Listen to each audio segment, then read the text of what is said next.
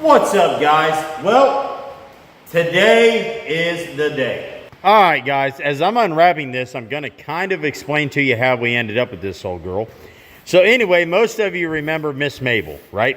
We had a gentleman reach out to us, did not want to see her put as a burnout car, a drag car. So he made me a deal to purchase Miss Mabel, and in the process, this car came along in the deal, and I was like, yep, let's do it. So we're going to go ahead and get the rest of this jazz off here, and then we're going to kind of go through the car.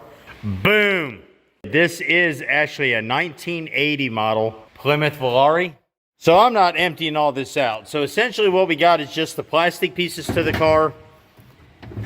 You know, the interior plastic, which is pretty cool. I doubt I'll use much of it. If not, maybe somebody out there can use it. You know, I'll make you a smoking deal on it. You know, we got the original hubcaps. Those will go on the wall. That's cool. We got the rubber seals for the doors and so on and so forth. I will be using those. Just more plastic pieces. Essentially is what's in here. All right, so I'll take you down the passenger side of the car, and this is one of the reasons I agreed to this deal. And any of you F-body owners know what I'm talking about just by showing it to you. Got a little bit of rust there. But other than that, the car is clean as a whistle. That's not that big of a deal. We can fix that. Top is super clean. People haven't been storing a bunch of stuff on top of it. All the glass is here. Fenders are mint. Got a beautiful grill, beautiful front bumper. Bumper fillers there. I mean, just all around perfect little starter for a project. Got a little bit of rust on the door, no big deal, we can fix that. And a little bit back there, no big deal, we can fix that. I'll take this up to my buddy Tony. He'll make this thing look, you know what I'm saying? So anyway, let's get on to the inside. All the door panels and all that are gone. Got some really nice edges that are made here and on the other side, which is freaking awesome. And then here is the main reason I went on with this deal, is it has a full, all the way around, wrapped cage. Beautiful cage work. I mean, look at these beautiful welds. I mean, this was done right. We're obviously going to change out this steering wheel and all this jazz. I'll reach out to Motion Race Works. We'll get a nice steering shaft, a nice pop-off steering wheel. All this wiring is going to be gone. We're getting rid of this completely. We'll get a whole new harness. Got a nice switch mount there. And there's a bunch of parts back here. We got brake calipers, the rear spoiler, it goes to the car, Schumacher mounts, drive shaft loops. I mean, you just name it. Those Schumacher mounts I'm not going to use for nothing. I'll get a new K-member. But this cage is just absolutely perfect. I want to get underneath and look and see if there's any subframe connectors. Check that out and see. Well, you know what? Let's go ahead and do that right now. Oh, mercy sakes. Yes, there are. So we got subframe connectors here, which is perfect. They're on both sides. And those are put in the right way. So we absolutely love that. That's perfect. Got some nice, I know this is hard for everybody to see. We got some nice torque boxes here. I mean, this thing is just built right. All right, guys. Now it's time to show you what's under the hood of this old girl. And I'm here to tell you, hold your hats. Yeah, just hold on. You ready? Get some. Gotcha. Nothing. Nothing at all. So anyway, but look at all the room we have for activities. Now this is a slant 6 cross member or K member, whatever you want to call it. There are Schumacher mounts in there to, you know, allow for a V8. But this is... we're getting rid of it. I'm going to get a V8 cross member or K member or whatever it is you want to call it. And we're going to get rid of this one, do something with it. And then, of course, you know, to par with everything we do here at BRG, all of this crap, with the exception to that master cylinder, is coming out. We're getting rid of it all. And then we'll get this all cleaned back up. It'll fit with whatever paint job we do with the car. You know, we'll, you know, plate off all these holes that we're not going to use, all of that jazz, and get rid of the rest of it. We're not going to need it where we're going. All right, cool. So let's get on to the rest of it, and we'll go from there. All right, first things first, let's get this thing up in the air. And, oh, my bad. Get some jack stands underneath it so we can get this rear end loose and get it out of here. All right, cool. As you guys know, Noisy Cricket already has subframe connectors. So you gotta love that for extra spots to put a jack. So what I'm gonna do is I'm gonna run my jack stands back here at the curvature of the frame rail, right here beside the torque boxes. Get it good up in the air as far as we can safely. And then we're gonna go ahead and unbolt the back of the leaf springs, take out these U-bolts and just roll this thing right down the springs and on out. And then we'll bring the 9 1/4 over after we get it cleaned up, roll it right back in, up, and we'll see what it looks like. All right, very cool. There we go, guys. So I've got the car up about the angle I want. And I think that'll be enough room to drop the rear end out and roll it out of here. Now, you guys have been here for a while. You've seen me do this a million times. Even though I have jack stands under a vehicle, I always have a jack, not holding a whole ton of weight, but it'll always be up against the surface I'm working on.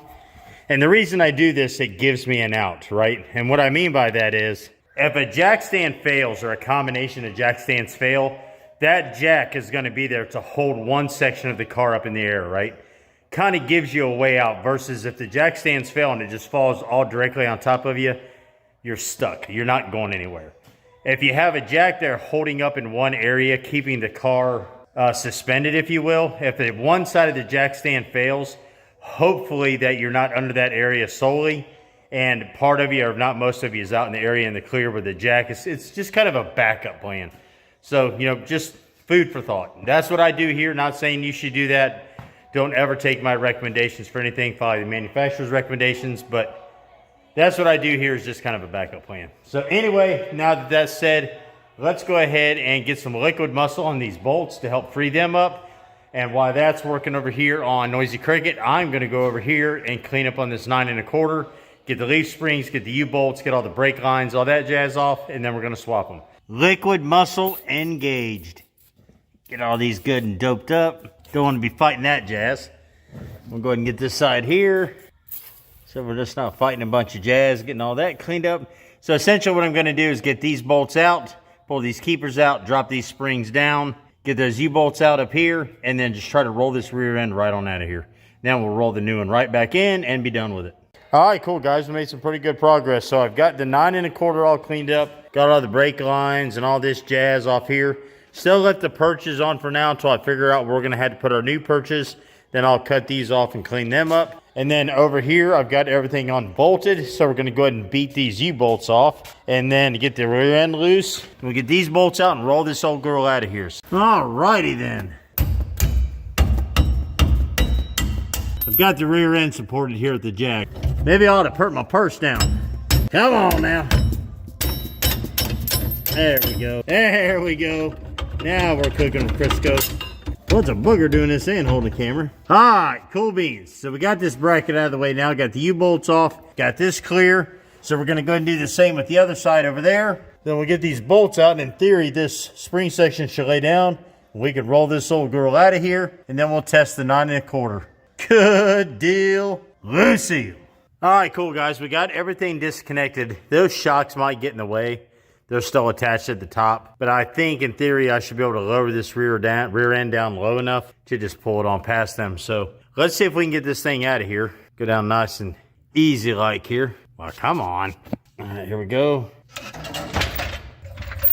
She's down on the ground, sitting on top of my drill. I'll kick that out of the way. We'll get it out of here, stuff in the corner. Maybe we'll use it somewhere else for something else. I seriously doubt it. I think that's a 741 case. I'm not 100% sure, but either way, I'm not going to use it for anything that we've got going on right now. So let me get this out. We'll get that 9 1/4 over here, see what we got to do, if we got to narrow it, or if it's going to fit, or what we got to change. If I got to, I can go get some new perches. We'll get those put on the rear end, weld them in, so on and so forth. But anywho, let's see what we got real quick. All right, big boy, come on out of here. You ain't getting my fingers. Come on.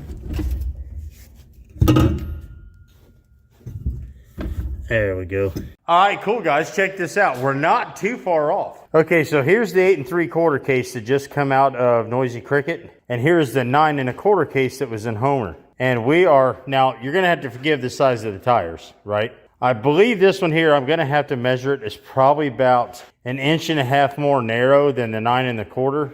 Which is fine. I'm not too concerned with that. So what I think I'm going to try to do is I'm going to go ahead and try to cut these perches off of the 9 1/4 rear. And then we have perches on the Noisy Cricket that we can test with. Because I'm going to be 100% honest with you, these springs are junk. They're absolutely terrible. I'm not going to use them for anything. So we're going to get these springs out. We'll see what they are and we'll order new springs. Just for testing purposes, I think this 9 1/4 is going to work out perfect. And as you guys know, we rebuilt this. This thing is stout as all get out. So we'll wire wheel it all back down, get rid of these brake drums, get rid of all that crap, repaint it, and it'll be a nice, sturdy, dependable rear end for Noisy Cricket. So we'll get a hold of our friends at Energy Suspension, get some new bushings, get all that jazz. I wish I could really use these springs. These things are really, really good springs.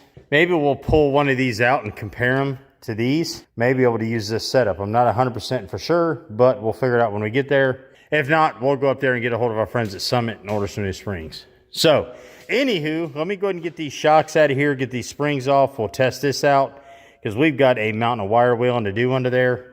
And I'd prefer to do that on the lift if absolutely possible because I do not want to be rolling around on the ground when I've got that. All right, guys, I got the 9 1/4 drug over here. I went ahead and took them big 275s off because, I mean, it's just going to be a lot easier to try to maneuver under there with all that rubber. So I just put some bare wheels on I had over there in the corner. So they're sitting right there. So I guess my next plan is try to weeble wobble this thing up there, a little bit of jiggle wiggle.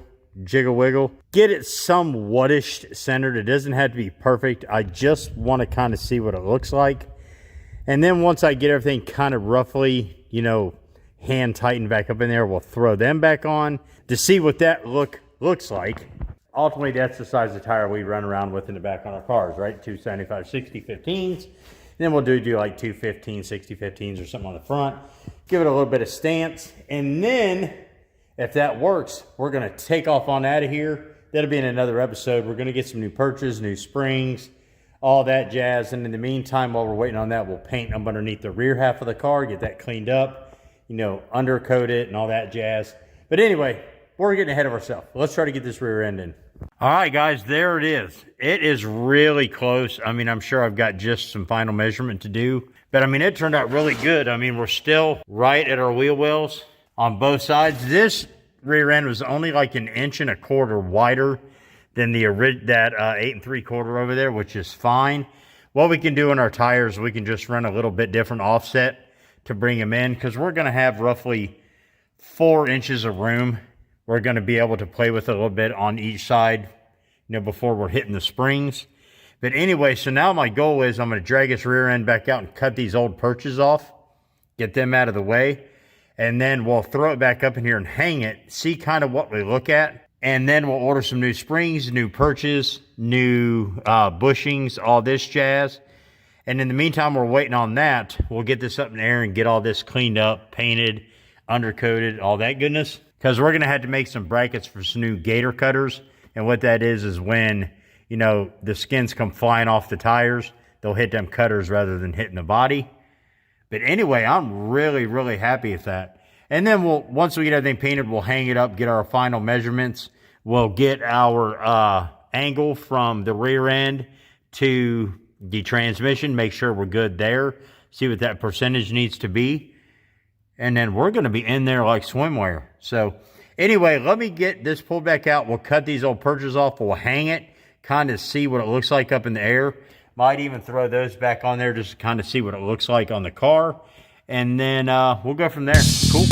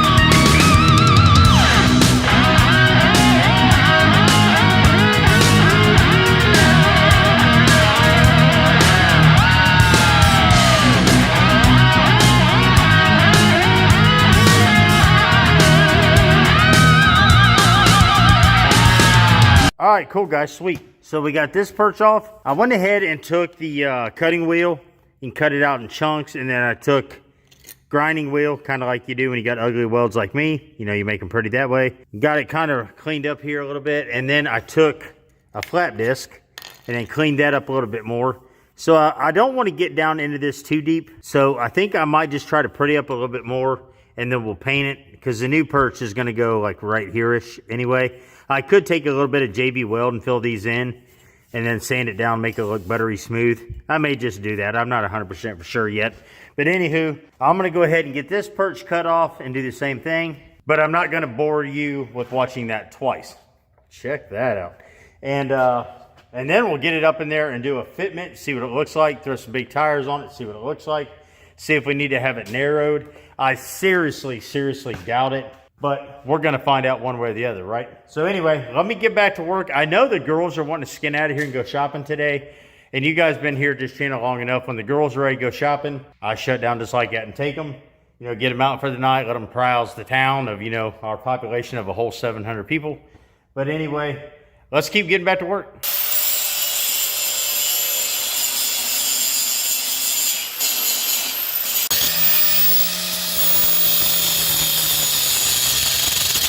All right, guys, we're back from running around with the girls. As you can see, it's, you know, good and dark out there now. It's about right around 11 o'clock at night, which isn't that bad. We went ahead and got the old perches removed. They're ground off and gone. Again, we'll worry about prettying this up later. So the next step is going to go ahead and roll it back up under the car, see if we can get it in position, get the springs just kind of rough mounted up underneath the car so we can sit where everything sits.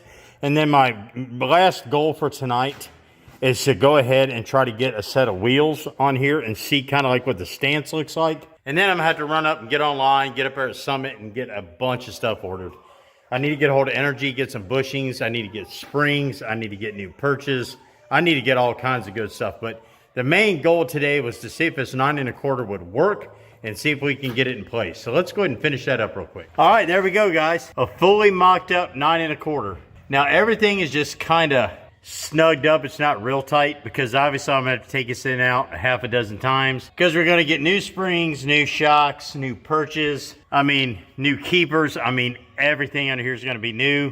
We're going to take that rear end out, buff it down, repaint it. Might do something crazy on colors, which will go with the new wrap that TNF Signs is designing, which will absolutely blow your mind. This has been a very cool project today. So I'll tell you what, let me get these tools picked up real quick and we'll lower this thing down and see what it looks like.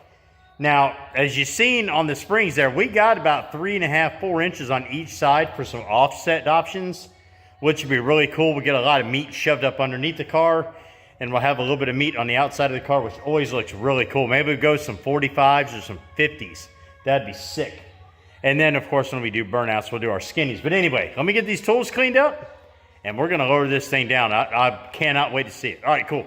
All right, guys, you ready for this? It's been about a half an hour for me, but literally a millisecond for you. It's about 2:30 in the morning, but this thing turned out epic. Right now, I've got Homer's wheels on there. We're going to have to find Noisy Cricket his own, but check this out. Boom. That looks sick. 9 1/4 rear. I mean, we've got just a little bit over, which is just about perfect. I absolutely love it. Now, keep in mind, guys, this is going to have to come out a half a dozen times because we're going to have to get, once we get the engine and transmission in, we're going to have to line up the rear, you know, so we can get the drive shaft right. And then I'm going to take all this out to put new springs, new perches, new suspension bushings. I've got to paint under there, got to line it. I mean, all kinds of stuff. We got to get room for a bash bar. I mean, we've got a lot to do under there. So this is going to come in and out, but I think it turned out absolutely amazing. I know it's too dark to see that, but the stance is sick. I love it. So you guys tell me what you think. Do you think we ought to put big old fatties on the back of this and maybe get some blocks and lift it up and give it like a 70s or an 80s stance, get that rear end way up in the air? What do you think we ought to do? And also put down in the comments what kind of wheels you'd like to see on here. Do you like the Homer style wheels, which, you know, I'm a huge fan of? Or do you want to go with some real sick in-your-face chrome wheels? You know, let me know in the comments what you want to do. So next thing we're going to do is we're going to get this up on the lift. We're going to get the front tires off. We're going to see what we got there because he is going to either get TBM brakes or Willwoods. You know, we generally run with Willwood, but, you know, I might try the TBMs just out for, you know, craps and giggles. All right, guys, like I was saying, is I want to get up in here and get this all cleaned up. Most of this is just surface rust. There's not really a whole lot, you know, that's soft or through. It looks like somebody had actually started cleaning this up and then gave up on it. They've done a pretty good job, but it's just not good enough. And I know a lot of you are thinking, well, isn't this all going to get destroyed? Yeah, pretty much. But I want to get it cleaned up a little bit. So I'm going to get some more lights under here. We're going to wire wheel this all down. I'm just probably going to paint from the subframe connectors up here back. And then we'll worry about the rest of that, getting it painted once we start doing like transmission, drive shaft, you know, the supports, so on and so forth. So mainly I just want to get from right about where that wood is all the way back here to where the bash bar is going to be. And what do you think of that setup? I'd say at sketch level for BRG, probably around a 6, but I needed something to hold that up, and that's what we came up with. But anyway, so let's get this cleaned up, and we'll start hanging this rear end. We got some new suspension bushings and all that in from Energy, which, you know, that's all we use here is from them. New leaf springs, you know, I mean, the whole smash. So anyway, let's get this installed.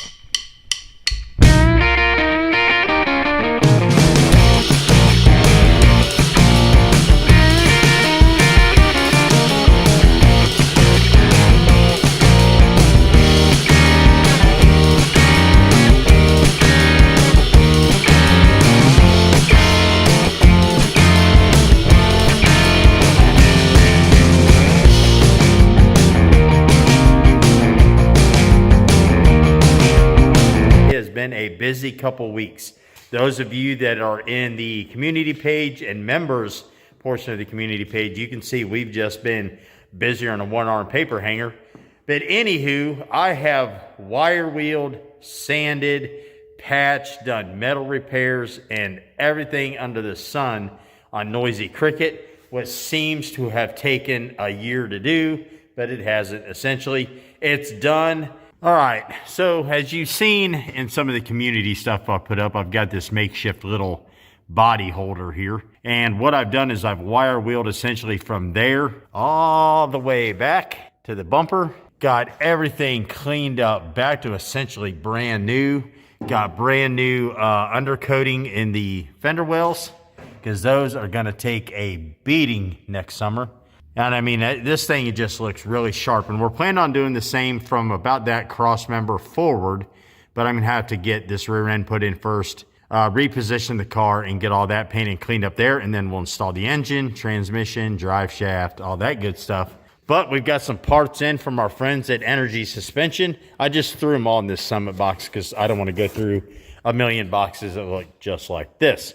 So I just kind of dumped what I need down in here. Here's some of the old bushings that were in like the springs. And then here are the new bushings. So a lot more durable, and they're going to last a heck of a lot longer. They'll definitely outlast the car for sure. But anyway, we've got the rear end all cleaned back up, gone through. It's just sitting on these old wheels, so I can kind of just move it around the shop because that thing weighs 1,000,000 pounds. Got our new springs, got them cleaned up. Got our perches here. We've got the actual perches that attach to those over there on the shelf. Got to get our torque boxes put back in. But you see what I'm saying. So we got to get all this kind of finalized up. Get, you know, our drive shaft angle at a really good guess of where it's going to go. I'll get under here in a minute and I'll show you. I've got the center of my trans tunnel marked all the way up to the front. So it kind of gives me an idea to where to center the rear end within, you know, the springs here. Ultimately, you know, I have to do probably some final moving around on that when we get to it. But anyway, I got to start getting ready to get this engine put in here. It's about done. And then we can get it all built back with all of this good stuff from Homer. And then, boy, I'm here to tell you, you ought to see the wrap for this car. It's just going to blow your freaking mind. The members already know. I've showed it in the members tab of the community page. If you guys want to become a member, I'm here to tell you it's absolutely worth it. I'm not doing a sales pitch on you, but $5 a month and the goodies you get, plus all the information ahead of time and the videos and all that good night, it's unreal. But anywho, so yeah, so I've got to get this buttoned up today, and then I've got to get going on this engine bay. You know, essentially from the front bumper to about right here has got to be cleaned up and painted. It doesn't have to be, but if you're going to do it, you might as well do it right. So anyway, let's get back to work. Good deal, guys. There we go. So we now have our torque boxes installed with our new grade A bolts hooked to the new springs. This is all final tightened. I don't have to fool with it anymore. So we just got the springs laying here with the new purchase. Got this done on both sides. So I think what I'm going to do is I'm going to go ahead and lower this down. We'll go ahead and get the rear end set up here on the purchase, get that ready. We'll get it back up in the air. We'll get our new bushings from Energy Suspension put in. We'll get this set up, get it kind of about halfway tightened down, just kind of setting there. And then we'll have to get everything lined up with our trans and drive shaft tunnel, get this all ready to go. And I think that's going to be it for now until we get the engine installed. So the next thing I want to do is drop this down, go through this cabin, get all of the electrical out. Get all that crap out of the car because I got a new harness coming from Painless, you know, to where we can run everything in this car just like it was when it was new. Turn signals, headlights, you know, tail lights, brakes, the whole smash, because we plan on taking this on some small drag and drives and playing around with it a little bit out at events. Drive it actually on the road. And with that new wrap, this thing's going to stick out like a sore thumb. I mean, it's going to be unfreaking believable.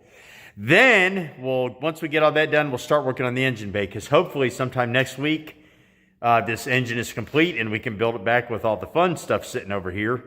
And then while that's happening, we're going to get started on the new Homer. So good night of living. We got a lot going on. So anyway, let's get this rear end under here and keep getting after it. All right, big guy, come on. Let's get you in there. Mercy sakes.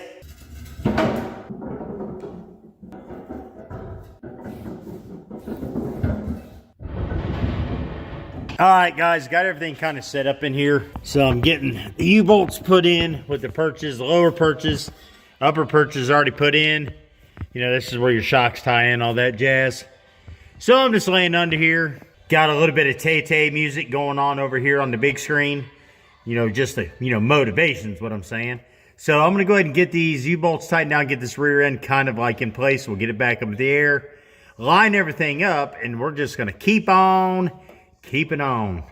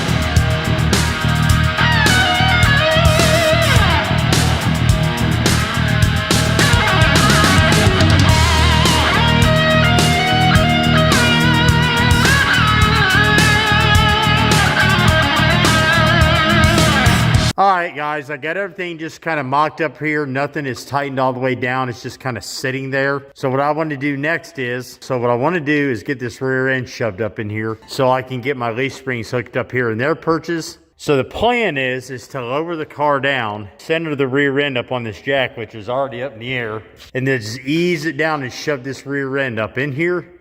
And then I'll stop the lift, hook all this crap up, get the bushings put in, and then we'll start finalizing everything here and get going on the rest of the car. So let's see if this fancy little idea will work.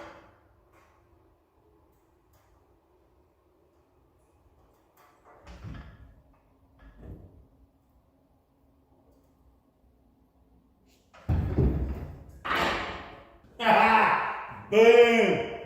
All right, good deal. Let's go ahead and raise that back up a tickle. Let's get these leaf springs hooked up. Sweet! Gotta love it when a plan comes together.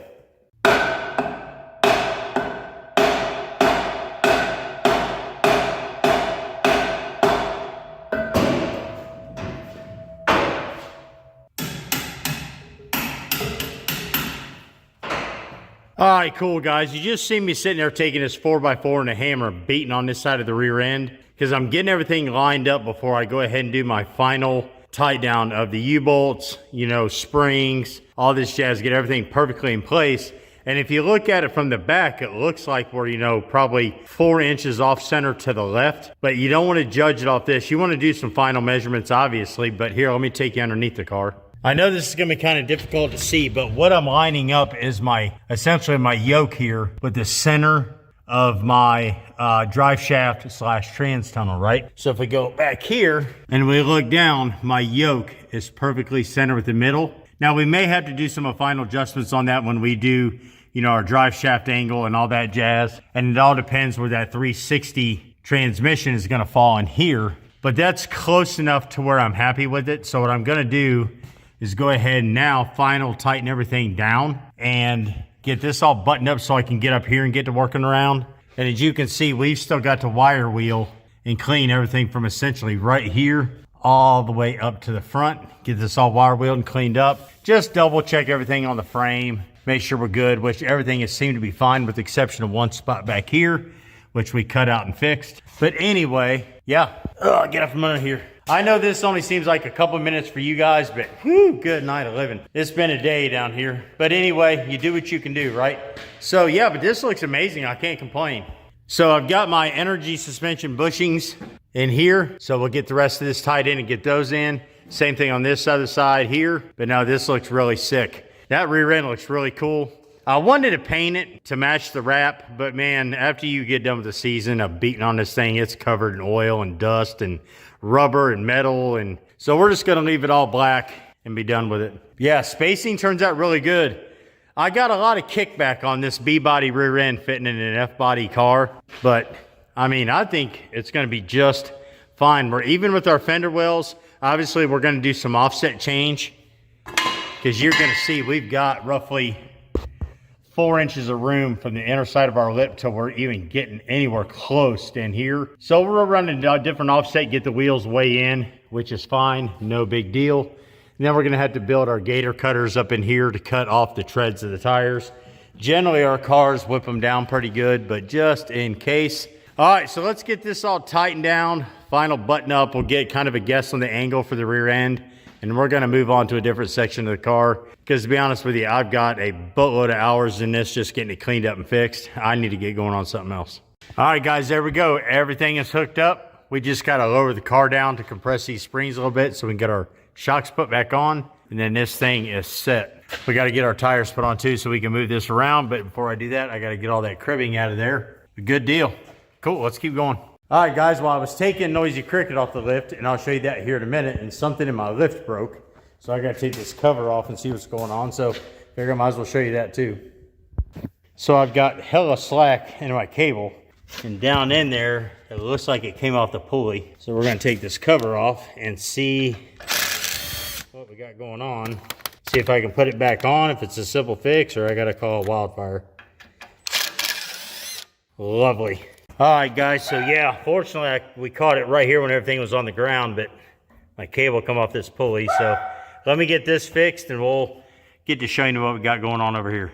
All right, boys and girls, got the lid fixed. It was just the cable had come off the pulley for some odd reason. I'm not really for sure. So unbolted it up there, dropped the cable down, you know, cable to tighten it back up, got tension back on it. It is good to go. All right, so now let's get back on Noisy Cricket. And here we go here. Everything is completely done, painted, final mounted, bolts all tightened back up, good to go. Got the shocks back on. So now what we got here, if you've been watching this or if you're new to the channel, this is a B-body Mopar 9 1/4 out of a 78 Chrysler 300 / Cordoba. Same difference, right? B-body platform, Cordoba, 300 Charger, whatever. Anyway, and we did not have to narrow it. We didn't have to modify anything with the exception to the perch location for the springs, which wasn't that big of a deal. So we've got new purchase springs, new U-bolts, shocks. These are actually the shocks that are on here. And to be honest with you, the reason I use those are a couple $100 to replace, and there isn't a thing wrong with those on there. So we got everything set up under here. Keep in mind, I still got to paint this like I said earlier, but we've got our yoke lined up perfect. with our trans slash drive shaft tunnel all the way up here. Now, obviously, we'll have to wait and see where the engine falls, but it should fall in the normal location. So if you can see, the thing's going to run dead center right up through here. So there shouldn't be any issue with running that 9 1/4, which in my opinion is the more durable rear end, say, compared to an 8 3/4. I would rather have that than anything else. So yeah, but there it is. That is very, very cool. I'm very happy with it. So next, what I've got to do is I've got to get the rest of this under here, wire wheeled, cleaned up. I don't believe I have any patches anywhere here at all. I'll just test the frame rail real good, which everything appears to be fine on this car.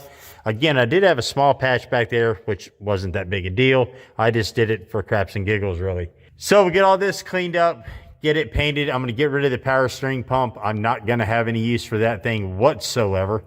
Might get a hold of Motion and get a different steering shaft, if that makes sense. We'll get rid of all these brake lines for the back, fuel lines, all that crap. We're not going to need any of it. And yeah, so hopefully my engine is done for this next week or after Thanksgiving. So we'll get the engine put in this, the engine put in the VGG Monza sitting over there, which is now named Monzilla. And then we'll get the new Homer body in here and get Homer 3.0 going. So this car here should button up pretty quick. We've got a killer wrap for this, and if you remember, you already know what that is. So I'm going to do some painting and jazz on the interior of that, just to make it cool for the crowd. You know, the kiddos that like take seats in the cars and whatever. But this car's going to move on pretty quick. We get that engine put in. Again, it's going to get a blown 408. Exactly the engine that came out of Homer 2.0, which everything is sitting here waiting on that to come back. So that'll move super quick. It's going to go up to TNF Signs in Maysville. As you guys know, they take care of everything for us, 100% at all. So they'll get this wrapped. We'll get it done. Do a test burnout in it, and this car is going to get parked and it'll be done. We'll hurry up and bust that Monza out real quick. That's not going to take long. That's just simply an engine, transmission, stiffen up the rear end a little bit better than it is, race seat, and roll with it. The big build's going to be Homer 3.0. That is going to take a lot of additional work, a lot of additional support, a lot of additional everything, because that engine is freaking-sane.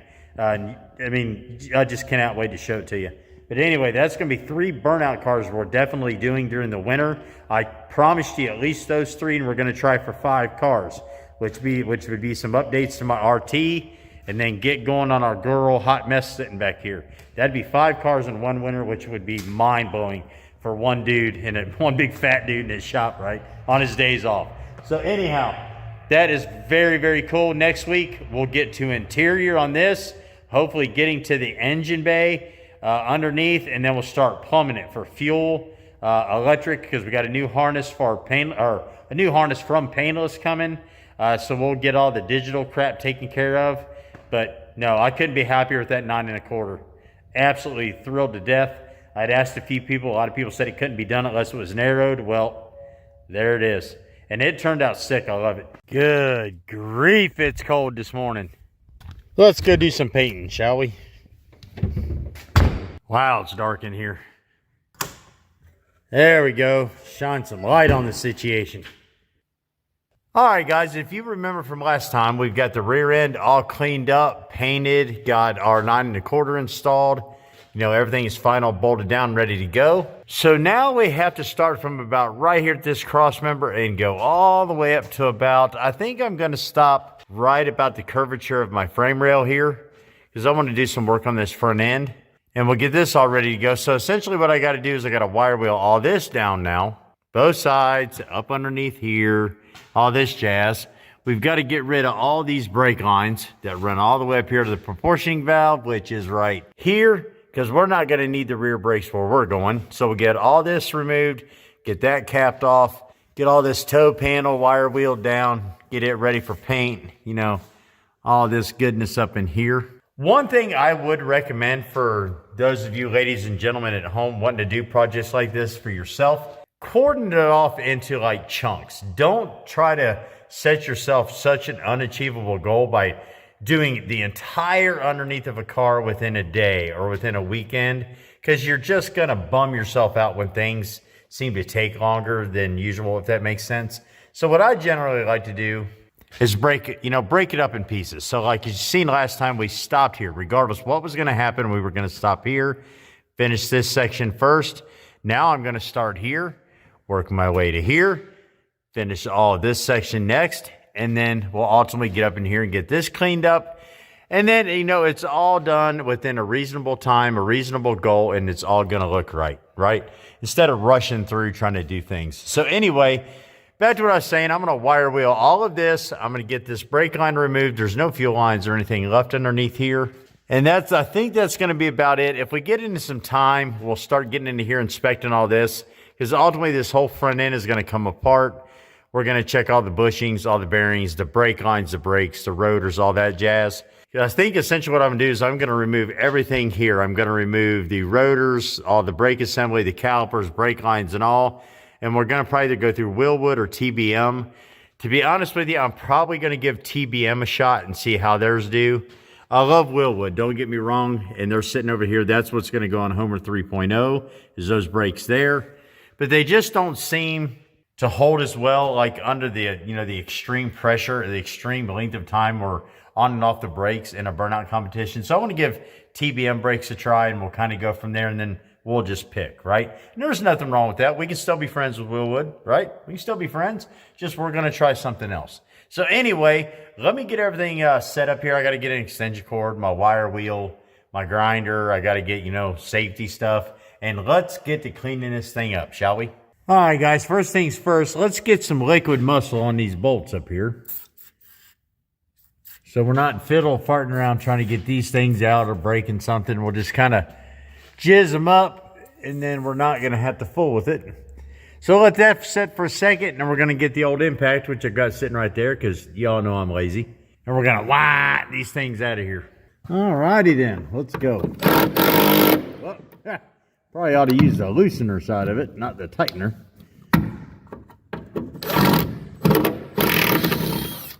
Good deal, Lucille. Gotta love that liquid muscle. It makes it so much easier on you. All right, we'll get this one out here in a little bit because I'm not going this far today. So we'll leave that there to hang. And I'm fairly certain, yeah, we got one of these little foldable clips here. So I'll get a flathead screwdriver and get that out. And then we'll just let this come up here and dangle out of the way for a few minutes. Dry up this liquid muscle because I don't want to be, whirling that around in here with a wire wheel. All right, get this on out.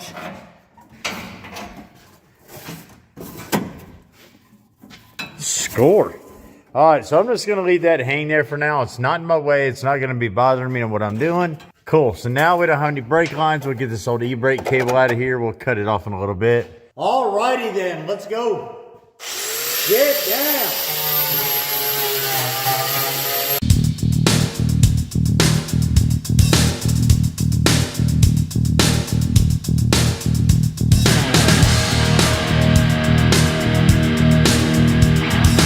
All right, guys, I stopped to show you a minute. What I'm doing is I'm just working in one area at a time, right? So I got this area kind of worked on, working over here. Now I'm crossing back over. Now I want to get this area here, get all this done, and just work it in an area, right? You don't want to be bouncing around back and forth and all this jazz. Just stay in one area and work the problem, right? And just go back and forth and get her worked out. So, all right, cool. Let's keep going.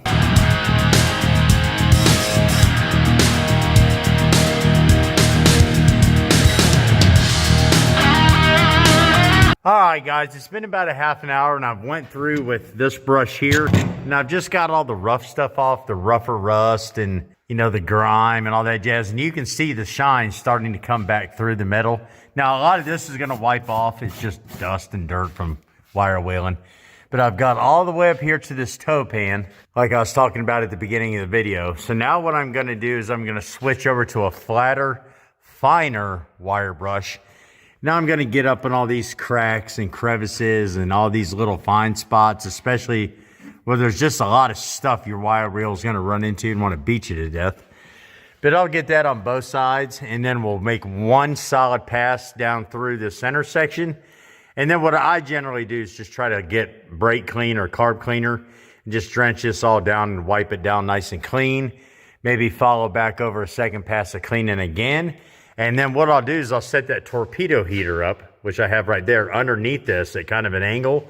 And I'll get this metal nice and warm, you know, with it being a whopping, I think 18 degrees out there this morning. So we'll get this nice and warm, and then we'll go through and get this all painted with some DE 1635 semi-gloss black, which is what we done all this with back here. And then essentially all this is going to be good to go. Then we can start doing some work on our front end, our cross member up here in the actual engine bay, and getting ready to start placing our engine next, getting it ready. And then once that's done, we're going to get out here and get to getting this body somewhat straight. Now, this doesn't have to be perfect. It does have to be smooth, rather, because we're going to be putting a wrap on here. This car's had some body work done on it before. I mean, there's obviously been some Bondo and fiberglass work here, which is fine. To be honest with you, I am just going to somewhat-ish. You know, I'm not going for expert body work on this car, not whatsoever. I'm just going to get this to where it's filled in, maybe put some spray foam in there with a little bit of Bondo and smooth it out. And I know that is going to just flood my comments with like I'm hack-a-shacking it, but look, it's a burnout car. This thing is just going to absolutely get destroyed over the next couple of years. It'll be fine. We're just making it pretty so we can get the wrap to stick. And then we've got to get a bash bar built for the back of this, but that's later on. But, you know, we've got some... you know, some crap we got to fix over here and on the door and here, you know. I think there might be one other little spot. Yeah, I don't think this is through, but we'll get this straightened out. Inner fenders are obviously coming out, so we have some relief from the heat during the burnouts. But anywho, let's get back to what we're on schedule today and get this under here all painted and cleaned up and get it ready, because I'm going to be ready when my engines get here. I'm going to be ready for mock-up, so we can get these cars ready for wrap. Now again, when we're building 3 of these burnout cars, and we've got 2 on the back burner that are also trying to get done, which is 5 cars over 6 months. I mean, there's no time to just like to waste. So we just got to stay vigilant, if that makes sense. I got parts coming from RT. This area here is about ready to get blown apart with Homer 3.0. We've got Hot Mess sitting there and the Vice Grip Monza sitting there that we also have to get done this winter. So good night, 11. Let's get back to work. All right, cool. So we've got everything wire wheeled down as best as humanly possible. I mean, we're not shooting for chip foose quality here, but I mean, we're getting it good enough for BRG, and you guys know exactly how low my standards are here. So anyway, we got up to the toe pan. We got all this wire wheeled down all the way to where we painted the other day. Got this wire wheeled as best as humanly possible. Same on both sides. So what I'm going to do now is I'm going to get the old brake clean out. Now this can get kind of spendy because, as you guys know, this stuff's like $8 a can now. Got a couple microfiber cloths, and we're just going to get under here and we're going to wipe this all down real good. We're going to get some heat on it, and we're going to get to painting, and then we're going to let this dry for the next day or so, because the Thanksgiving's coming up right around the corner, actually tomorrow, I believe. So we'll let this dry during that portion of time while we're off, and then we are going to get into this action up here and get ready for our engine. And if our engines don't come in time, we'll go ahead and start on the body work and get all of this done while we're waiting on it. And then all we're going to have really left to do is the interior, which we're going to paint up, make kind of cool to match the wrap. If you're a member, if you know, you know. And yeah, and then get our engine installed, get some new wheels, get some new tires, make this thing look sick, bash bars, so on and so forth. And then essentially, Noisy Cricket is done. Let's get to painting. Get some.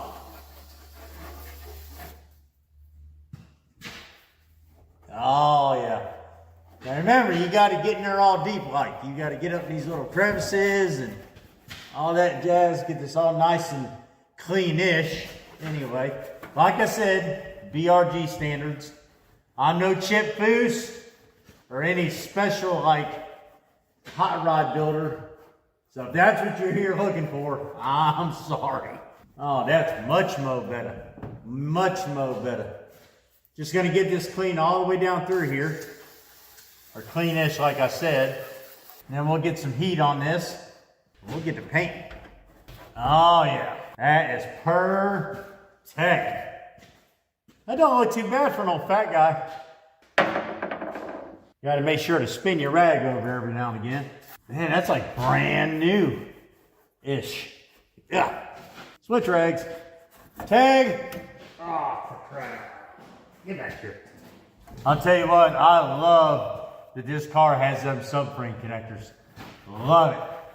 That and the cage, I was like, sold! You know what I'm saying? I guess what's this supposed to be, like some kind of ad for brake clean? I'll slide that on over there out of the way. Man, that is money, dude. Money, dude. You don't know who that is? Google that's money, dude. That dude's hilarious.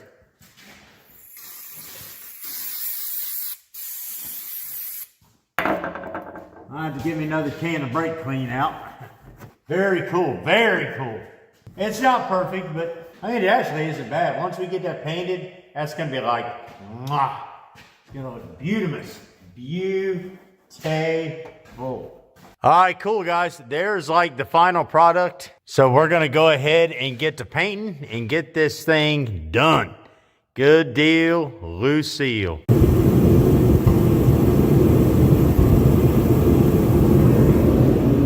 Get some.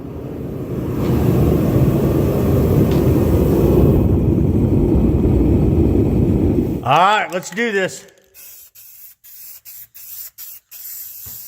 Just a nice light coat at first, and then we'll go back by and give a second, maybe a third coat, and we're gonna be done underneath here for today. Again, not Chip Foods quality, but it's close enough. All right, let me get this painted and I'll touch back with you. All right, guys, there we go. Cool. So we got everything underneath here in this section painted now. Obviously, it's super wet, so we're just gonna have to let it dry. So I'll get that turned back on and just let this sit for a couple hours and set up. But, you know, I can't do it obviously right this second because you wouldn't be able to hear me whatsoever, which may be a good thing, to be honest with you, especially for you. Good God, I'm a mess. This turned out spectacular. I love it. So the only thing we're gonna have left is essentially the engine bay now. Very cool. We got this section wired down, got it cleaned up, got it painted, which in all reality, I know this video will probably only be 15 minutes or so long for you all, but that took about 3 hours. All right, guys, as you remember in the last video, we wire wheeled all of this jazz down here and got, you know, removed the brake lines on that jazz and finally got this under some paint, and good night 11. Did it turn out beautiful. So this section is good to go and ready. I mean, look at that shine. And it's underneath the car, which makes absolutely no sense. So essentially, we're good from the rear bumper all the way up here to the firewall. Now, what I've got to do is I got to wire wheel this all down and get it painted and cleaned. You know, go through the suspension, all that jazz, new brakes, so on and so forth. But before I do that and get this down on the ground, while we got Cricket up in the air, I want to go ahead and address, you know, these body issues. So what I want to do is I'm going to get a flat disc and a wiring wheel, get this all exposed, see what we've actually got going on right here on this lower quarter, and the same on the other side. Expose it, wire wheel it. What we'll do is we'll put some, once we get it exposed, we'll put some rust reformer on it. And I know some of you are just going to absolutely hate me for saying this, but I'm going to be honest with you. I'm going to foam fill, repair those holes. I'm going to clean them out, rust reform them, let it dry, spray some foam in it. Let it dry, take a knife, you know, get my form together, Bondo it, sand it, prime it, and get it ready. Because this car is getting wrapped. And to be honest with you, I really couldn't care less about that little hole right there. Because more likely than not, you guys know me, this car is going to ride the wall more than Humpty Dumpty. You know what I'm saying? So we're just going to get that addressed. So in the meantime, once we get all that done and this car is, you know, that foam's starting to dry and the rust reformer's drying and all this jazz, we're going to let it back down. We're going to get all the wiring ripped plumb out of this car. Everything that's left in it is coming out. And then we'll get ready to put our new painless harness in, which will be probably the next video or the video after that. But we've got to get that engine bay ready, which means we've got to figure out what we're going to keep, what we're not going to keep, get it out of there. And then, yeah. So anyway, what I'm saying is we got to get to work. So let's get after it. First things first is we're going to get started on this body work. So I got to get some tools, some safety gear, because, you know, I don't want to make this any uglier than what God put here. And let's go. All right, guys. Where I'm going to start first is I'm just going to go ahead and clean this up, see what we got going on under here, which I don't imagine is a whole lot. So what I generally use for this is I keep old flap discs around. You know, they're not 100% mint, but they're not a whole bunch tore up, you know what I'm saying? So I'll lightly go over this with the flap disc, you know, kind of expose, get all this rough stuff off. For like final cleaning, I'll use this wire wheel. It's not a heavy, but it's not a light.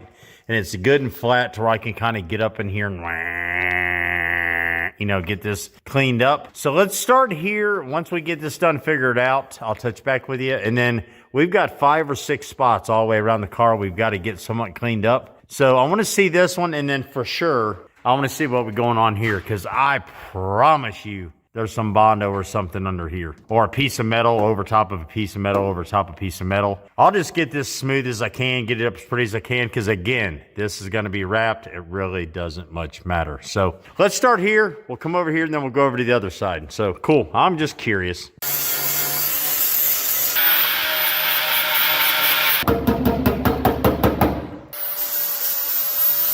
A bunch of little jazz. Just typical car, guys. You got a bunch of jazz that got thrown up in here, probably through this area or somewhere else over the years, and it just sat in here and rusted everything out. This one hasn't been repaired before as far as I can see. I'm not seeing any foam or any of that jazz in here, so we'll just get all this out as best I can here, and then we'll take an get back here, and then we'll take an air hose, blow all this out real good, take a little bit of foam and fill this in, and then we'll just Bondo and make a little repair here. I'm just gonna be honest with you, it absolutely kills me to say foam, but I mean, I'm not gonna put a boatload of time and effort into this specifically for this right here, because again, we're gonna probably destroy the car anyway. So, all right, cool. So that's exposed. I'll come back and wire wheel this here in a little bit, but I just want to do some investigation right now. This one here, I'm super curious about. So let's work on this right now.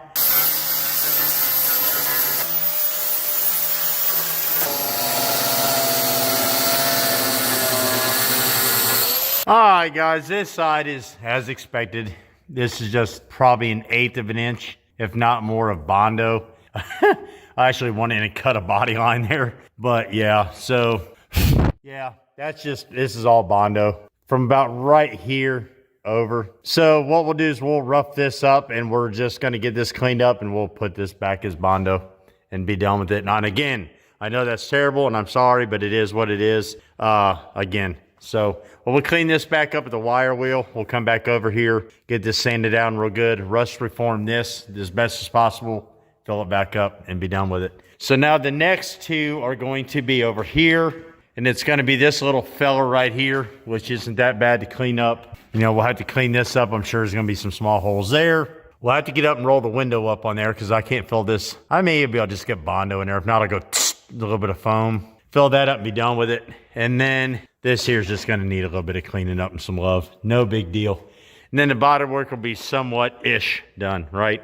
All right, cool. Well, let's get all our gear, get over here, get this cleaned up, this cleaned up. All right, guys, I got everything flap disc and wire wheel down, so let me flip around, show where we're at. All right, so you seen this earlier. It's not too awful terrible. I mean, it's not the best in the world. We're not out here into the meat or anything. It's just kind of, you know, right here where the 2 body panels meet, which is no big deal. And then here, this is obviously all Bondo here. You know, I kind of cut us a seam back in. You know, I'll try to get that somewhat-ish, but I'm not worried about it. This here is ultimately the worst, but we still have the structure here, which is fine. It just kind of has eaten out the middle, you know, kind of like a pumpkin pie. You get in the middle and just, you know what I'm saying. What I will say, though, is most of this is Bondo. Some of the bottom of the door is Bondo, and actually the other side is even worse. So this side is just your natural, you know, F-body or any Mopar, any car for that matter, you know, especially if you live in the Salt Belt area. But right here, this area has had a mountain of work on it. This is probably a skim coat of Bondo, and then all the way down the rocker and even the door, if you look in here real close, you can see all the Bondo lines. Somebody tried, but I mean,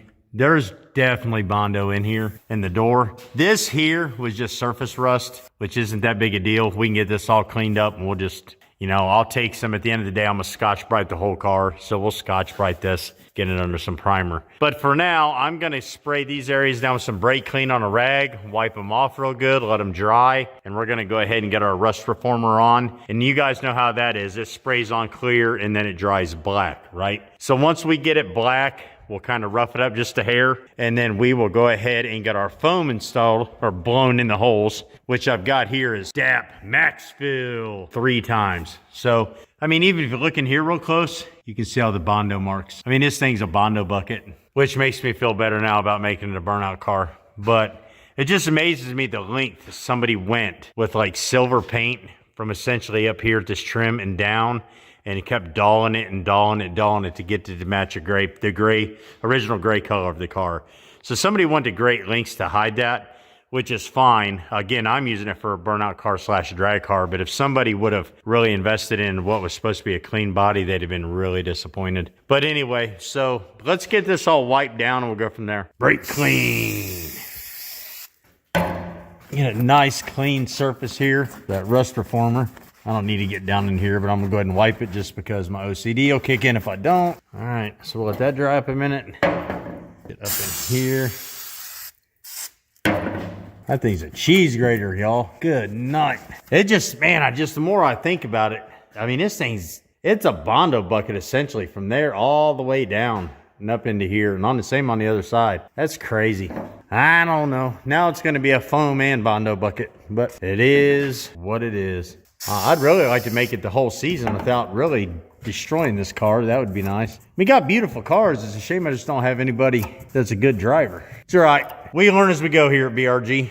Get this, and then we'll get some rust reformer on and be done. This here I'm just going to wipe. I really don't need to do a whole lot with it. But all right, cool. Let's get some rust reformer on this and let it dry. As Ralphie would say over there on Sleeper, dude, it's the long pour. All right, guys, what I've got here is this Iron Armor rust reformer. It's like, I don't know, $4 a can at Hobo Freight. So, yeah, but it goes on clear, dries black. You know the deal.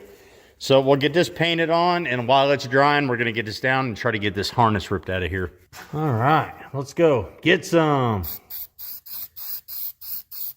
Try to get up in here all deep like.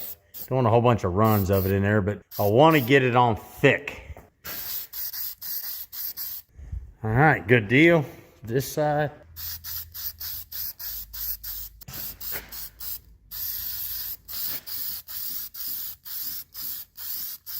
All right, good deal. All right, once this reformer dries and gets good and set, we'll kind of scuff it just a hair, and then we'll get our foam installed. But that's going to take some time to dry, so we're going to go ahead and just let the heater roll on the car. So let's get in here and see what we can do by getting this wiring out, and then we'll go from there. All right, guys, so here's what I'm talking about. Is we've got all this original mixture of new wiring and old wiring, and I mean, just a complete rat's nest in here. You know, we got an old fuse panel there. You know, we just got to get all that jerked out. You know, like all this crap, it goes back to the trunk for the trunk light, fuel sending unit. I mean, we're not going to need any of this where we're going. So let's get a camera set up in here. We'll get this all out, and then we're going to have to get under the hood and remove all the crap under there we don't need. And then we'll run all of our own wiring when we get that painless harness. So let's get to work.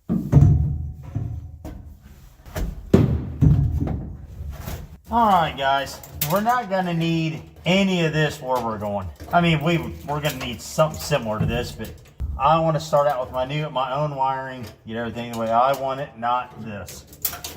So we'll just get out of here what I don't want. I'm going to try to take this out in a nice, decent chunk.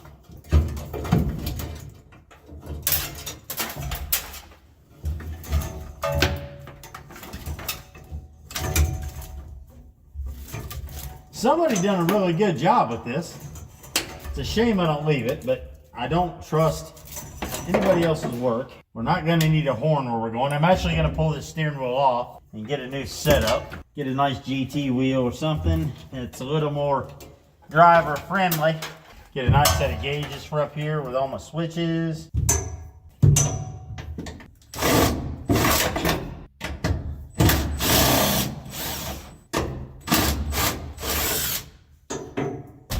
Alrighty then. Alrighty then, let's get this crap out of here. Try to get some of these bigger chunks. So that firewall is gonna be fun.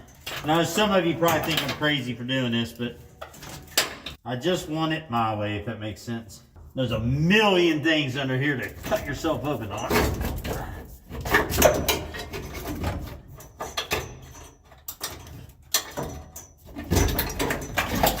Alrighty then. Now we're into the meat and taters. So we'll go ahead and get all of this out. Alright, so we'll fold all these back and I'll leave all these little ties in here. There's nothing wrong with them. So when we put our new harness back in, we're good to go. Go the way up through here and cut all this out. Alright, get all these tail lights. Bulbs out of here. All this wiring goes up under here and around. A lot of wiring in a car. A lot of it. Come out of there. Alright, let's get this out of here. I'm saving about 2 or 3 inches of each lead off these bulbs. So we got plenty to tie into if we need it. If not, heck with it. Keep everything over here so we remember where it all goes. License plate lights, which we're not going to need anymore. Okay, this goes up to the front for the unit. Not going to need any of this.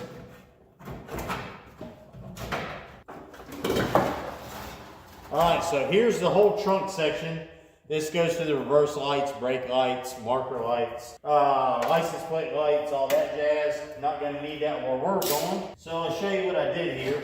Well, I got to find the ball. Hold on. Well, I'm glad that didn't break. Let me cut this off just to have some lead.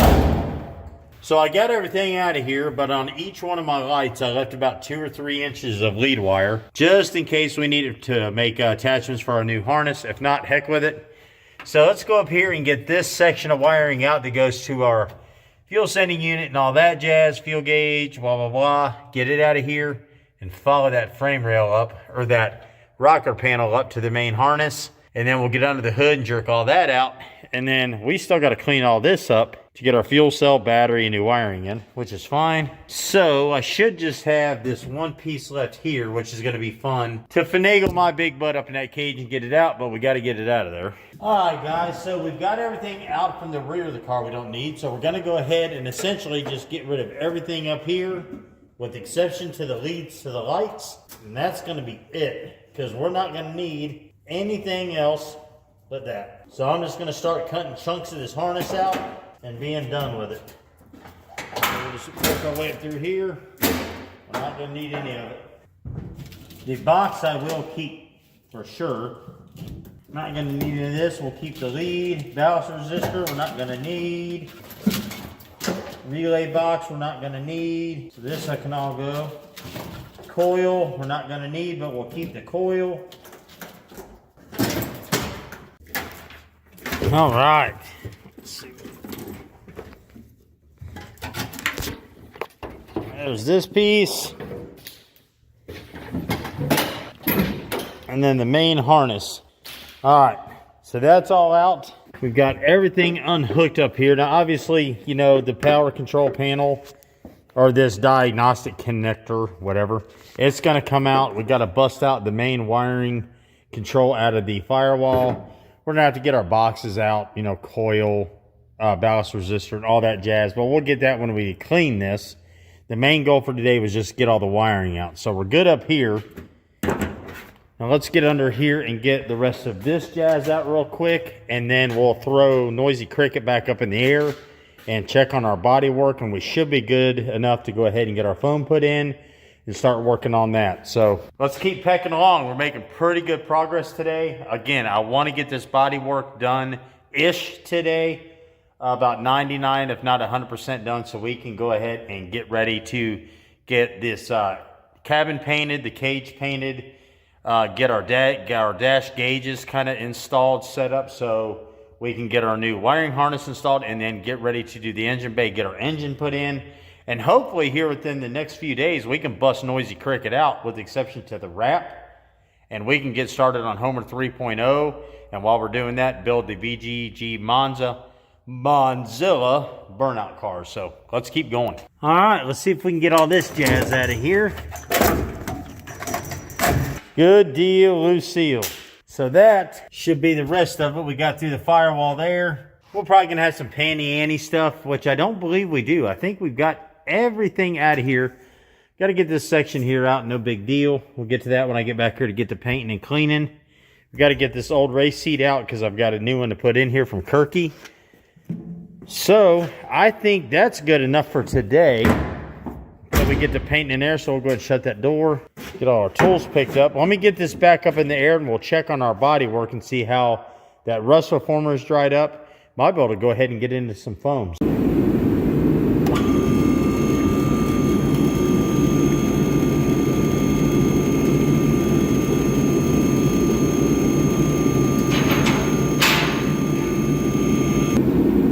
All right, cool guys. So our rust reformer is all set up. As you can see, everything is good and black now. So this turned out good. This turned out good. There's no hole there, so we don't have to worry about that. But this is all good, so we'll go ahead and get ready to fill that in. Let's go check our other side real quick. All right, so we're good there, and we are good here. So what I'm gonna have to do is I'm gonna have to get some tape and put on the back side, especially this hole, because there's nothing on the back side that's actually part of the door jamb itself. This here will fill up nice, so we're gonna be good there. And then I'm gonna have to get something made for the back of this, some type of tape or some provision, maybe some cardboard or something. And then, so this here can, you know, swell this way. Again, that's fine. We'll get a little bit of foam put in here, and then we'll let that set up and dry, and we'll cut it back, and we'll get ready to start putting our Bondo in, and then our primer. And then, you know, essentially, my hillbilly body work for today will be done, and then we can move on. We'll start cleaning that engine bay in the next episode, get it painted, get the firewall painted, and get ready for Noisy Crickets new engine, which will be awesome. So let's get back to work. What I've done here is I've just created a backing with some tape on the back side here. So we're gonna go in here and fill this up and let it come on out, and it'll expand, and then we'll trim it up around this area, sand it down, and get our Bondo put on, and this area should be good. I didn't put anything on the back side of this simply because there's nothing back there to hook tape to. I can't get to it anyway. So we're gonna fill until it comes out all these holes, and same on the other side. So this says it expands up to 3 times bigger. So let's find out. Let's give her a rip, Tater Chip. Oh yeah, oh good night of living. All right, I want it to come out here. We're gonna make an absolute mess, absolute mess. Oh yeah, yeah, that's just, oh, that's wonderful. Let me see if I can get something to shove that back in there. Putty knife, something. Ah, score. Money. That's money, dude. Oh, yeah, that's just absolutely terrible. Absolutely terrible. Well, it's still expanding. Again, we just need to fill her in. And it's going to keep expanding, I'm sure. But I just need something back there to put the Bondo against, is what I'm saying. All right, I'm going to let that set up a minute. I'll let this dry on my lift. That'll just come out like, you know, that stuff you use to fill packages with. Let's see what happens here.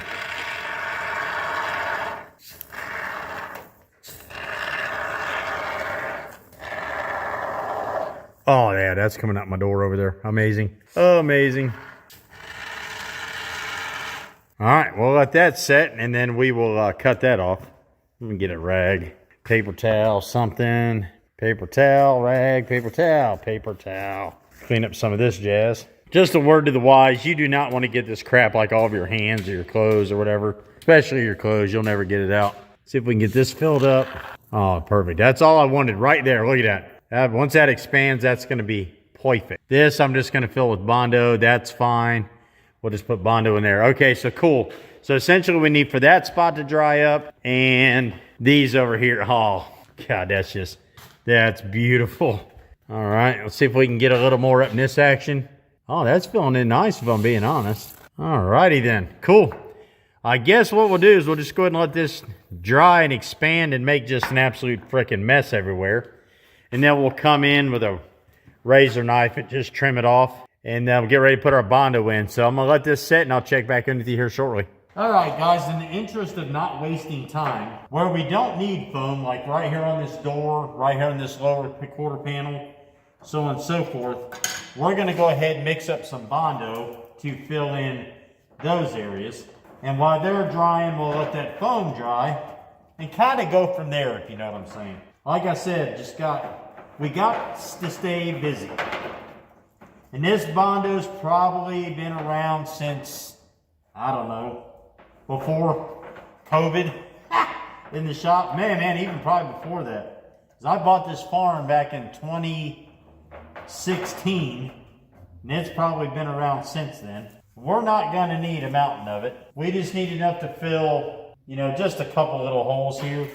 So we'll make up a little bit and then throw this away. And then when that foam dries and we're able to get that out, we'll mix up a little bit more.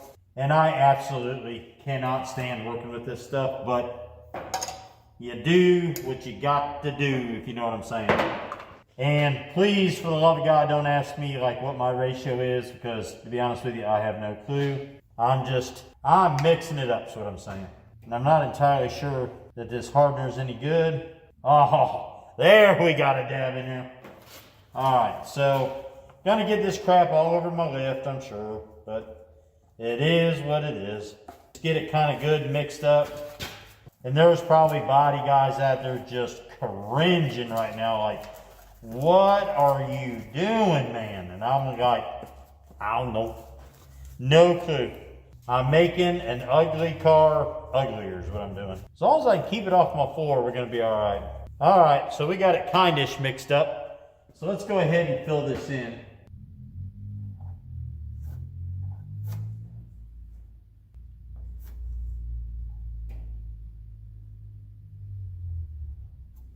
I'm gonna leave it a little high so I can sand it down. She's starting to set up on me. I don't want to fill in my body line. That's what the previous people got into. Alrighty then. I think that'll work. I'd really like to jam a little more in there if I could. Alright, we'll let that dry up because it's already starting to set. I'm getting this stuff everywhere. Alright, we're gonna call that good enough. We'll let that set up, sand it, and see what it looks like.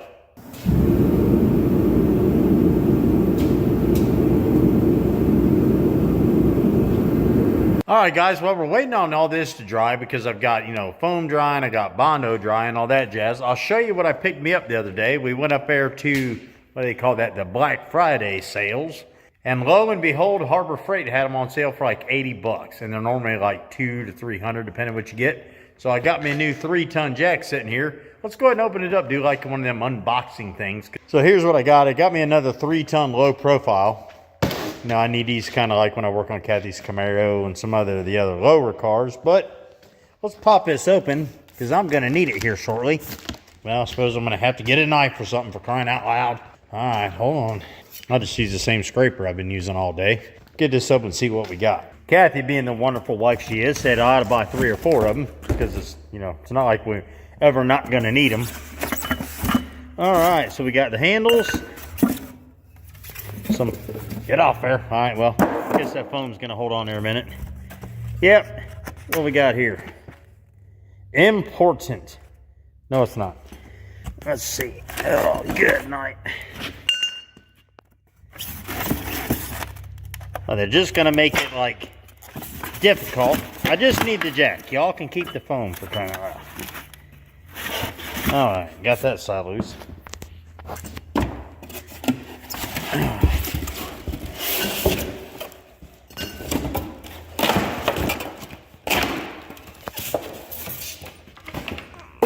What we got here now?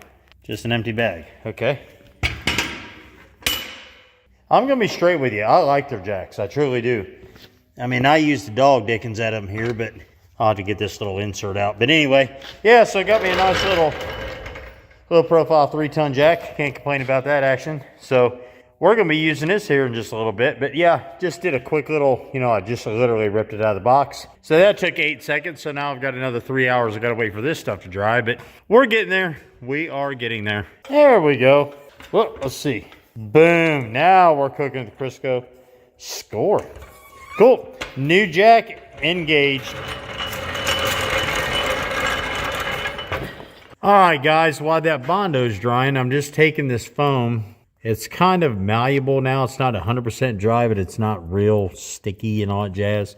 And I'm just form fitting it back in these holes. Because right now it's shaped like popcorn peanuts on here on the lift. I mean, that'll eventually come off there, but I'm just form fitting it to the holes that we sprayed it in. I'll show you on this side here what I'm doing. You see how this is still kind of bubbly? Well, you can take this now before it 100% dries and you can shove it back in the holes that you sprayed. So when it 100% dries, you can take like a flap disc or something like that and just smooth it out from the hole you're working within and just fill it in with Bondo. Now look, I wouldn't do this on cars that, you know, like you're trying to restore or make really nice and all that jazz. But I just want to reiterate again, it's just a burnout car. All right, so that's just kind of, you know, in there, and we'll wait for it to dry and we'll smooth that down. And then we'll put a nice little smooth coat of Bondo on there. You know, this here is still setting up. As you can see, that big hole we filled in there. And in here, I mean, that's kind of chunky. We'll take a flap disc, then some sandpaper. Then I just threw a little bit of primer over this mess here that we just took the surface rust off, you know, and I'll sand that down. We're gonna rough the whole car up with a red Scotch-Brite before we put the wrap on, and I still have to get this glue off here. I may just go ahead and get the whiz wheel and do that real quick while we're waiting for this to dry, and then we can, you know, work on this. But we are getting there. We are in there like swimwear. All right, guys, I've started sanding on this part of the quarter panel on the driver's side. I started out with some 40 grit, knocked that rough edge off.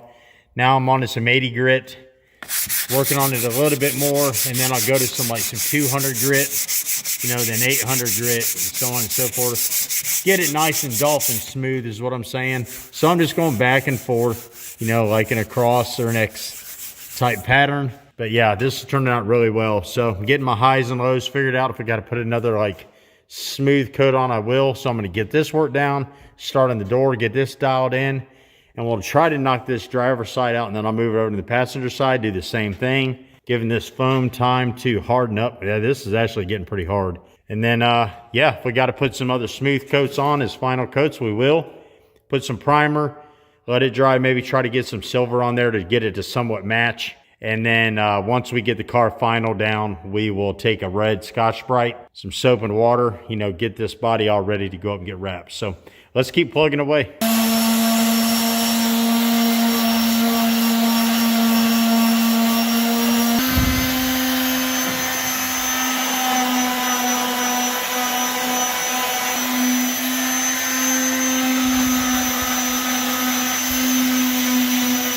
All right, that was 40 grit. I'm going to move on to 80 grit now because you can see we're starting to get some metal to show. And then we'll figure out what we're going to need from there.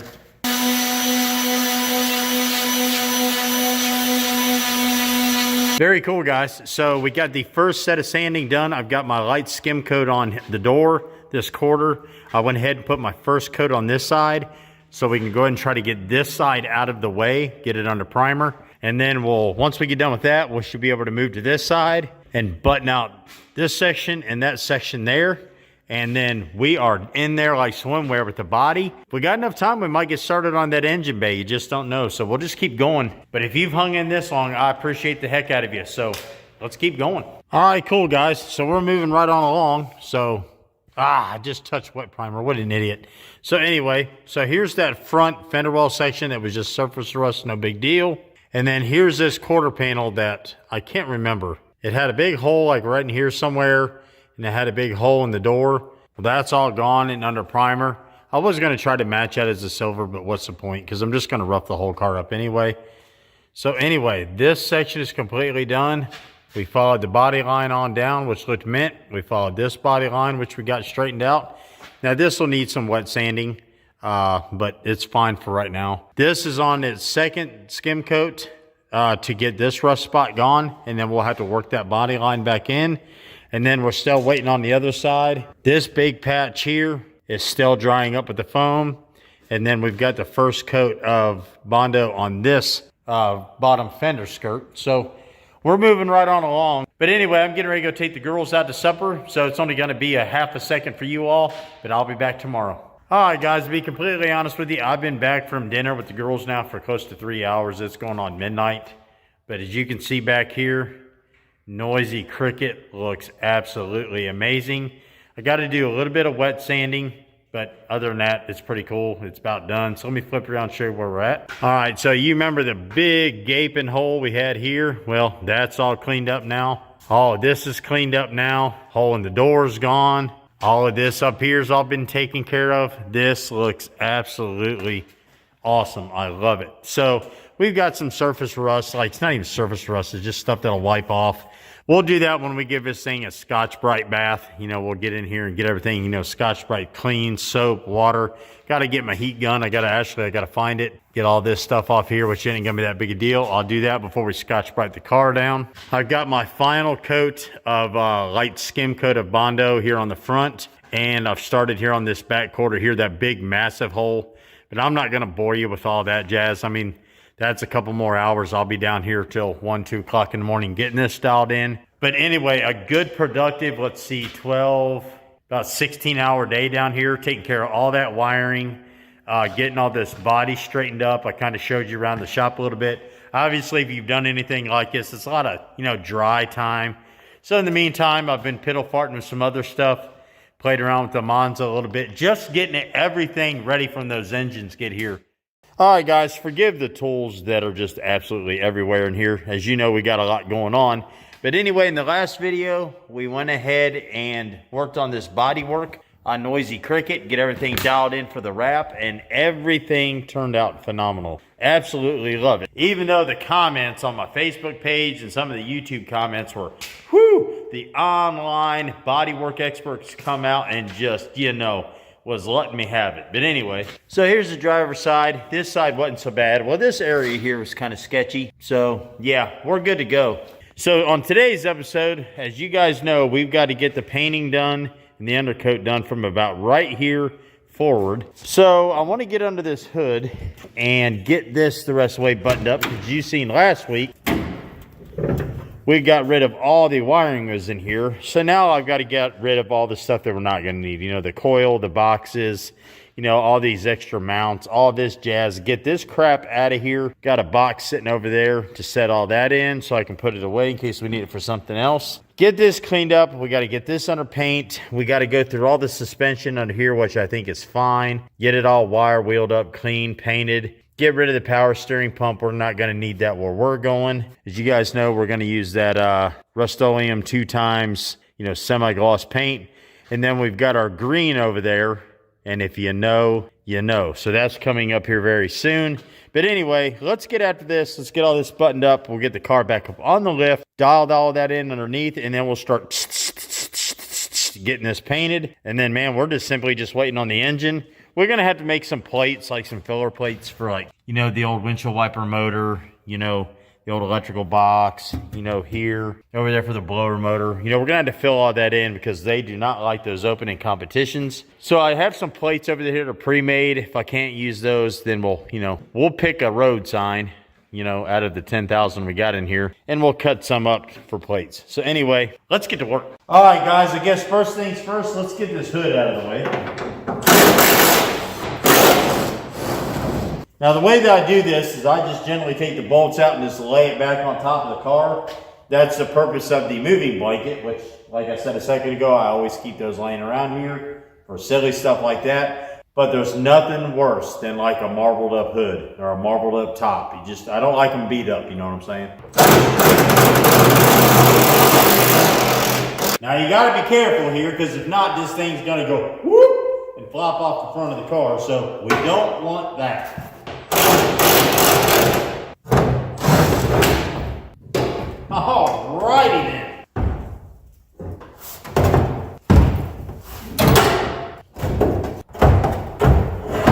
Just like downtown. Alright, then what I do is I take my bolts and put them right back in the hood, so I'm not looking for them later. Alright, we'll put these back for safekeeping, because I promise you, if I don't, they will be gone forever. Give them a big sausage fingers in there. All right, good deal, loose seal. All right, let's get in here and start getting some of this jazz out. All right, guys, I got my box together here. Let me get my extension. So I'm just going to go ahead and take everything out of the inside of this engine bay that I do not need. And then we'll put all this in with our parts inventory once we're done. So let's get going here. All right. Well, okay. Help me understand what's going on here. All right, guys, for these little body clips that you got here to hold your wiring harness, they sell these little tools up there at Hobo Freight, you know, for taking out like body pins and things like that. Little plastic clips, rather. You just take one of those, you pop it underneath there, and you can save these. Just like downtown, baby. All right.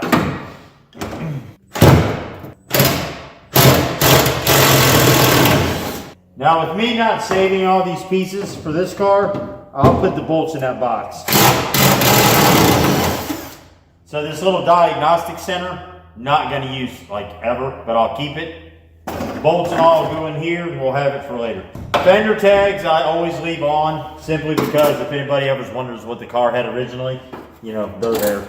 Run into a purist at a car show or something, or at an event. Yeah, fender bolt unhooked for some reason there. Alright, another clip. Not gonna need this where we're going. Stay.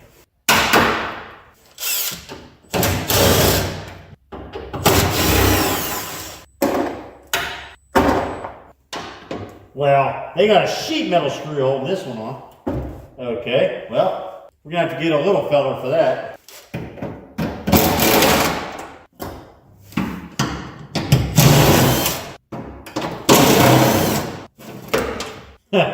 I like how this actually says bad on here. So they just left a bad box on the car. Very cool. I mean, that's what I would have done, I guess. Alright, so let's see. I gotta get a 5/16 to get this sheet metal screw that's holding my coil off. I mean, this is actually what I would have done too, probably, so I really can't complain. Alright, so coil. There's a mouse nest in there, but we'll go ahead and put that back. Brake lines look good, so I'm gonna save those because we're only using front brakes. Man, this bolt's out too. Huh. Alright, well, let's see what else we can get into here. Uh-oh, forgot a clip. Gotta go get that. Of course, that one's on with a screw. Alright, the manual brake booster, or the manual brakes, we're gonna keep. So we'll deal with all that here in a little bit. So I guess next thing I'm gonna do is go ahead and get this power steering pump off here. Alright, let's go ahead and get this power steering pump out of here. We're not gonna need it. Hopefully it's not full of fluid, because if it is, it's gonna go absolutely freaking everywhere. Man, there were some nice zip ties. Shoot, good night. All right. Man, that was brittle. Just snapped off. All right, let's throw that on the floor. Get this one out of here. All right, let's see. I have a feeling this is just going to go absolutely everywhere. All right, let's see if we can get these clamps to slide out of the way. Well, probably help if I had the right tool. Oh, score. All right, cool. Now with this bolt kind of loose, probably not. Oh, metric, lovely. Come on, don't be that way now. Not for crying out loud. Come on, well, give me my wrench back. Well, that just snapped off in there, which isn't that big a deal. I wouldn't plan on using it anyway, but it is what it is. All right, everybody, I got the power steering pump and all that jazz out of here, so it's gone. But I'm getting a looking around under here just to see like what kind of grime action we got going on. Do I really want to wire wheel all this, or maybe brake clean it, wipe it down? Or with it being a solid like 11 degrees outside, do I want to hook up my trailer, winch this up on there, and take it up to the car wash, get some oven cleaner and degreaser, and pressure wash this thing? So I'm weighing my options, like pneumonia or a clean car. I'm not really for sure. I'm kind of leaning towards the chance of getting the flu, pneumonia, like froze to death, you know, like icicles just a dangling off the slightly touch of gray here. Ah, good night. I'm such an idiot. Let's get this thing loaded up. Good night. A little squeaky this morning. Good girl. Make sure my tires are good and inflated. This thing's been sitting since, I don't know, September. Yeah, we look good. Alright, let's get down here, get the rest of this hooked up. Go get Noisy Cricket off the lift, get it loaded. Off you go. Just don't tear up nothing on the way. Slow down, slow down, slow. Oh, Nelly. All right, then. All right, come on, Cricket.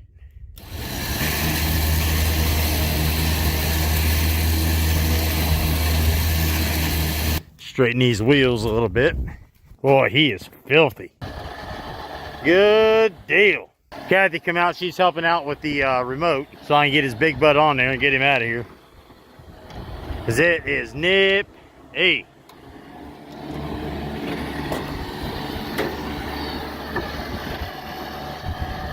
That'll work. Got Noisy Cricket all loaded up. We're going to take him up here to the car wash real quick, blow out that engine bay, get everything we can in here. But first, we got to stop up at the old dollar store and try to get some degreaser or engine cleaner or oven cleaner or whatever you want to call it. Something to spray in that engine bay, and then we'll come back here and see what we can get into. So let's head uptown. All right, guys, we got Noisy Cricket up here at the old Dollar General. So we're going to run in there, like I said, and get some oven cleaner or some degreaser so we can get this done. So let's go get us some goodies. Good grief. Where to begin in one of these places? Let's see. Nope. Man, these places are always so full of stuff. Boom. Here we go. Let's see. Cleaner. I got PB Blaster. Wow, nothing for real. Ha! Found it. Good deal.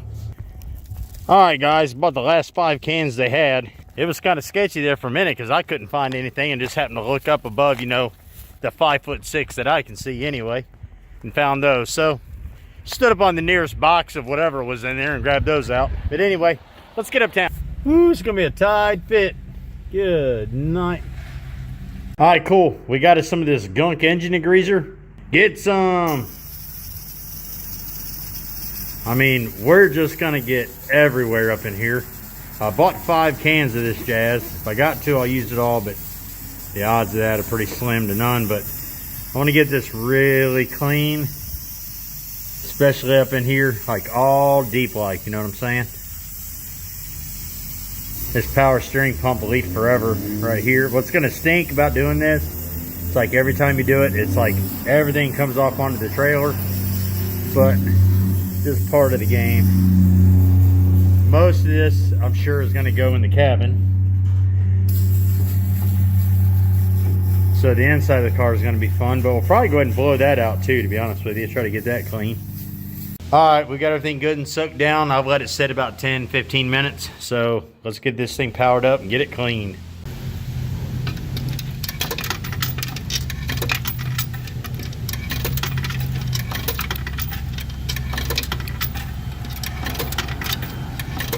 Good night. Come on, baby, fire up. There we go. Let's get her up to 5 minutes.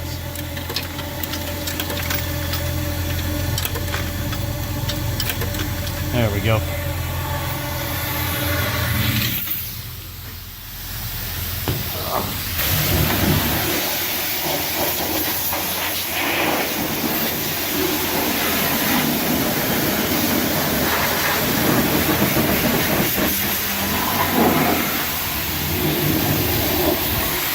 Good night.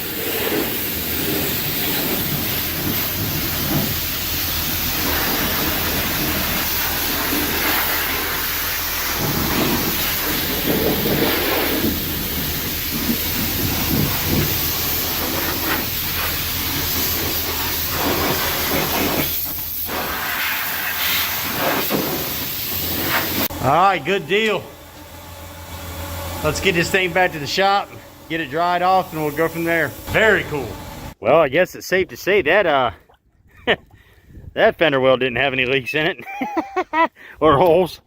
Yeah, I can save that for a fishing pond. All right, cool. We got Noisy Cricket back to the shop. Got everything good and pressure washed. Turned out really good, to be completely honest with you. Now, obviously, we're still gonna have to come in here and do some wire whaling, some cleaning. Take some steel wool with some cleaning product. I don't know, maybe some Comet or something. I'm not really for sure. Hell, dish liquid might even just be fine.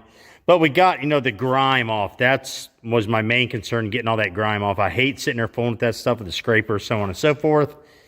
But as you can see, we've still got some water in here. And obviously with all these crevices and cracks and holes and whatever, it's going to hold water for a while. So any of you have been watching this channel for more than 5 seconds know every time I do something like this, once I get back, I always take a leaf blower and try to blow as many of these crevices out. That way when I go to put my paint on, we don't have some oddball thing of water come ruin my paint. So I'm going to get a leaf blower set up real quick, which I've actually got sitting right here on the floor.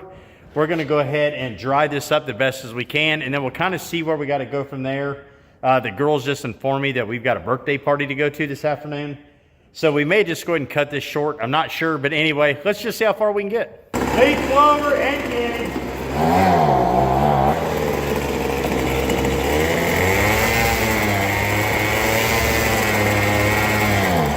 All right, good deal, guys. We got everything leaf blown down. Took the leaf blower over there and kind of dried everything out real good. Obviously, I didn't film that because the noise would have just been, you know, it would have been just unreal, you know, the whole time. But anyway, due to the temperatures outside, seriously, it's like a whopping 15 degrees out there right now. You know, we're not going to be painting this today. You know, I'm just going to sit down here, throw some heaters on it for the next couple of days, let this thing dry out real good. All right, guys, here we are on the inside of Noisy Cricket. And to be honest with you, I didn't bore you with the whole process, which was about 2 days of wire wheeling the entire interior of this car down. Everything all the way down to the cage. Woo! That's good and warm. But anyway, we're to the point to where we're going to go ahead and wipe everything down, get the final wiping, if you will, out of the way. And then we're going to get all of this in here painted for you guys. So first things first, I'm going to go ahead and get this cage painted. So it's already been sanded, wiped down. It is ready to go. And we are going to paint the entire thing. And then once it dries, we're going to move on with getting the floor painted, dash painted, essentially everything else in here painted. And then we'll start making panels for what holes we got to fill. You know, the safety panel here to protect me from any fire if the fuel cell goes boom. But anyway, so I'm ready to get this cage painted. Let's get after it. Get you some of that. All right, let's do this. We're going to start out with just one nice little light coat. And we'll probably do this over the process of 4 or 5 coats. But I just do not want any running or anything of that nature. I mean, this is just a burnout car, but I still want it to look nice, right? Essentially, these are just cartoon characters within the BRG platform. So let me get this all painted up, and I'll touch back with you guys in a minute. All right, sweet, guys. Whew, look at that haze back here. I'm going to tell you something. You don't need alcohol when you're doing this because, you know, if you're down here long enough, you're going to be like, you know, stumbling around anyway. So let me show you what we got real quick. So boom, there's the first coat. That looks sick. Now don't worry about all the overspray on the floor. We're going to wipe all that down real good. No big deal. But we got the first coat on the cage. Starting to work our way down the down bars back here. So we're going to throw the heat on this, let this cure up real good for about 30 minutes. And then we'll throw the second coat on, third coat. You know, however many coats we need to get this looking nice. Get a nice coat of paint on it. And then we'll go from there. I got to get my steering wheel puller off here after a while and get that out of here because I got a new steering wheel for the car. But yeah, we're moving right on along. Second coat, engage. All right, sweet guys. Here's coat number 2 on the cage. So somehow I'm going to have to shoehorn myself back in here. I probably shouldn't have had that snack cake this morning. But get back in here and paint the back side of these uprights, the back side of the crossbar. And then I'm going to have to get up in here and paint the back side of the dash bar. But we are getting there. So again, this is coat number 2. I'm going to see if I can weeble back in here without ruining a lot of this. You know, my pants especially. But see if I can get the back side of these down bars painted. Try to get up underneath this dash. And then we'll let the entire thing to dry and keep going. So, well, if you want to do this stuff right, guys, you got to lay on your back sometimes to get the underneath part of the cage. And that is currently where I'm at. And for a fat dude who likes his snack cakes, woo, doggy. Just like downtown. All right, guys, score. We got 4 coats all the way around on this cage. And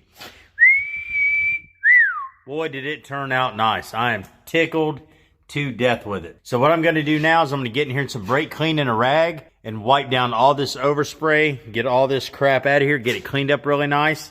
And then we're going to start shooting the black. Now we're going semi-gloss black, DE 1635, just like we do with all of our car interiors and frame rails and all that jazz.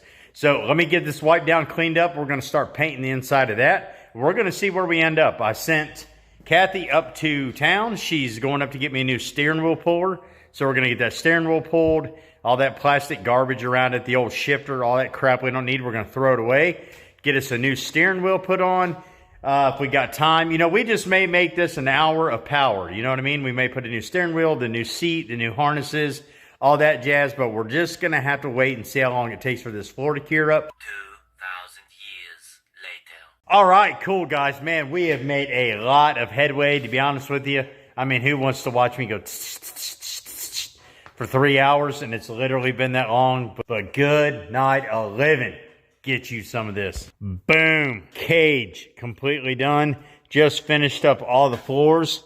So we went from the package tray all the way up to the toe board, the firewall, and up to the dash. That's going to be painted black. But if I'm being honest with you, I forgot to wipe all the overspray down from the cage. So I'll get to that here in a little bit. But right now, I'm going to let these floors dry, you know, get good and set overnight. I'm going to keep heat on them all night long.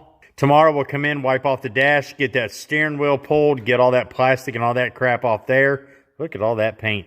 We'll touch all that up, get it painted, and then we'll go ahead and get our race seat, our new race seat installed, new harnesses installed, new steering wheel installed. Might work on custom making some door panels for Noisy and Cricket. Not really for sure. We could, to be honest with you, just paint those black and be done with it. But anyway, he is coming along freaking awesome. I cannot wait to get this car done.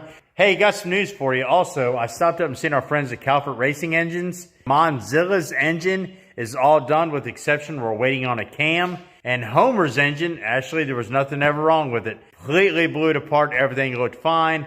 So they're just going to put some new gaskets in it, clean it up, do a little bit of work on the intake, and then hopefully here in the next week or so, we'll be able to get that engine put in, get this car done. Our friends up at TNF Signs are getting everything ready for the wrap.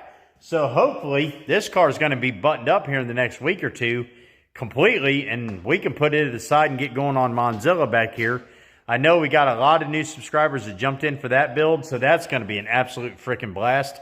A Mopar-driven Monza. Awesome. And in the meantime, we're going to get everything cleaned up, and we're going to get Homer's new body in here and get started on that. So we're well on our way to getting our 3 burnout cars for 2025 completed. It's just a whole lot of work. I mean, living down here 16 hours a day, plus having a job, it's, yeah.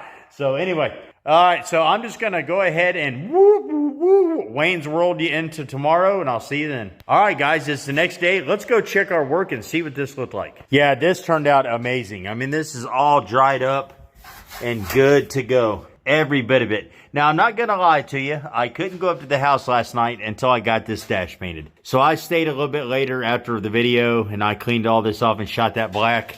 Like I said, I just couldn't live with myself leaving that go. So what I would like to do today is go ahead and get the new race seat installed, which is sitting right over there. I want to get this steering wheel removed, all this old plastic removed, get it gone. Because to be honest with you, his new steering wheel, hub, and all that jazz, harnesses, there's a bunch of other stuff that's on its way and it's supposed to be here today, you know, according to the tracking number. But we know how that goes this time of year. So anyway, this is going to be fun. Now, for those of you who've been watching the community posts, know that today is actually day 1 of the 30 days of BRG. Now, what that means is we're going to have 30 straight days of content where myself, the girls, we might have some guests pop in, and we're going to thrash away on Noisy Cricket, try to get this car completely done and off to TNF Signs for the wrap. And then this car is out of the way until April.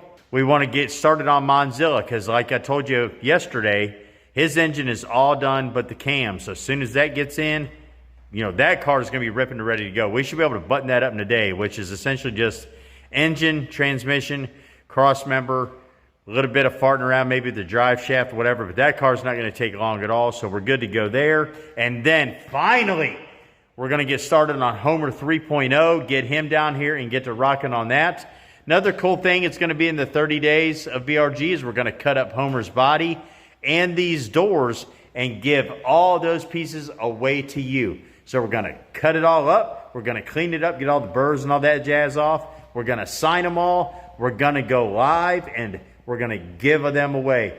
Now, what I'm thinking is all the members are automatically going to get a piece right off the top. All the members are going to get one shipped to them, and then we're going to draw for the rest for the regular subscribers, plus do some other cool giveaways. But anyway, you know, we need to quit talking about it. We need to be about it.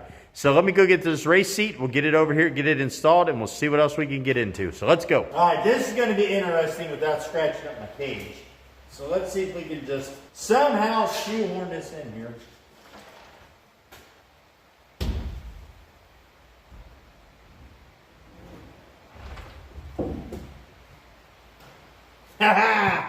Just like downtown.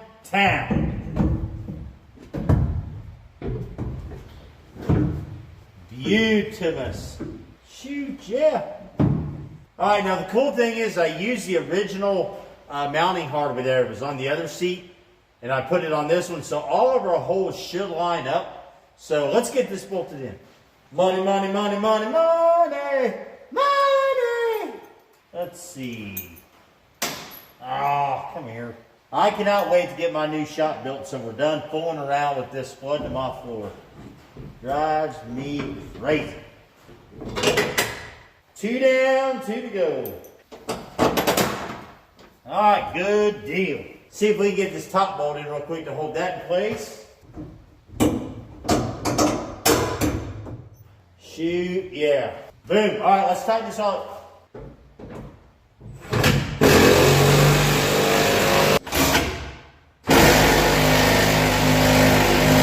Good deal, Lucille. 2 down, 2 to go. All right, so I got to be under the car for the next 2, so I got to use my partner in crime here, a pair of vice grips to hold the bolts for me. All right, let's get you home. Oh, come on now.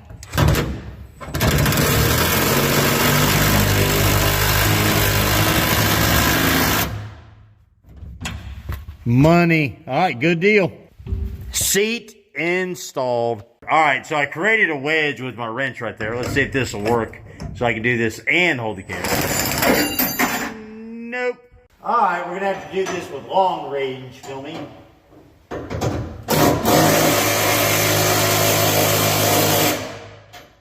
All right, so now I got my race seat attached to my cage, and then my harness will also be attached to this cage once they come in. But, I mean, we are in there like swimwear. So, I guess let's go ahead and get this steering wheel removed, all this rest of this plastic around the steering column, and we'll go from there. All right, guys, what I got here is just a cheap Harbor Freight or Hobo Freight steering wheel puller kit, which, I mean, for what we're doing here in my shop, that's really all we need. So we're going to get this steering wheel removed and go from there. Get this good and backed off so we got plenty of pulling range. What are you doing to me here?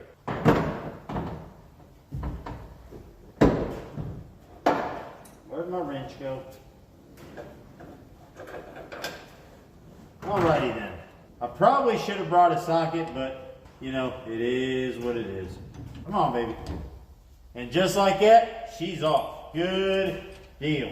These little kits, man, I'll tell you what, they're only like 30 or 40 bucks, but they're handier than a shirt pocket. So, all right, cool. We'll go ahead and get the rest of this plastic off.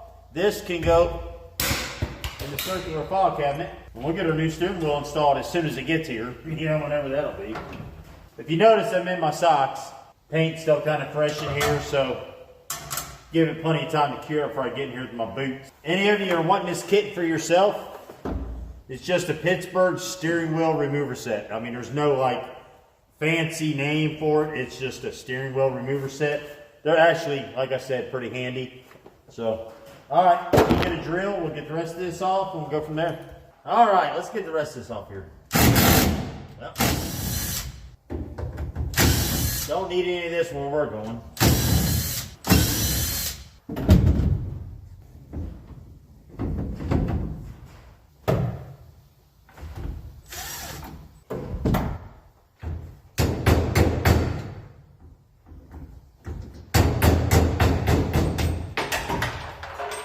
Alrighty then.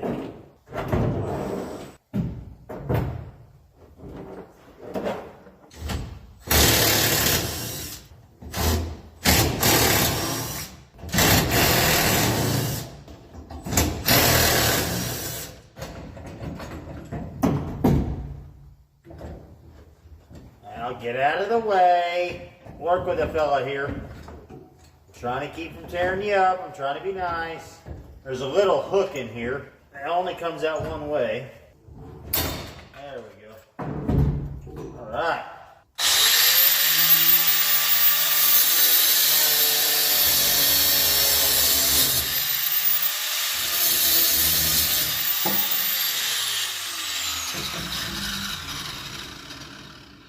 Get on out of here.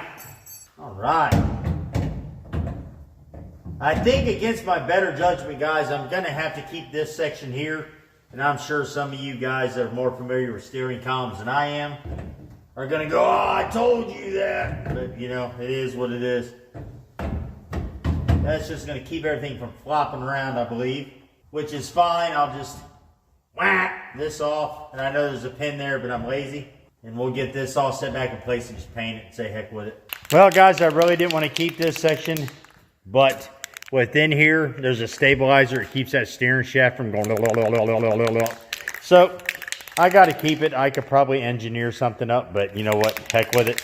We'll shoot it black and call it a day. So black engaged.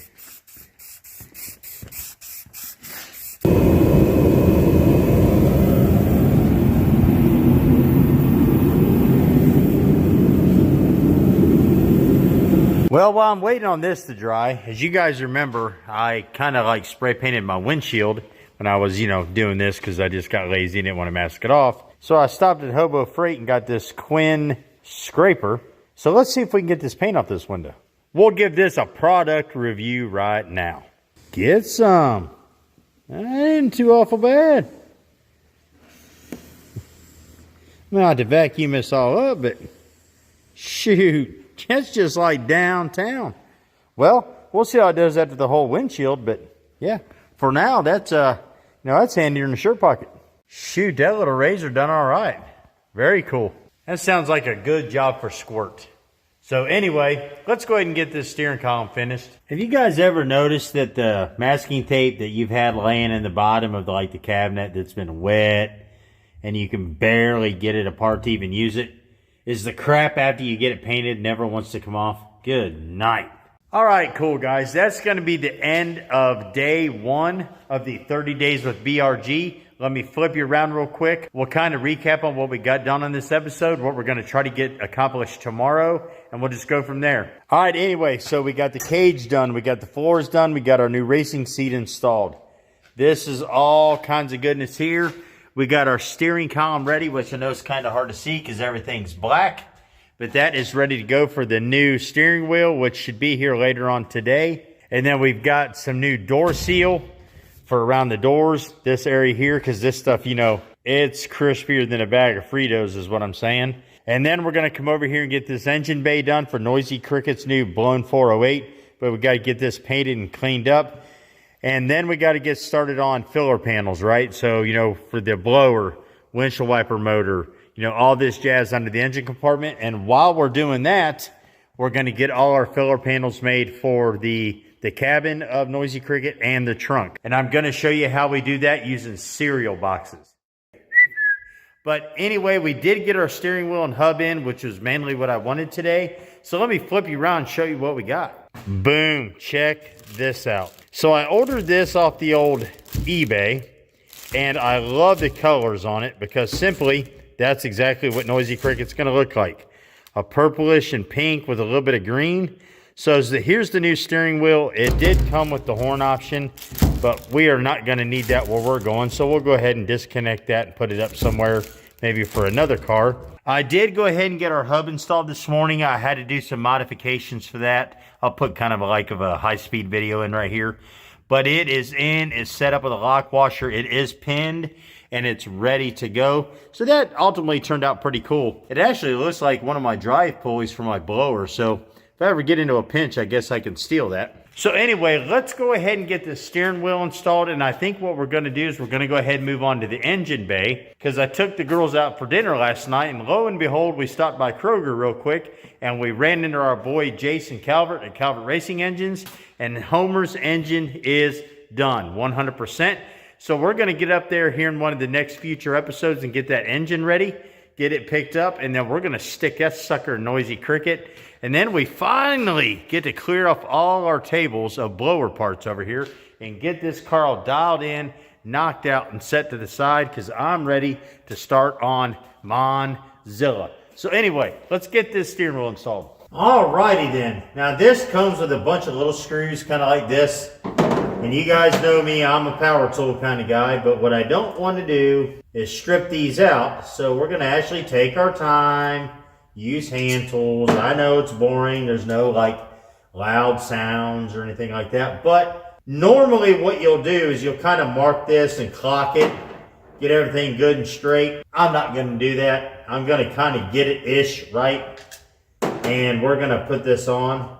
I do want it, you know, I'm not going to sit here and bullcrap it. I don't want it like all the way out, but I'm not going to sit here and throw lasers and chalk lines and all that jazz on here to get this perfectly straight, you know, line up all the teeth and all that.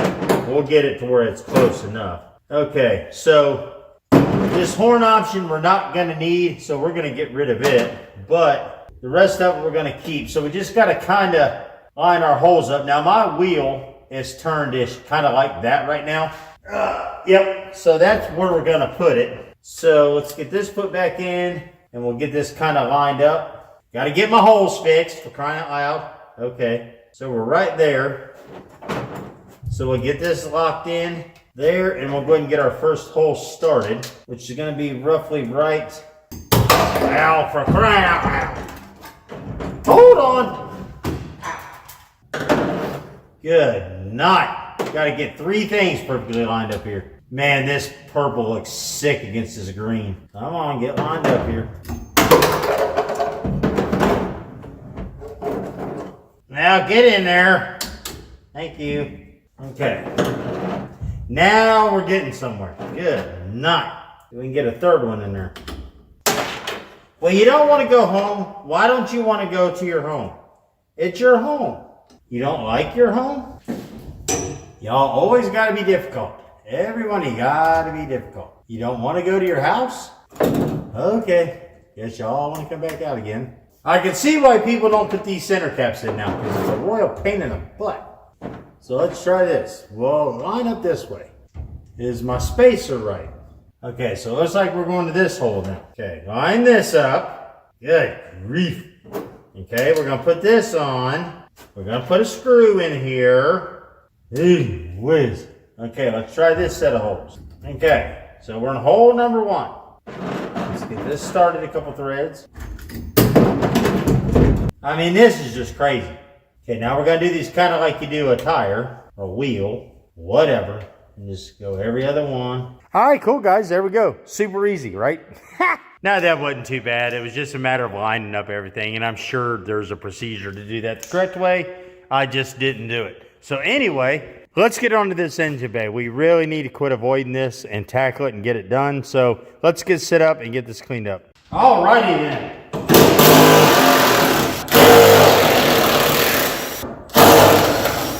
There's that. Then we'll put all these bolts back because we're going to need them to hold the fenders in place.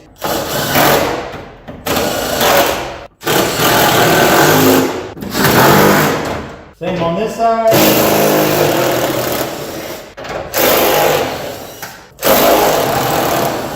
Bye-bye. I come in ace of cutting the doghouse off this car like Homer, but nah.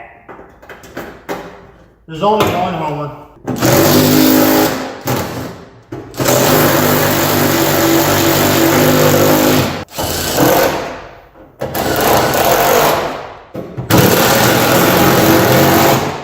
Alright, cool. Let's get the cutting wheel hooked up and all that stuff off there. Alright, we'll go ahead and pop this tab off and this tab as well because they went to the wiring harness, you know, to string it across the firewall. We're not going to need those any longer. And then we'll go ahead and cut off these blower bolts.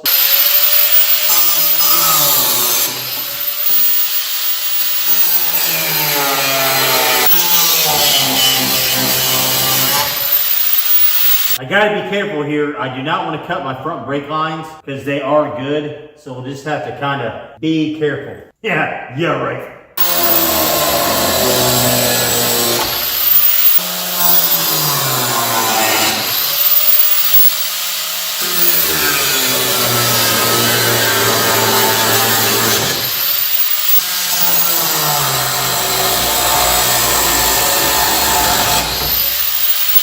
Good deal, Lucy. All right. Woo! Set the old arm on fire. All right, let's get this front cow cover off here. Oh, lordy. We got little fellers living in here. We'll have to see what we got. Good grief. Ah, no, come on. Come out of there. Come out of there. Time to go. You've been evicted. All right, let's get to wire wheeling. Let's get this ready. Wire wheel engaged.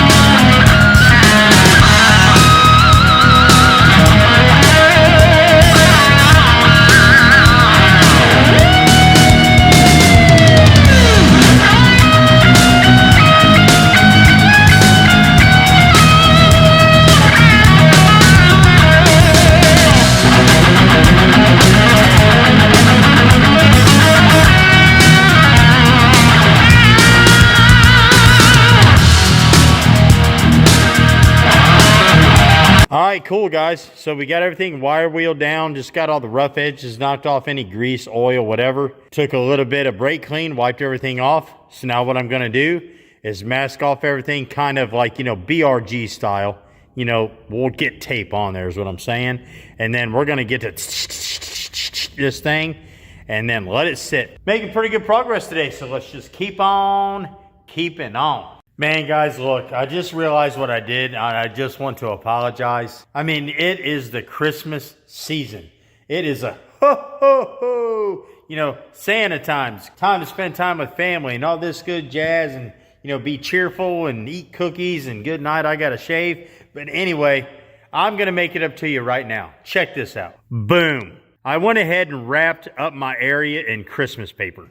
I mean, what is a better way to mask off when you're going to paint during the holiday season than using like the Nutcracker, which is I think what that is. And then over here we've got cars and Christmas trees. So I hope that makes it up to you. So anyway, yeah, we're good to go. Let's go ahead and paint. All right, guys. Now remember, I put a little test coat on here, but we do not have to go all out right off the bat. You remember, light coats, take your time. You want it to look nice. So we're just going to kind of give it a little bit of a sprinkle here. Just nice little coats. We'll throw some heat on it. Blah, blah, blah. All right, cool. Let me get this painted up real quick. I'll touch back with you when it's done.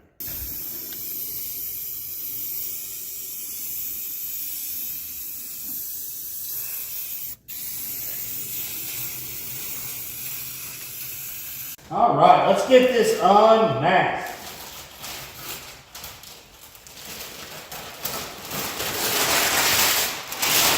Oh, look at a car!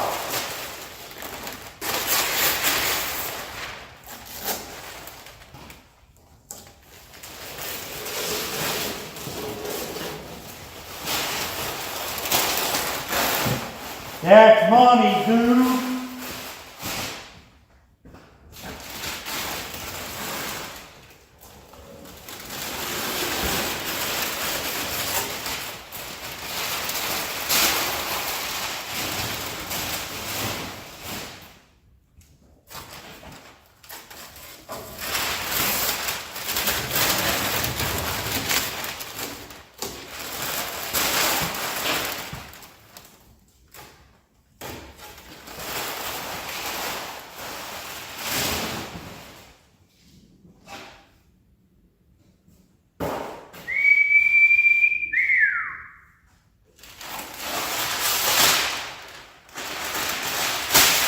Come on.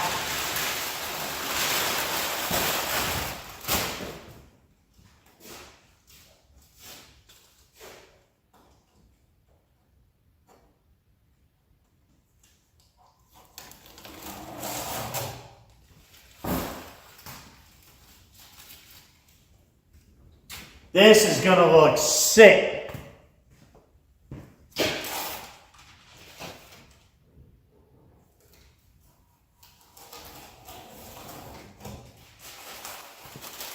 All right, cool, guys. Get you some of this. Boom. That turned out sick. Got it all dialed in. I actually put it up on the lift out of camera and went ahead and finished painting the bottom of the toe board, getting the rest of the trans tunnel done and all that out of the way. But good night of living. That's epic. So I need to figure out what I'm going to do up here in the front because I'm not going to run a hood. So I think I'm going to pull all of this hood latch and hardware and all that jazz and just throw it in a pile somewhere. And I'll touch this up in here, maybe build a plate or something to go here, maybe with Noisy Cricket's name on it right in front of the blower. I think that would be sick. But we'll deal with that somewhere down the line here in the next month. But for now, I'm just going to let this sit, put some heat on it, let it cure overnight, and then we'll get back at it tomorrow. But yeah, this is epic. So I think tomorrow what we're going to do is we'll go ahead and focus on these door panels. Either figure out we're just going to paint them or maybe we'll make some skins for them. And then we've got to get to making some panels, you know, to block off the fuel cell, you know, get this all blocked off, make maybe something for the dash. We got to get our gauge cluster put in. And then we've got to make some panels for up here. So tomorrow will be more of like a machining type day or a fabrication day, if you will. And then once we get that done, we'll go ahead and start getting this engine put in.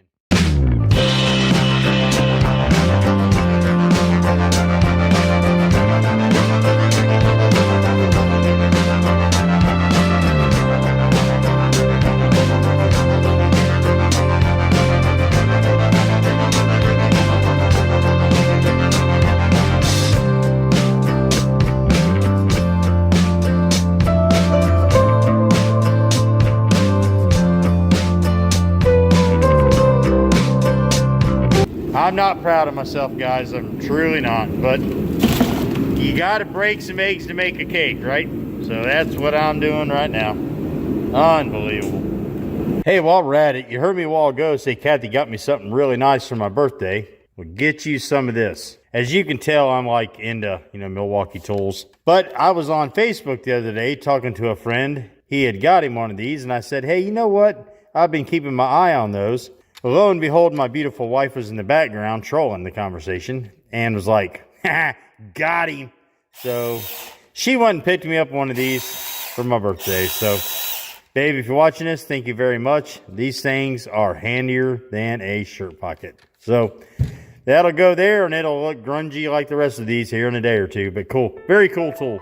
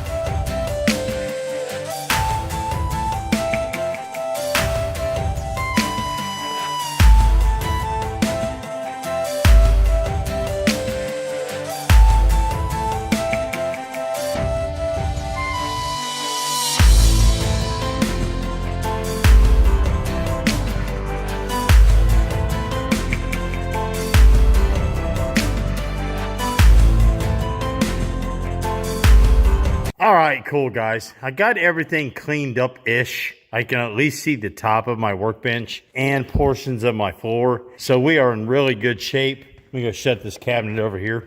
I'll show you something real quick. Wow, that's a rogue, like, strap out in the middle of nowhere. Caught me right by the ears I walked by. Lovely. So here's what my cabinet generally looks like. So this is where I keep all, like, my sprayables, you know, things like that, paint, you know, windshield cleaner, carb cleaner, dunk remover, whatever. You get the point. If it goes, it's in here. And most of this was out here spread around everywhere. So I feel better that at least this is put away. All right, cool. At least that's done now, right? We don't have to fool with it for another day or two.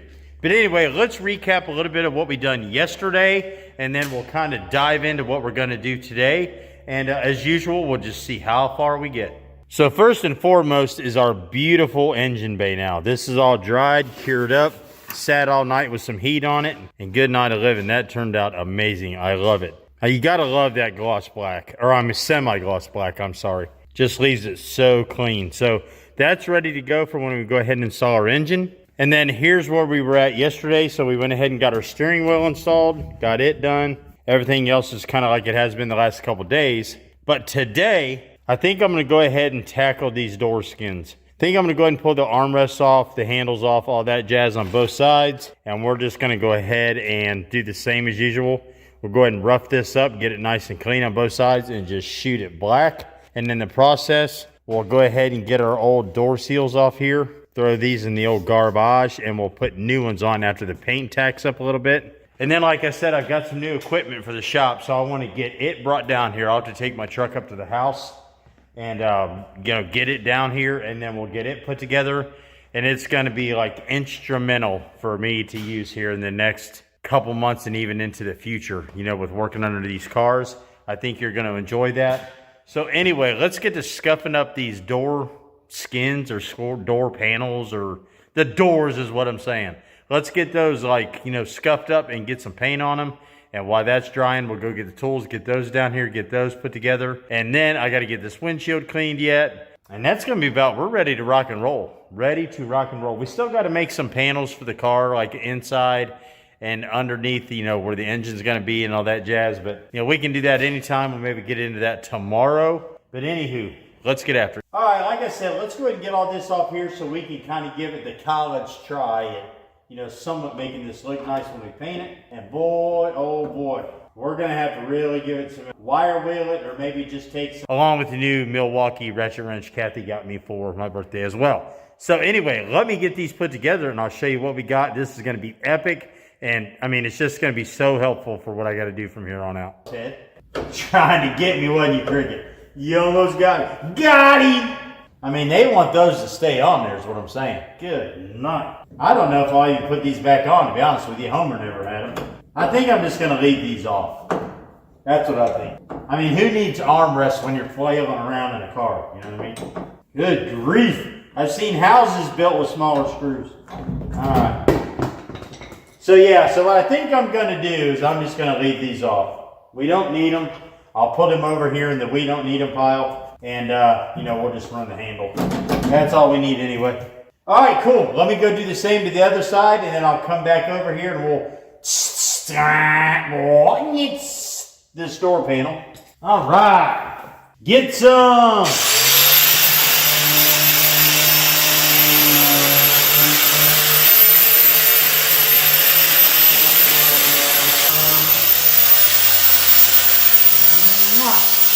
Where's my handle? I probably ought to go ahead and get this door jamb too. And I'll go ahead and shoot that.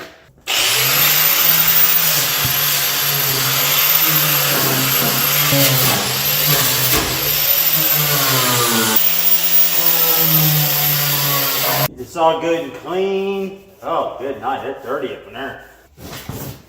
This thing's on the floor of SEMA. We don't want them judges to pick on our paint. I mean, this is chip boost type quality here, by God. Overhauling who? Come on. Really? Man, that's money, dude. That's money, dude. You guys don't know who that is. You gotta go check out Stale Cracker. Alrighty then. Let's just kind of somewhat-ish cover this handle up. We at least want to protect the shiny stuff. Hey, come on. Martha Stewart, who? Really? She ain't got nothing on BRG. Nothing on BRG. Look at that. Look at that. Probably ought to put a little bit on our thingamabobber here. Just leave a nice little, oh, wow, it came off. Unreal. It was the tape. All right, stay. Okay, then we'll take a piece here, kind of protect our window. Look at that. How'd you get over here? Get on there. You done got me screwed up. Now I gotta waste another piece of tape. How are we gonna make it on Hot Rod Magazine with that on there? Boom. Good enough. Cool. Let's sling some paint. Alrighty then.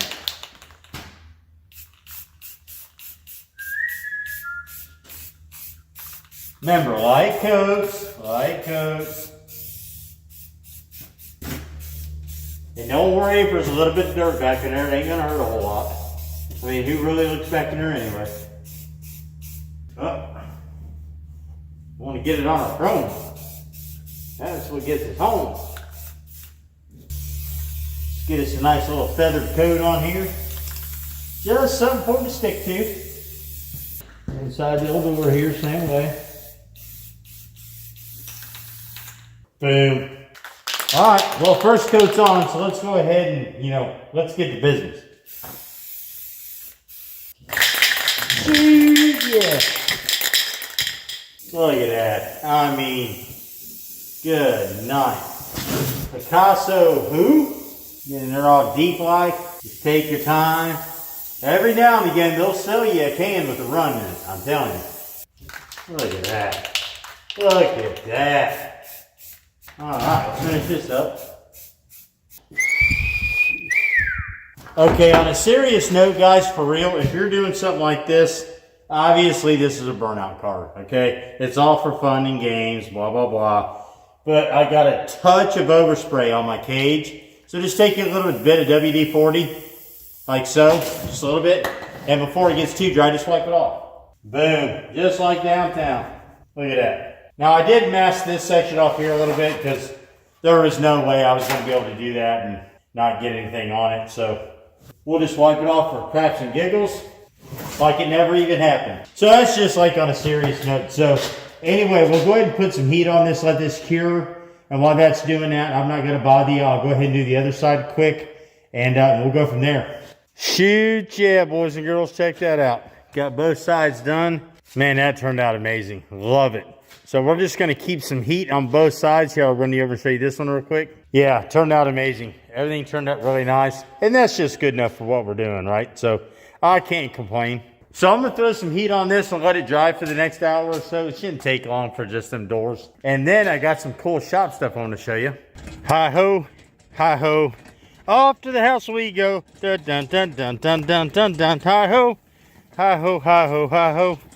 Cool, so we got some new tools in the shop, and my family got me these for my birthday. So I want to, give them a shout out and tell them thank you, along with the new Milwaukee wrench. Let me get these slapped together and I'll show you, and these things are going to be vital to what we do around here. It's going to be awesome. All right, guys, cool. It's been about an hour while I've been piddle farting around getting this stuff built and just doing a little more cleaning around the shop. And then checking on our heat for the car. I just don't want to overdo it. But anyway, let me flip you around and show you what we got. Boom.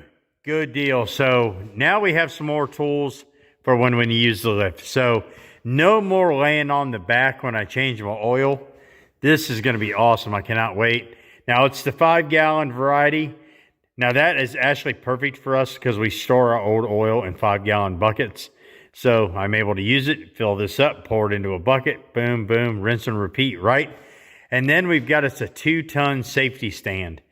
Now, where these things are instrumental for like me anyway is fooling with transmissions and stuff up on the lift. If you need an extra arm holding a drive shaft, fooling around the transmission, holding up a rear end, I mean, absolutely anything. And if you have one of these, you know what I'm talking about. I mean, they're adjustable. They're freaking awesome. So again, I want to say thank you to my family for getting these for me. I appreciate you very much.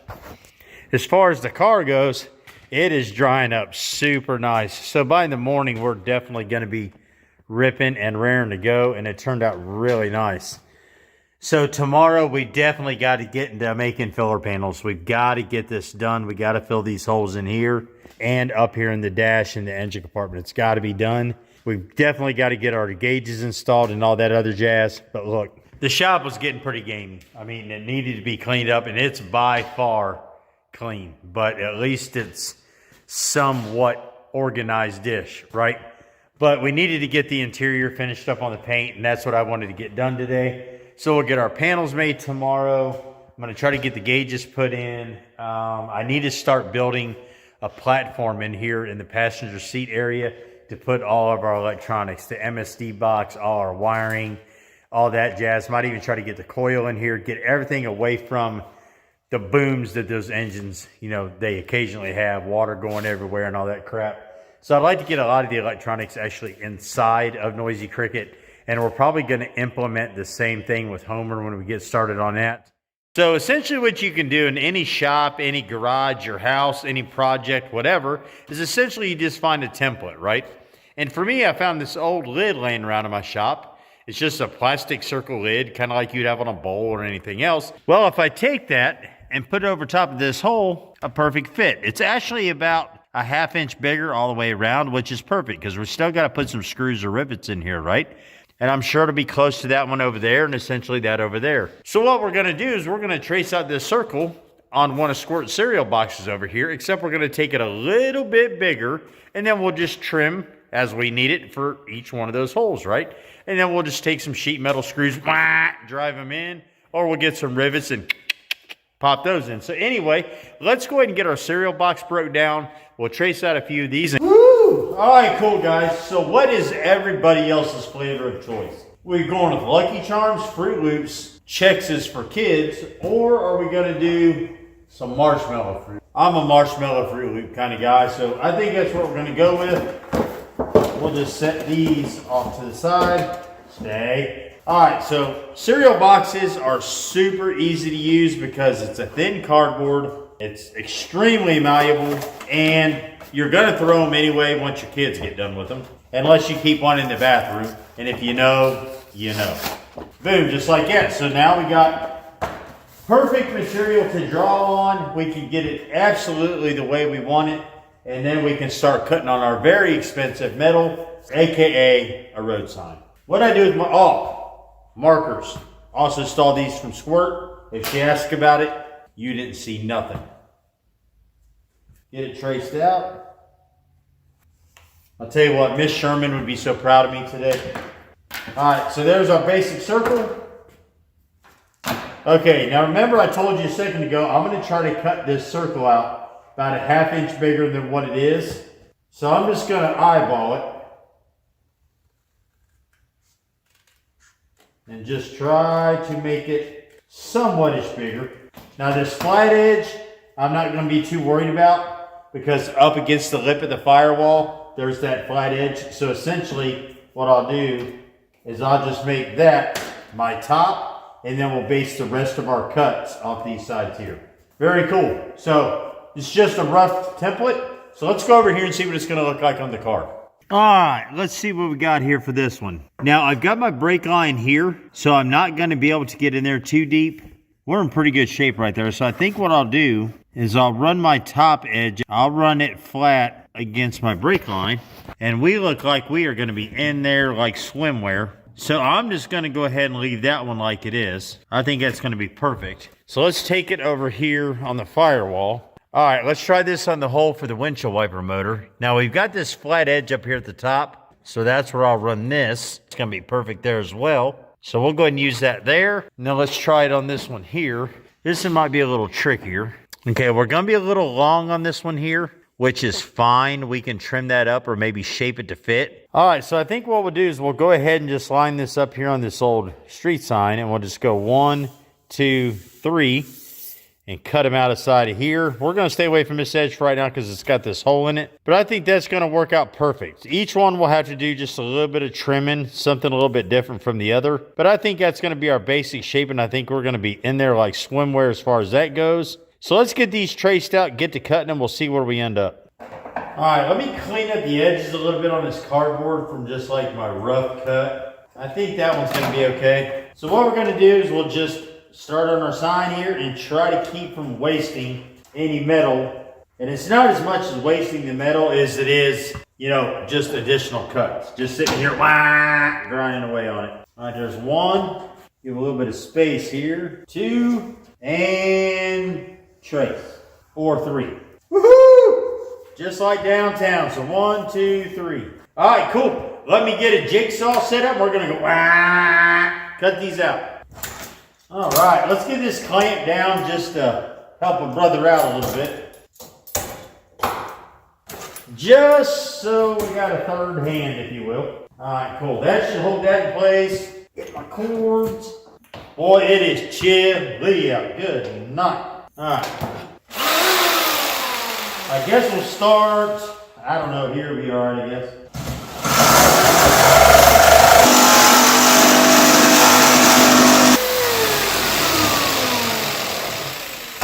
Well, that's no bueno. My blade came out. And my hands are so cold I can't tell how hot that is.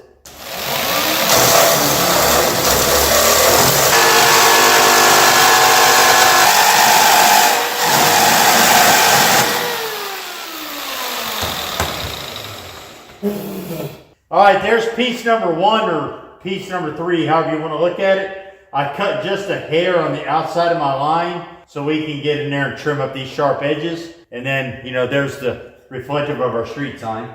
All right, cool guys. So I got all 3 of our pieces cut out. So we're good to go here. Made a nice little template for something there, but hey, street lights? I don't know. All right, guys, so I broke up my portable grinder here. So what I'm gonna do is I'm gonna take these and round these edges off and then go over and test fit them on the car. All right, let's give this a whirl. Trying to keep from scratching up on my paint. Got the flat surface gonna head towards the brake line. Now here's some of the issue you run into is this metal is a little bit thicker than that cardboard. That's fine, it'll buff out. Oh, that's money, dude. That's money, dude. Yeah, so that'll work. So there's one. That's beautimous. Yeah, I was gonna maybe try to trim this up so it'll match a little bit better on that brake line, but once it's painted, you'll never even know it's there. So shoot, yeah, that'll work. Let's go try it over here on the windshield wiper motor and then over here. Let's see what we got here. Now we're gonna have to do some trimming on this one, I believe. So let's just run this up. Actually, no, that's actually money, dude. Well, that'll work there as well. We're gonna have to take and massage this down just a hair, but all right, there's 2. Let's try this one. I know for sure we're gonna have to trim this. So yeah, so when we get to this one here on its template, we'll trim this bottom corner here, and then we'll get them all supported and then paint them. Shoot, yeah.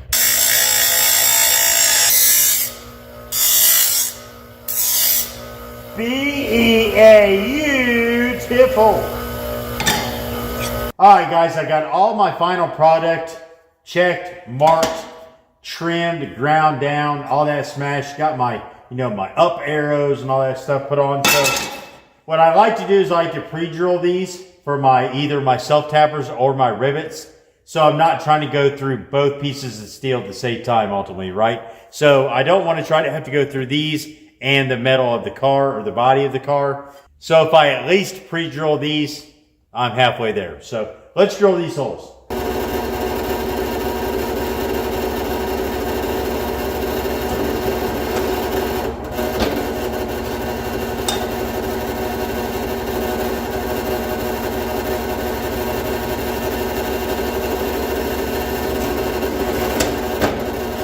All right, there we go, guys. So all 3 of these are done. Let's go get them mounted. Then we'll brake clean them down real nice. And then we'll get some.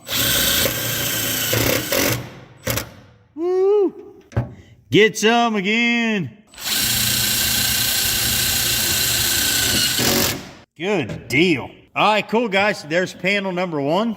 All right, good deal, guys. So we got all of these holes filled in with their plate. I actually forgot about that one when we were doing the other 3. So I went ahead and done that one off camera. So now this firewall and all that is sealed up safe enough to where I'm comfortable with it. So what we'll do off camera, I'm not going to bore you with it, is we're going to take all these plates back off. We'll clean them up real nice, get them painted. And then when we reinstall them back on the firewall, we'll put a little bit of silicone on the back of each one and then drive them home. All right, guys, another plate I want to get made is it's obvious I don't have a fuel filler neck. So I'm going to go ahead and get a plate made to fill in this hole, you know, once and for all. Because at some point, I've got to get this body, you know, I got to get it sanded down, get it like dolphin smooth, R.I.P. Abraham. And so we can get the wrap put on. So I think what I'm going to do real quick is I'm going to find something laying around the shop here. Like there's bound to be something somewhere about the size of that hole. And we're going to cut out a plate for that. I mean, what do you know about that? Exactly the same size as a flat disc. Can't even move it around in there. I ought to leave that in there, I'm telling you. That would be sweet. All right, so let me get a plate cut out for this and we'll get it anchored in. Boom. That turned out freaking awesome. Now, ultimately, I'm going to take these sheet metal screws out and we'll put rivets in there. Maybe even just weld it in. I'm not for sure. I really don't want to weld it. Probably just going to pop rivet it.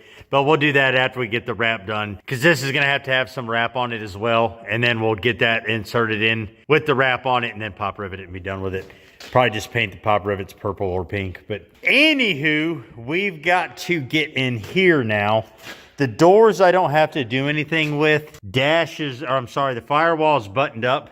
But we're going to have to get in there and tackle that now. And that's going to be fun. Because if we all know now, I am what Mom used to call husky. I think it's what it is. Yeah, husky or big bone. You know, that try to keep from hurting my feelings. So anyway, I'm going to have to weeble wobble back in there and try to get some measurements for that. And while I'm back there, I'm probably going to clean these windows off from overspray. You know, somebody's an idiot when they're painting. But anyway, let's keep going. It's about 4:45 in the morning now, so we're moving on pretty good. Sun ought to be coming up here in a minute. Hey, let's go find out. Beautiful sunrise over the farm every morning. Can't beat it with a stick. Absolutely love it out here. I'm truly blessed, and I will never earn it.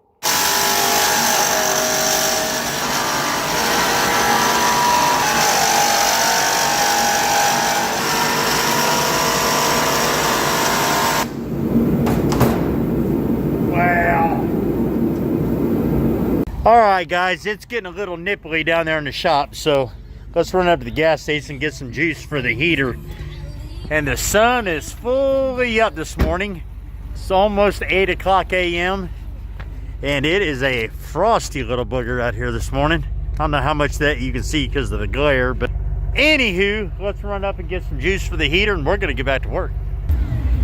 Woo! Had to turn the radio down. I didn't want you guys sitting here listening to me blaring out to the Backstreet Boys because, you know. Alrighty then. Woo.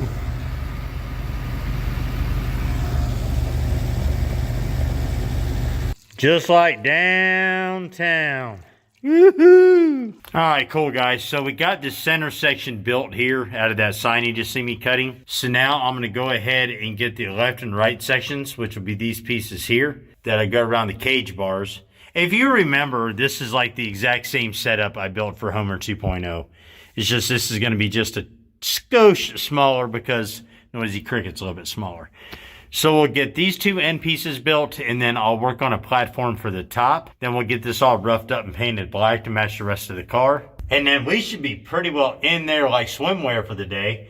I do have to get Monzilla drug out, which is sitting over here. I had to get it over here put beside Noisy Cricket because his engine's done. So, you know, it's going to start moving in a freaking hurry here. And then we got to make room for Homer 3.0. So let's quit talking about that. Let's go ahead and finish up what we got started today. We'll get the painting done. And then while the painting is drying, we'll run up and see about getting our engines. So, all right, sweet. There's the first side panel. We've got the center section. It's fully mounted. Now let's go ahead and get this other side panel done. And then a little bit of seam sealing to fill in some of the holes. The top plate will go on, wrap over the rest of this. We'll get it all riveted and sheet metal screwed down. And then our safety containment area back here will be sealed up and we will be in there like swimwear. I wish I could film a little bit more of this inside stuff for you. More of the work. But, you know, I like my snack cakes and I barely fit in here. So let me get this other side panel installed. Then we'll work on the top, fold it over the front section. We'll rough it all up, get it painted along with the other panels we made, and then I have got to get Monzilla drug out and get up and get my engines. So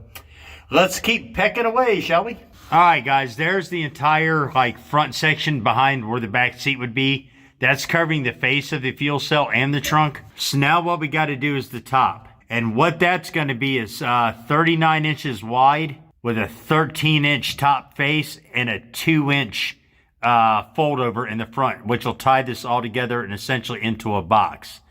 Now I do not have a piece of metal or a sign that's 39 inches wide, so that's fine. And I also do not have a brake, which is also fine, you know, to where I can make the fold. However, what I do have is enough metal to get my 39, and we can do like the rest of it when we take it back apart. You know, we can seam seal a section with an overlap and be done with it. But I do have a workbench with a 90-degree lip. So what I'm going to do is I'm going to take and essentially just attach this to the table with this, you know, some welding vice grips, get this all good and secure, heat it up a little bit, and take my hammer and just work this edge and get my 2-inch lip. So let me get this set up real quick and I'll kind of show you what I'm talking about. All right, guys, the principle's still the same. Essentially, I'm just going to create a wedge here. Bam, my bench is getting full. All right, so what I've got is I've got my measurement out for 2 inches for my bend. So essentially, I'm just going to beat the snot out of this thing and get my edge worked out. All right, here goes nothing.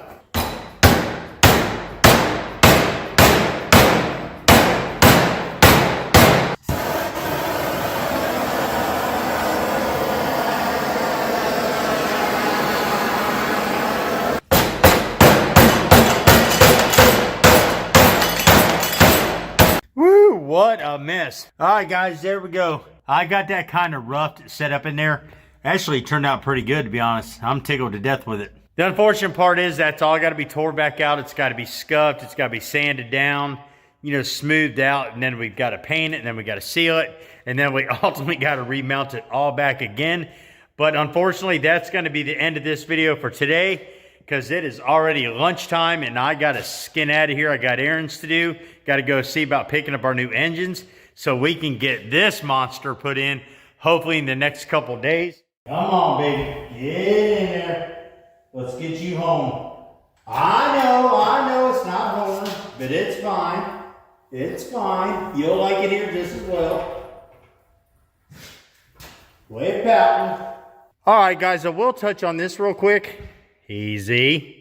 As you guys know, Noisy Cricket was a 6-cylinder car. Still has the 6-cylinder cross member in it. But the car came with Schumacher mounts. So I've already got those mounted to the engine. Now, I've heard a lot of people say they don't like these simply because, you know, it pushes the engine back too far against the firewall, makes it hard for the transmission. But I've also heard people say they're not too bad. So, you know, we're going to find out together, you and I. So, you know what? Let's get to dropping this thing. We'll find out together. Now, we're going to play nice, you and I. So, let's just, you know, let's play nice. Let's be friends. So, you're going to go down here the first time with no problem, right? All right. Let's go to your new home. Let's get you spun around here. There we go. Now, see, this isn't so hard, is it? Take your time. Nice and easy. Nice and easy. There we go. Now, see, that wasn't so bad. All right, we got an issue. Let's see what we got. Get your jack back up here a little bit. All right. Now, what we got going on? Well, I don't see nothing wrong here. What is your major malfunction, sir? All right, not too bad so far. We've got an issue hitting on this mount. Not sure.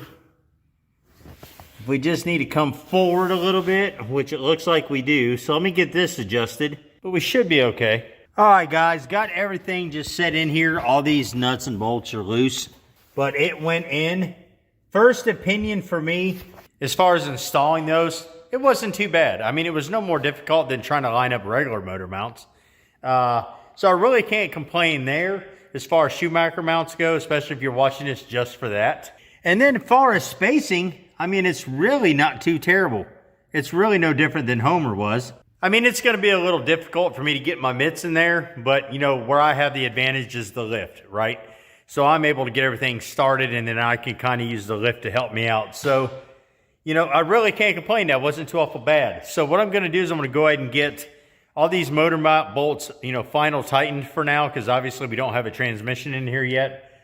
But my main goal for today is just get this engine set, get some measurements, kind of see how things are going to work out. You know, especially right in here, because I still have to put the blower on here, and it was tight for Homer. So I'm curious to see, you know, how it's going to do on this firewall here, especially with that big old MSD distributor as well. I have a feeling we're going to have to do some modifications, if that makes sense. But anyway, I am just tickled to death to get this engine back and get this car built and get it off for its wrap. So let's keep plugging away. All right, guys, I got you kind of set up here with me, like all up close and personal. So let's go ahead and get everything tightened down right quick. 3/4, typical Mopar. Yeah, I'm gonna need a shorter extension. Shorter extension. And I'm gonna feed these motor mounts all the Ooga Doogas. Let's get in here.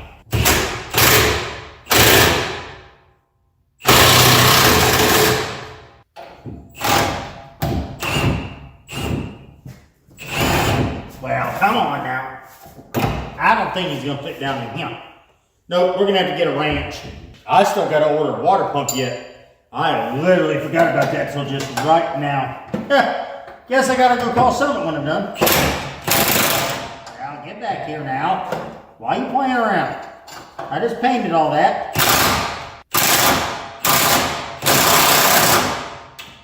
Alright, you gonna give me my wrench back? Huh? You're gonna give it back. I don't care what you say. Thank you. Now I gotta go down there and get it. Good grief. Alright, let me get the small Ooga Dooga machine and we'll tighten up all these little bolts. Man, I'm here to tell you, this looks AWESOME, just like downtown.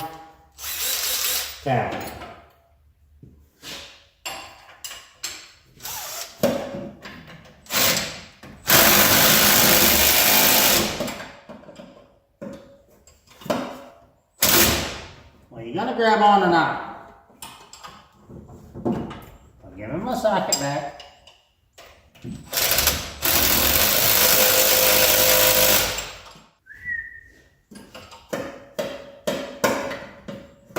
Stay. Stay. Get him on. Oh, now I can't get us in there now. Oh, wait a minute. Maybe. Maybe. Get back. Thank you. Ugh. Scratching up my new paint.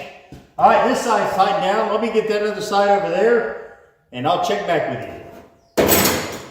Give my wrenches.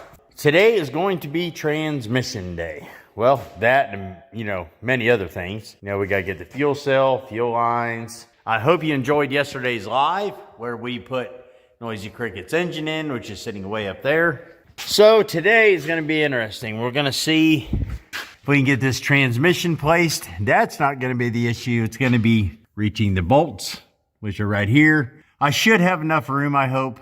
Fortunately, I got the lift, so I can take a little bit of advantage of that. And then we've got, the little slant 6 cross member here. And then I've got the V8 cross member there. So we should be able to make one of those work. If not, we will fab up a trans cross member. One way or the other, we're going to get this thing locked down. And then we're going to have, my eyeballed rear end to drive shaft. And I've got multiple drive shafts laying around here. If not, we'll take one of them, have it modified to fit, and we will go from there. So anyway, it is going to be a busy, busy day here. So I guess first things first, we'll get this transmission up on a transmission jack and see about getting it placed up in this old girl. All right, let's go find this transmission jack. I've got crap just everywhere in here. There it is. Good deal. Ugh. I need one with a longer handle on it. I mean, this thing's just, Come on, little buddy. All right, so I got the transmission jack over here. So first things first, we're just going to go ahead and wipe everything out inside this trans case real quick. Make sure it's good and clean. Got my torque converter sitting here, so we'll go ahead and get that placed in, get it down real quick. And then we'll start wheeling this thing underneath here. Just want to make sure everything's good and clean in here. Make sure no debris or oil, grease, anything is what I'm saying. Let's get it good and cleaned out. Also gives you time to inspect and make sure there's no cracks or anything like that. Because as you guys know, we've rode the wall a couple times. Yes, we have, I know. Oh, mercy. Now we're going to go in here the first time, right, little buddy? Huh? Is that what you said? My cart's wanting to roll. Let's see if we can wedge it against this trans. It's going to want to roll. Let's get him up against something hard here.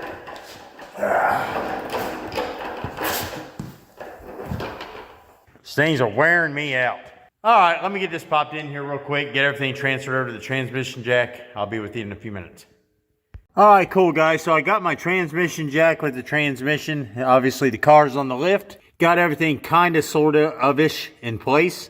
So I'm going to get back under here, you know, adjust my transmission jack, get everything kind of lined up. We'll stab it.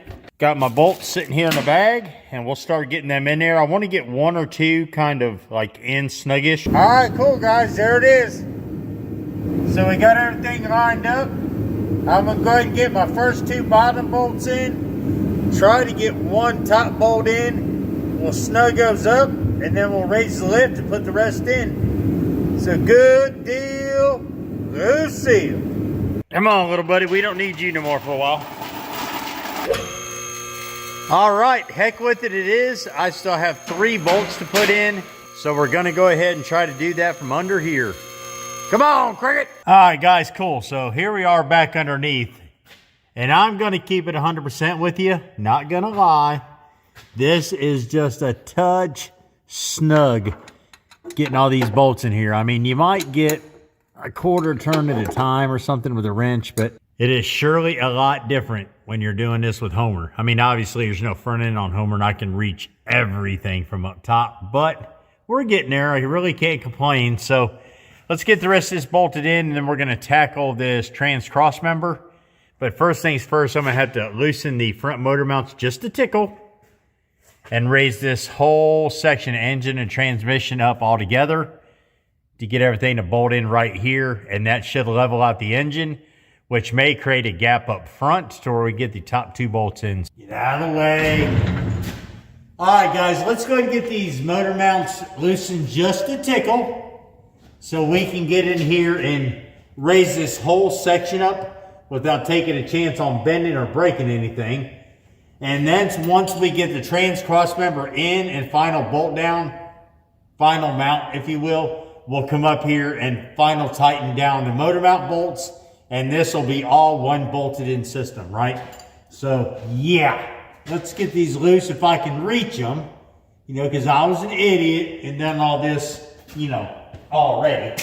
But that's all right. That's all right. Can my gun be able to get my mitts up in here? Oh, yeah. Oh, yeah. Well, maybe. Yeah, I got it. All right. Now, let's see. Where's the other side? Oh, there it is. There it is. Now, you stay right there now. You go. What? You didn't listen very well. I wonder if it will just loosen a tickle without having an impact on it. Oh, yeah. That'll work. That will work. I'll take it.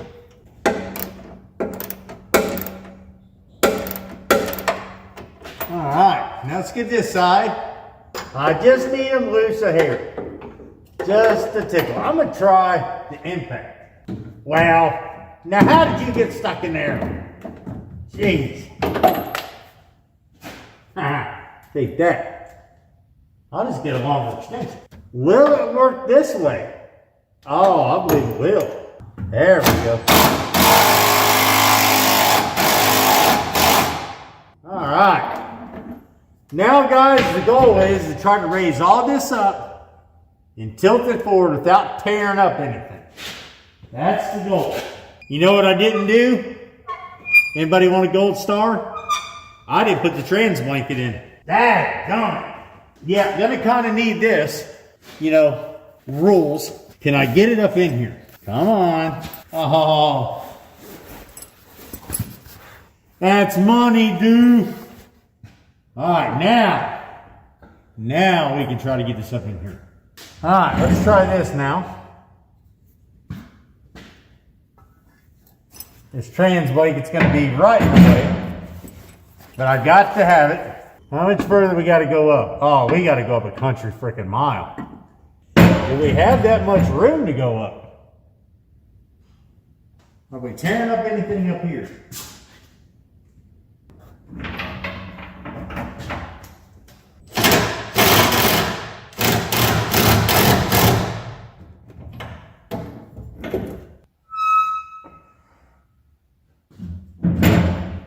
See what we look like now.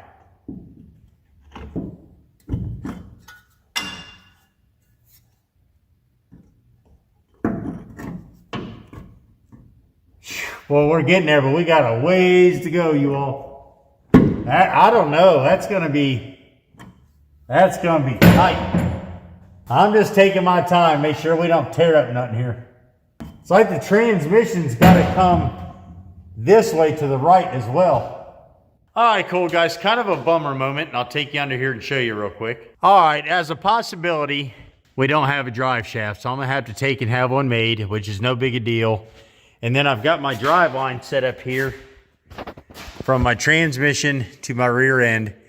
So I've got that just about perfect. I mean, it's eyeballed, but I think it's gonna be close enough. I took one of my smaller drive shafts from the Monza and the Trans Am, and it's lining up pretty close. And then on top of that, I'm gonna have to make a transmission bracket. A cross member is that, you know, here's the factory holes, and then the factory bracket is taking the transmission way up against the floor pan. And then the one off, like any of the like B bodies, like Cordobas, so on and so forth, it's way too big. So I'm just gonna go ahead and abandon this project for today. We got the transmission in. I gotta put the last 2 top bolts in, which is fine. So I'm gonna go back, jump back up on the engine, try to get it finished up, work my way inside, get my gauges, try to get everything ready for the electrical so I can get smoke over here. So let me go ahead and get the car back down. We'll abandon what we got under here for today, which is fine. I'll get some measurements for a drive shaft real quick. We'll make a call probably tomorrow and get a drive shaft ordered. All right, guys, I just got the last of my top transmission bolts in, and I don't know if you can see that little feller all the way down in there. Right there. Had to take the valve cover off and everything in order to get my fat fingers down in there. But anyway, we got it done, and I'm here to tell you that was a royal pain in the butt.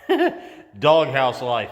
All right, so I got a bunch of other stuff I want to get done today, so I'm going to flip you around and show you. Well, obviously, I'm going to get that valve cover put back on, and then what I want to do is go ahead and get the fuel pump put on and get my fuel lines at least tossed up underneath the car so I can route them back the frame rail all the way to the trunk where the fuel cell is going to go. I want to get this overflow tank final mounted. Let's see, what else was there? There's a bunch of other panty-anty little stuff. Oh, I'd also like to get inside today and get the gauges mounted and find a place for all electronics, like the MSD box, switches, you know, all the crap I want to keep inside the car. Oh, and I got to get my coil mounted as well. So we got a bunch of little stuff yet to do underneath this where the hood's gonna be. So let's get to work. All right, guys, got the coil and the MSD box hooked up. Got the placement of the overflow tank ready to go. Got our fuel pump and lines hooked up. However, the line going to the tank is hitting the motor mount. So I'm gonna have to go in, call Summit, order a 22 and a 45 for 10 AN. So I can move around that, which is just freaking awesome. I love it. And then on top of all of that, our stacks are not gonna clear on this side because of this cover, which is fine. I can take the cover off and massage it or maybe notch it or just, I don't know.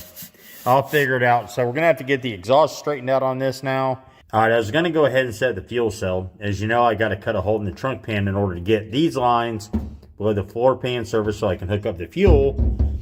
But then I forgot that we got a big old bump here. So I'm gonna have to massage this down or cut it out and put in a new piece there. But anyway, so we gotta get that straightened out. And then I got to cut a hole in the body here for the kill switch so I can get all that out of there cleaned up and put in. And then we've got to go in and I've got to order a drive shaft and I got to figure out a transmission cross member mount. All these little things have just burned up all my time today, trying to make phone calls and trying to make things work and hunt up parts and go through scrap and go over to storage. And it's just been a lot of back and forth, back and forth, back and forth. You know, trying to figure out stuff, doodling on a bar napkin. It's just been good night of living. We're trying to shove, you know, 5 gallons of crap in a 2-gallon bucket, and it's filling up in a hurry on me, which is fine. It's just it is what it is. Get impatient at times. I'm no different than anybody else. And then I got to figure out this issue. You know, I'm hitting the firewall here just barely. And getting down in here to my plug wires is going to be interesting at best. So I've got to figure out how to address this. Maybe come in with a whiz wheel and chop it out, or just leave it and let it ride. I don't know. It's going to be a short little video for you today. And, you know, I apologize. You know, things have just come up with trying to make things work, which we knew we were going to have those issues, but there's nothing you can do about it until you start trying to shove the engine in. But it's not too bad for the first day and a half or so, trying to get this done and spend time with family and, get through the new year and all that good stuff. But anyway, tomorrow we'll get back on it, crack-a-lacking. I'll see if I can do something about the firewall and just stuff that I can, I can handle here or until parts get here sometime next week. So, all right, good deal, guys. So here we go. We got our transmission in. We got it installed nice and straight. If you remember yesterday, it was kind of catty-wampered here to the left. So got that dialed in, got our cross member painted and installed, fully bolted in. Couldn't be any happier with that. I just needed to slow down a little bit, take my time, and we was able to get everything nice and dialed in. Transmission itself, we got our torque converter bolts in, or our flex plate bolts. Sorry, I'm not sure why I keep saying that. But anyway, so here's our flex plate bolts, all in, all mounted. Freely spins all the way around, which is freaking awesome. Cannot be any happier than that. So now today, it'll be later on this afternoon. Let me back you up over here. All right, so now as far as our drive shaft, we'll get that ordered today. I talked to Jason up at Calvert Racing Engines. He's got a guy, which is perfect. Awesome. So we'll get that ordered. And then on today's agenda is we're going to have to finish up everything under here because, to be honest with you, I'm getting tired of pushing this car up on this lift. We're going to kind of dummy up our fuel line up here where we're kind of need it until I can get a couple fittings. You guys know me. I always run them on the inside of the frame rail all the way down up to the fuel cell. That's just kind of like my thing.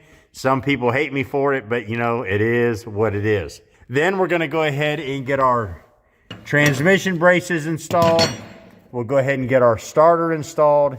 Then we'll let this pig down and see if that adjustment I made, reduced or extended that gap between the firewall and the blower. Because you remember yesterday, it was tighter than 2 coats of paint.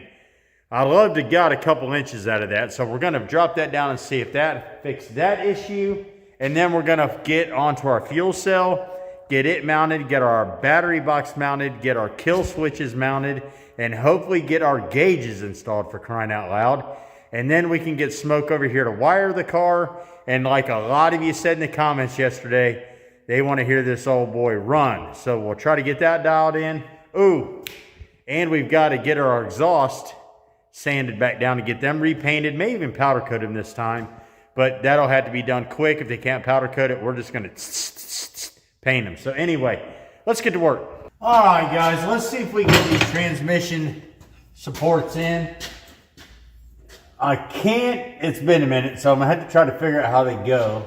No, I think this one goes on this side. It's been a minute. You go there. Nope. All right. Slow down. Slow down. All right, there's that one. Let's get it installed. Get my tool tray ready. Tool tray ready. Gotta lose my bolts today. Alrighty then. So I'm fairly certain this one goes like so-ish. And then this ground bolt goes here. Well, come on. You know you want to go home. Alright, there's one. Alright. Okay, let's try to get our other one in, then we'll tighten them bolts up. So I think in theory, then this one needs to go here. Where's my blue bolt? I got one of these bolts painted blue because I use it to ground my wiring, but after last year's debacle, we won't be doing that anymore. Okay, there we go. Come here. And there's an inspection plate that's supposed to mount to this, but we don't use that anymore. I don't need it. It gets in my way when I got to check this, especially the torque converter bolts, which always want to come undone. Get these hand tight, and then we'll get everything fully tight. All right, let me get a impact or a ratchet or something here. What I do? Low bridge, low bridge. All right, what I do is my impact because it's got everything on it, I think. Hello. All righty then. Let's get these 2 bottom bolts. Of course, Mopar being Mopar, I got 5/8 on the bottom, got 9/16 on the top. Well, you coming on or not? We'll get these two installed real quick, and then we'll get this starter installed, and then we'll go ahead and run our fuel line, get that out of the way. And we'll get onto that fuel cell and gauges. Now, I've been down here a few hours now. It's already, I think, after 6 o'clock. All right. Now I got to switch over to 9/16, because again, Mopar.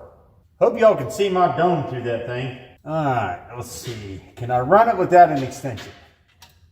Yes. All right, there's that one.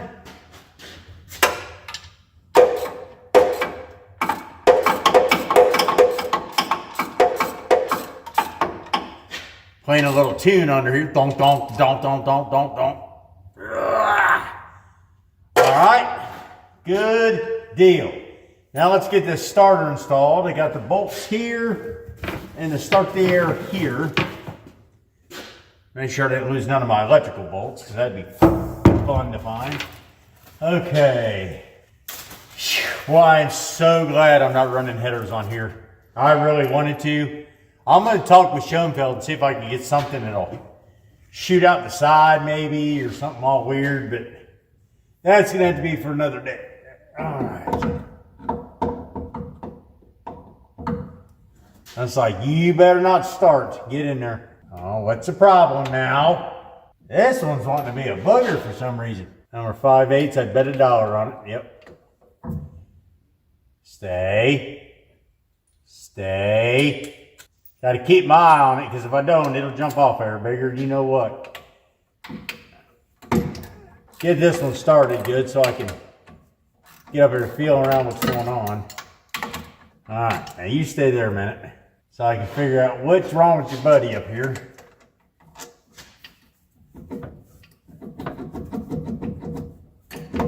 There we go. It was just in there all cottywampus. Don't ask me what that means, because I don't know. Now, by God, am I going to be able to get a ratchet up in there? That's the question for today. If not, I'll get a ratchet wrench. Bolts are 3 miles long. Jeez, come on. What are you waiting on, buddy? Get in there. All right. Now we're cooking with Crisco. All right, see if we can get your little buddy in here. He's wanting to play around. Hey, get in there. All right. Now this one up here, I think when it gets so far, it won't take the ratchet wrench. So we got to manually does it, which is fine. All right, good deal. All right, so there we go. We got our starter installed, new bolts, new hardware, and then here's one of our transmission braces that runs up to the block.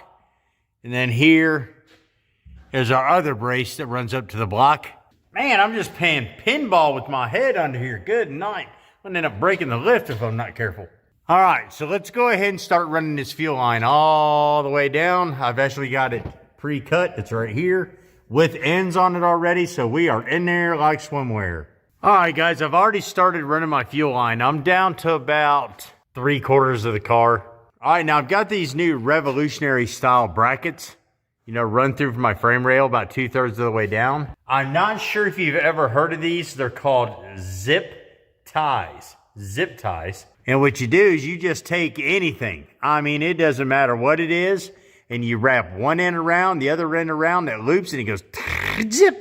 And it hooks anything in place. So let me go ahead and get a few of these hooked up real quick, and I'll show you. I'll tell you what, guys, these things work out like amazing. So here's my fuel line, comes up from my fuel pump, just follows my frame rail down. I mean, look how laser straight that is. I mean, it's beautiful. Now, I stopped here. I got to finish going. But I'm here to tell you, these things are going to take over for hillbillies. I mean, people like me who just do stuff to get it done, I mean, they're going to love these things. But anyway, let me finish the car, and then I'll be back with you. But, I mean, unbelievable. All right, cool, guys. I got the rest of my fuel line run up my frame rail here. Now, when I get to this rear tire, I tuck it as far up in there as I can. to keep it out of the blast zone. But I've got the drop right here. That'll go to my fuel cell. Once I get everything hooked, we'll get this tucked up in here, out of the way. So now we're going to go ahead and drop the car. I really want to see if any of the improvements we made underneath here straighten that engine out. And just from here, it looks like it has. So let's get this dropped down. We'll check that engine out. And then what we're going to do is we're going to go ahead and get in this trunk, get our fuel cell installed, our battery box installed, and our kill switch. And we'll kind of see what happens from there. We'll plug away here for a little bit. And, let's see what we can get done today. Got to move all this jazz now. Come on, little buddy. We'll find somewhere else to put you. Right now, we got to get Cricket off here. Got to move my chair. That just absolutely breaks my heart. All right, good deal. Get this out of the way. That reminds me, I got to finish mounting that overflow. All right, let's get him down. Oh, yeah, that's much more better. Look at the gap we got in there now. Good freaking deal. Man, sitting there a lot more level. Still got the leaning tower Pisa look to it, but it's not bad at all. Looks just about like it should, which is cool. All right, good deal. Let's get him rolled off here and let's get back to work. All right, buddy, we're not going to run me over like we did the other day. Let's just nice and easy. Let's get you off here. Easy. Easy. Oh, easy. You put on some weight. Woo! Slow down. Woo! He come a cooking off there. Just barely nudged my, very, very expensive door, but we're fine. All right, let's see what we got. Boy, Cricket, you look a lot better up here, buddy. A lot better. Sweet. All right, guys. Fuel cell installation part 1. So what we need to do is we need to do something about that bump. Now, I could do this, a couple different ways. I could cut that out, put a piece in, or I can use my buddy here. So I think what I'm going to do is I'm going to motivate this down, mark where we're going to cut for the fuel cell, and then we'll find a spot for our battery box. But anyway, viewer discretion advised.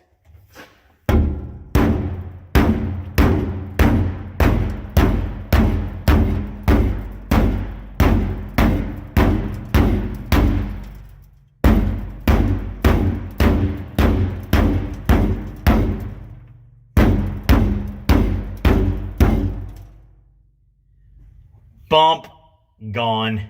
All right, let's get our fuel cell. All righty then. Where are we going to put you, buddy? Put you right there. And then, where do we want the battery box? Because I'm going to have to cut a nice little hole for that. Let's see. Come here. I know. Oh, that's money, dude. I got to clean all these wires out of this thing, but I'm thinking something like that action. Yep, well, maybe up here. Let me see. It would help if I didn't have all this crap in here, if I'm being honest. It would really help. So I'm wondering, how about we just get all this out of here? All right, so there's the ground. These two got to kind of stay because I'm not cutting the ends off. Yeah, that's way too much moolah to be wasting. So this is the hot wire up to the starter. So here's going to be the plan. We'll put the fuel cell here, battery box here. We'll put the kill switch right, well, let me see if I can get my finger. Put the kill switch right there, which would come out right here. And we're going to be in there like swimwear.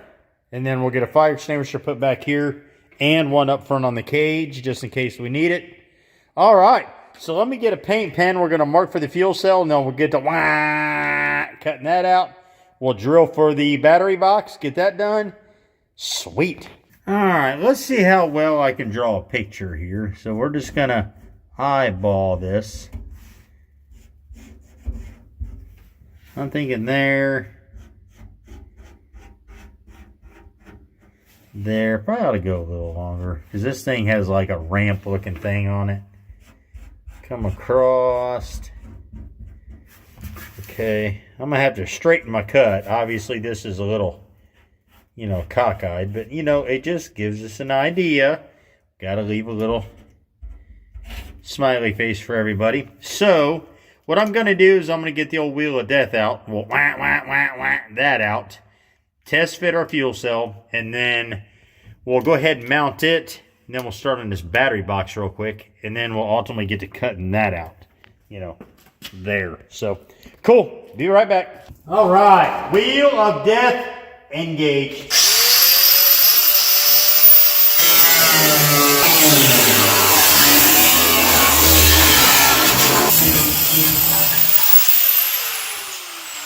That's money, dude. All right. I'm not getting under there and getting that right now, but we can test our fuel cell. Come here, little buddy. Ugh. Are you gonna fit?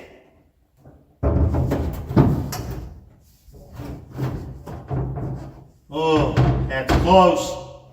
Probably gonna have to crack the lack out just a little bit more so we can get the fittings in here.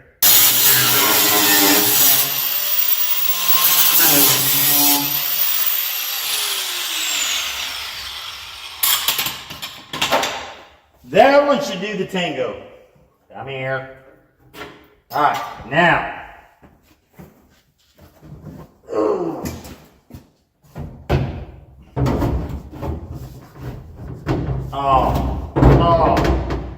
Oh, that's money. Think of it.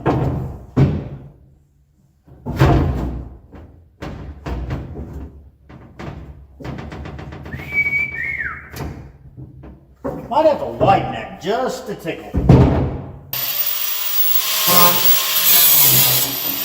All right, there we go. So what I'll do is I'll go underneath and I'll tap this lip up like I normally do, just a hair, so we can clear to get the fitting on these threads. And then this is sitting perfectly flush. So yeah, can't beat that with a stick. All right, cool. Let's go ahead and bolt this down right quick, and then we'll kind of wipe this shit off, and then we'll get on this battery box. Good deal. Starting to come together. So we got the fuel cell mounted in. It's set. Got the battery box mounted in. It is set. Got our ground wire running through the box and the floor so we can attach that to a frame rail. Hot wire going over to the kill switch. Ground going to the kill switch. And hot going right here. Back up and around and spooled so we can run that up to the starter. So now, this is looking really good. So let's go ahead and get our kill switch installed. So I'm thinking, right here-ish. Here, let me use the cover. This makes a little more sense. So I'm thinking right there. We just got to be careful not to hit the back of the car against the wall. But yeah, it's a good spot. So I'm going to go ahead and mark this, drill this out, and get this switch installed right quick.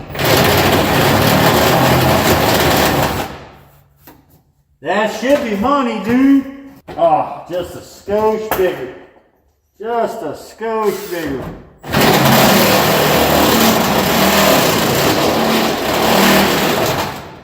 Alrighty then.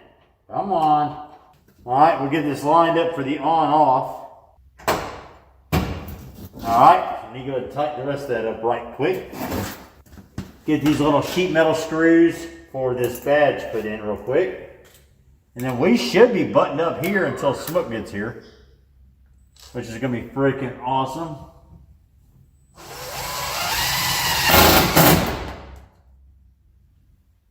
Oh, I got to put that little screw in that handle yet too.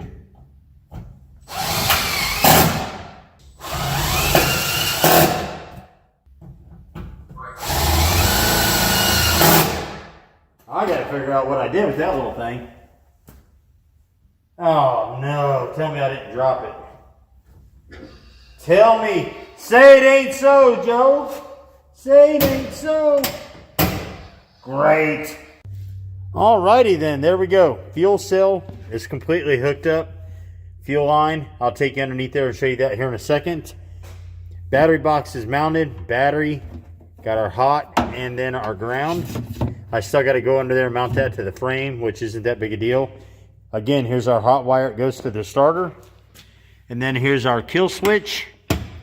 And then underneath here, I went ahead and finished up the fuel line. So we've got it tucked up in here behind the frame rail. You know, again, out of the blast zone. Here's the bottom of the fuel cell. So that's all dialed in and ready to go. All right, guys, I've been just jumping around on the car here, finalizing up some little things, just trying to, you know, figure out what I want to do with the car, make noisy cricket, right? But in the meantime, I went ahead and seen if I could get the stacks to work and get you some of this. Boom. They are tight, especially on this passenger side. Good night. Driver side, I mean, I've got all the room in the world plus some. But over here on the passenger side, I'm good with the exception to right here. Now, they're bolted in now, just mocked up right now, but I might have to massage this just a tickle. But other than that, man, this thing is looking sick. It's, you know, it's essentially just Homer inside a noisy cricket, right? Just a lot less real estate to put the same amount of land. So, yeah, very cool. I'm very tickled with that. Looks sick. I cannot wait. And then, of course, we got the fuel system and the battery and all that taken care of today. Still got to get in here and do this dash setup. I did break out my gauges and my switches. I do not like the way they look in here. So I'm going to run up here to Summit and see if I can find a little bit better of a setup. Maybe something I can get to hang up on the bar, the roll bar itself, kind of like a drag car. I think that would just, you know, look a lot better. So I'm going to go up and shop around for that real quick. Look around. I need to check on the status of our water pump and our new fittings. Oh, pardon me. But yeah, noisy cricket's coming together. I know I'm beating myself up a lot on this, but I got to keep in mind it's only been 2 days. Okay, guys, like I just showed you a second ago, so we got our headers redone. Now I need to see if I have some gaskets for these. Not sure if I do. I have the old ones, but I have a gazillion old gaskets down here, or new gaskets. But I'm not sure if there's any header gaskets in here. If there isn't, that's fine. We'll order some new. But let's just see what we got. No, I think those are for 383. Let's see what we got here. Let's see what we got. Intake. What we got here? Nope, I don't think so. Let me get one of the old ones. We'll try them out real quick and see. The old ones are pretty sketch. I can buy some new ones and order them. That's fine. Again, this is just testing. I want to see how this is going to work on the car. So let's go over here and see what we got. Let's see. I think these are universal gaskets. Ooh. Okay, well, if we got another one of these, we're going to be in there like swimwear. So let's see what we got.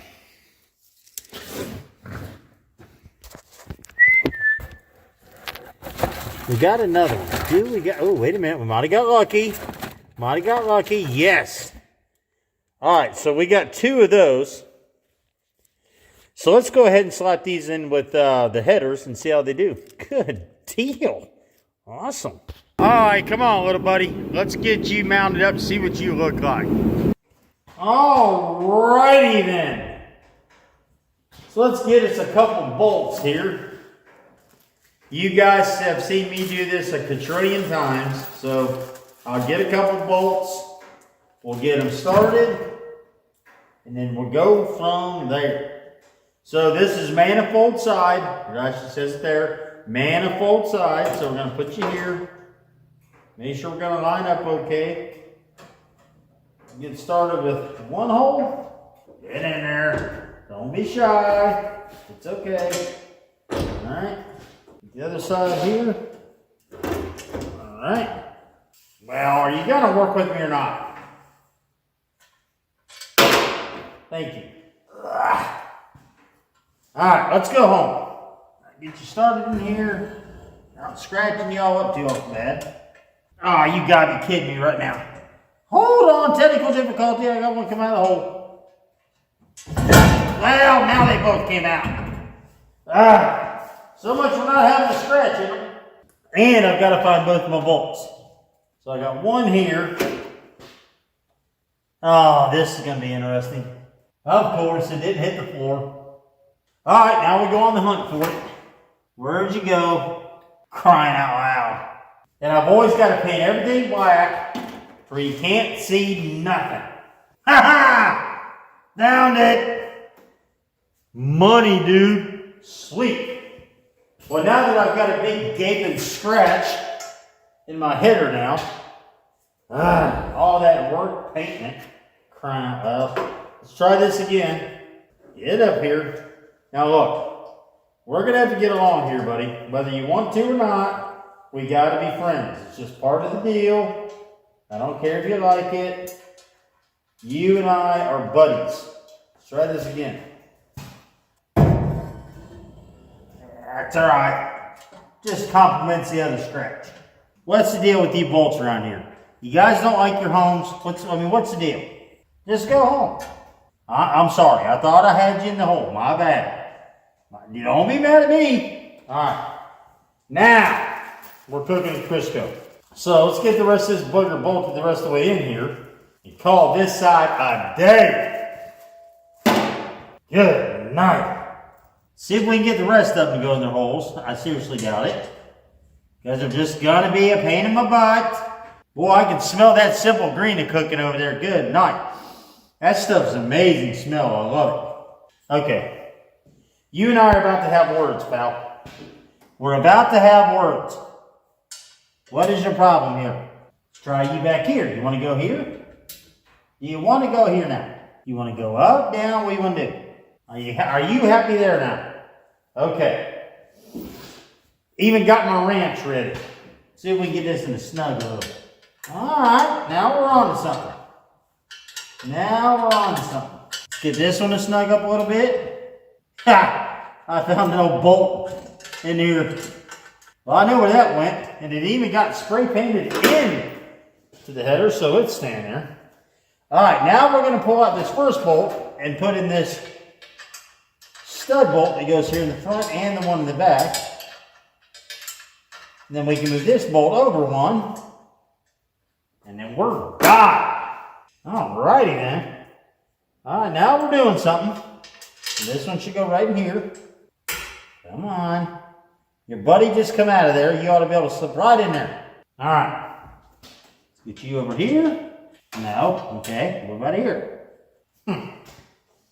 Wearing me out. Okay. Now, okay. Now we got two more. Where'd this one go? Okay. Now we're cooking with Crisco. Now we're cooking. All right. One more. Will you go in there? Are you going to be good or are you going to be that one guy? Oh, money, dude. All right. Let me get another wrench, tighten him up. Are you going to work? No. Dang it. Are you going to work? Oh, he's like, that's money, dude. Gotta love it when a plan comes together. Gotta love it. Anybody else getting any snow where they live? Because I know we are getting it like, I think we're getting everybody's. Is what I think. Let me get these all tightened up and I'll get you guys in here with me. Boom. There we go, guys. Cool. So we got the driver's side in. It started out a little rough, but you know, we got it. It's all fine. I did develop a little scratch. I'm not sure if you can see it. It's right there, but you know, it's behind the master cylinder. I mean, who's going to see it there? I mean, come on. It'll be fine. So what we're going to go ahead now is we're going to go ahead and try to get this passenger side in. I'm going to try to set it. If we need to, I'll go ahead and massage this piece here real quick. You know, get the old hammer out and kick that in. And then we'll go ahead and, you know, massage that in there. So let me get this other one put in right quick. Come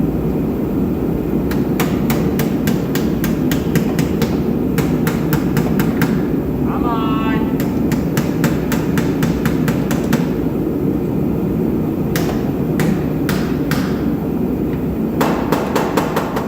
Boom. All right, there, cool, guys. Got both sides installed. Not gonna lie, this side here was a little sketch. We did have to motivate that just a tickle right there. So we'll mask the header off and do a little there with black straightens that back up. Actually, what I had done off camera was I put all these bolts in and forgot to put in my safety harness. So I had to take off all 4 corners and reattach that. But we do have our harness installed. All 12 bolts are put in on both sides, and this thing is in there like swimwear. I mean, tell me that doesn't look sick. That's epic. All right, cool. If we were to go ahead and wrap the entire car, which was ultimately been the plan the whole time, you've seen the designs, it was going to look sick. But our feelings are, you know, this general area here, on both sides of the car, ultimately after about 2 or 3 burnouts, is going to be ruined. We're either going to melt the wrap, tires are going to pop, we're going to destroy it, something's going to happen to it. And there's no way to really correct this other than trying to wrap pieces in. So the decision has been made by Kathy, myself, and then ultimately Squirt's going to help out, is we're just going to paint that very design on this car, with exception to the Noisy Cricket decals, the big Cricket emblems, you know, the mean Cricket emblems that are going to go here, you know, my name on the car, sponsor stickers and all of that jazz. But essentially the pink, the jagged green lines, I'll post a picture in here. We're going to essentially just do everything but the fancy decals. And then TNF Signs, who we've spoke to, they completely understood what our mindset was or our thoughts were on this as far as, you know, destroying the wrap back here. But we've painted multiple cars in the shop. We painted Homer in here. We painted other cars before even YouTube. And of course, with something with that degree of difficulty, mind you, you're going to have the pink, the green, the shades of maroon, the shades of light pink, the magenta, the black, plus all the jagged edges. This is going to be a pretty daunting task as far as masking off, painting, multiple coats, getting everything set, and then, at the end of the day, ultimately clearing the entire car. I mean, it's going to be a job, is what I'm saying, but it's going to be a freaking blast. It'll give myself, Kathy, and Squirt some time down here together to just kind of hang out and let the old creative juices flow, right? Which is going to be sick. So, for today's episode, with us doing paint now and us ultimately already having the engine installed, we're going to start with getting the grill. Might even take the bumpers off, I'm not sure, but we got to get the marker lights off, the mirror off, handles off, rear marker lights off, brake lights off. I mean, we got to get the car stripped, is what I'm saying. Get this goofy little gas cap cover I made off there. And then we've got to start working this body. Now, fortunately, we've already done the body work, but we're going to have to get this body like dolphin smooth. R.I.P. Abraham. And get it ready. So on today's episode, essentially, we're going to tear this car back apart, right?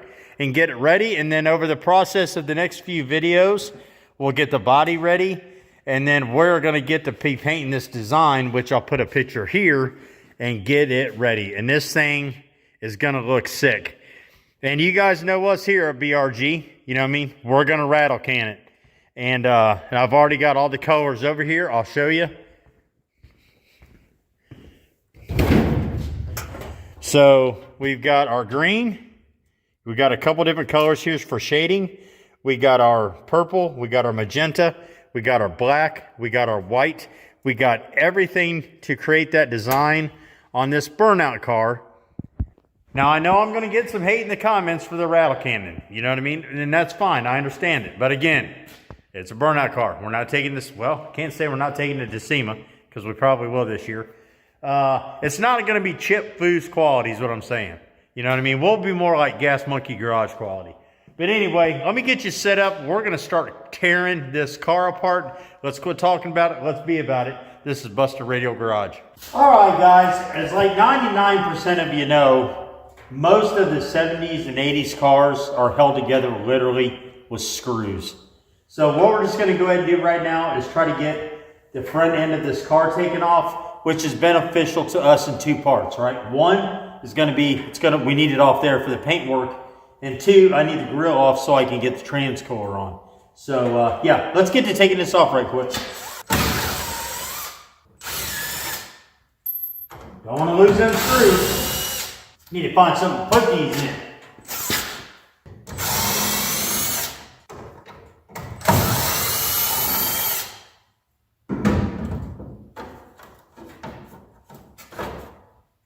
Got one more. I'm really surprised that electrical's still hooked up. But we're going to go ahead and take it off there. We're not going to need it where we're going. Oh well, I'll just shove it back in here for now. You don't, just stay there. So we'll get us a collection going over here. Alright. Find something to put this stuff in. Alright, got me a sandwich baggie. And then we'll just mark that when we're done. Okay, we're going to have to get some nut drivers for those. Let's go get this other one off. What do you guys think? We ought to leave this chrome alone, or do you think we ought to paint it? I think I'm just going to go ahead and paint it. Is what I'm thinking. Maybe we'll paint it up. Matching or a corresponding color. Maybe an off-ball color. I don't know. We'll figure it out. Alrighty then. So let's get us a nut driver for this grill. Throw us a little bit of liquid muscle on here. With those threads. So we don't break the grill, we do need it until we hit a wall, and then it'll be useless. And I'm sure some of you are like, what are you doing? But you know what I mean? Sometimes you just gotta do what you gotta do. 10 millimeter. All right.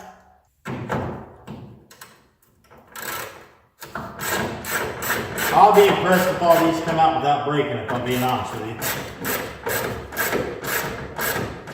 Alright, what we got here, I'm going to need a nut driver for those, I think.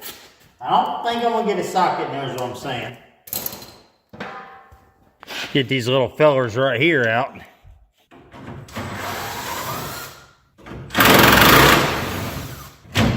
Well, I figured out what was going to happen, so I had to figure that out.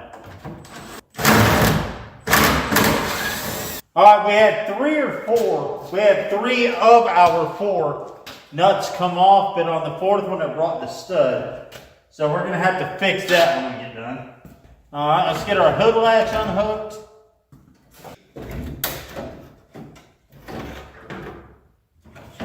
We don't want to break the grill because these things are ridiculous expensive. Alrighty then, so I'll show you what we had happen here.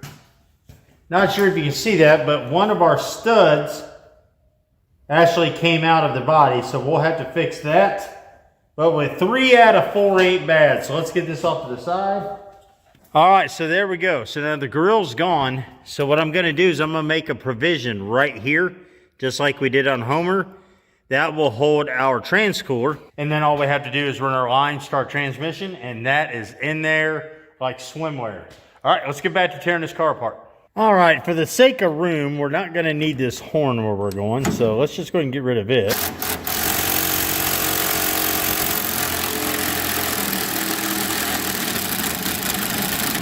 Well, that bolt wanted to go dancing. Alright, so we'll go ahead and pull this out. We'll stick it back in this bracket, but first, we've got to get all this electrical cut. And we're not going to need any of that where we're going, so snip, and that's the hood latch. We're going to need that. Alright, so there's our horn. If anybody needs an 88 Roadrunner horn, let me know. Got a good one right there. Alright, let's see what else we're going to keep. This we need for the grill, but while we got it apart, we might get in here and clean some of this up. And we got to get rid of this old wiring, but we'll get that here later on. So, cool. Let's get back to work. All right, let's get everything off the rear here, but I'm going to pre-soak everything with a little bit of liquid muscle here. Because any of you, again, have done this stuff, taking this crap off from 70s cars, they generally break. The studs will break. It's just a mess. So we're just gonna soak everything down good. That way we can save as much of this as humanly possible. Where are you at? Man, they got enough bolts on this crap on here? Good grief. Who am I kidding? I'm never gonna put lights back in here. I do not know why I'm pulling with these bulbs. But we'll save them. I, to be honest with you, couldn't really care less if these break. Because I'll epoxy them or goop them back on there. Homer's taillights were just held on with black silicone. Anyway, we're going to try to do it the right way, so let's just be patient. So let's get started here. Gonna need an extension. We're going to try to bake these off by using an impact. Alright, let's see.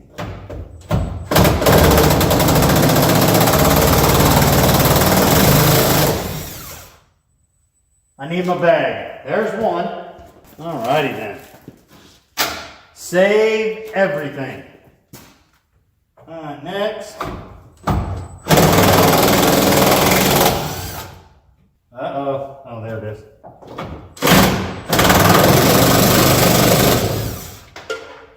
Oh! That's gone forever. Alright, well, stick with it.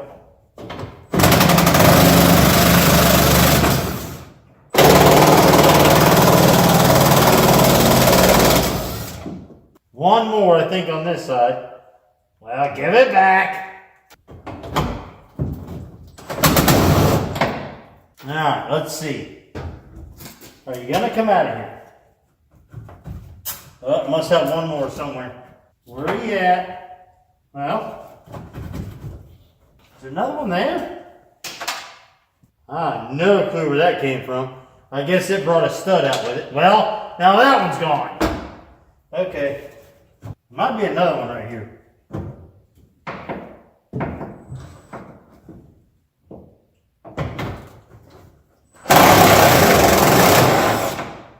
Let's see. Oh, money, dude.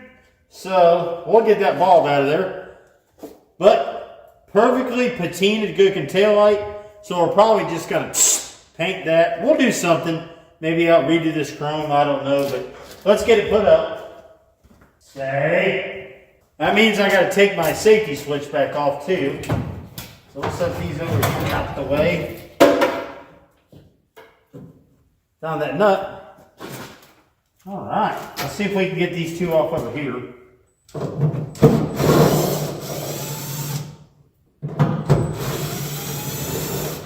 I actually have NOS lights of these somewhere, but actually the chrome on these actually looks better than the ones on the RT, but I don't know, we'll figure it out. Alright, so let's get going on that side here in a second. This car is going to look so sick, I cannot wait. Alright, we're done with the liquid muscle, I think.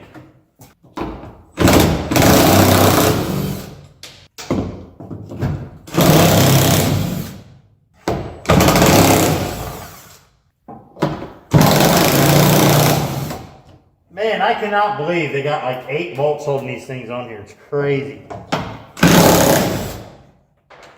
I don't know where that one went. New cars today would have 2, maybe 3, maybe.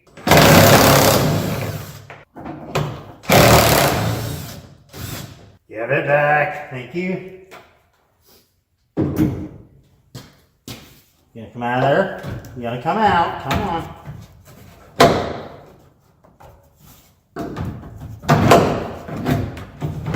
Alright. Well, that one didn't give us no problem.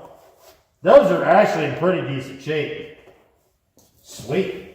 Gotta watch these hangers. I had one get me by the earlobe the other day. Didn't feel good at all. Alright, let's get these two.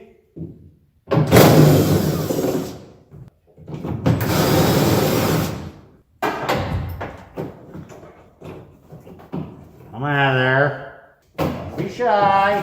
Thank you. Alright. We'll just stick that little piece on there and we can reuse that, by God. Alright, I guess I'll have to take that back off. So much for having smoke come wire the car. You know what I'm saying? Okay. Man, that looks nice. Nice. How's that guy do it? He's like, nice. Alright, cool. Enough playing around. What am I doing? Like, what are you doing, Chris? Jeez. I'm not going to need any of these. Could have swore I just put these on. Oh, I need a Phillips head screwdriver too. Wait a minute. Yeah. Dang it. Alright. Good grief. Glad I didn't hook up all the wires to this yet. Come here. Stay. Stay. Done hooked all this up. Jesus. Now what I do with it? There it is. Come here.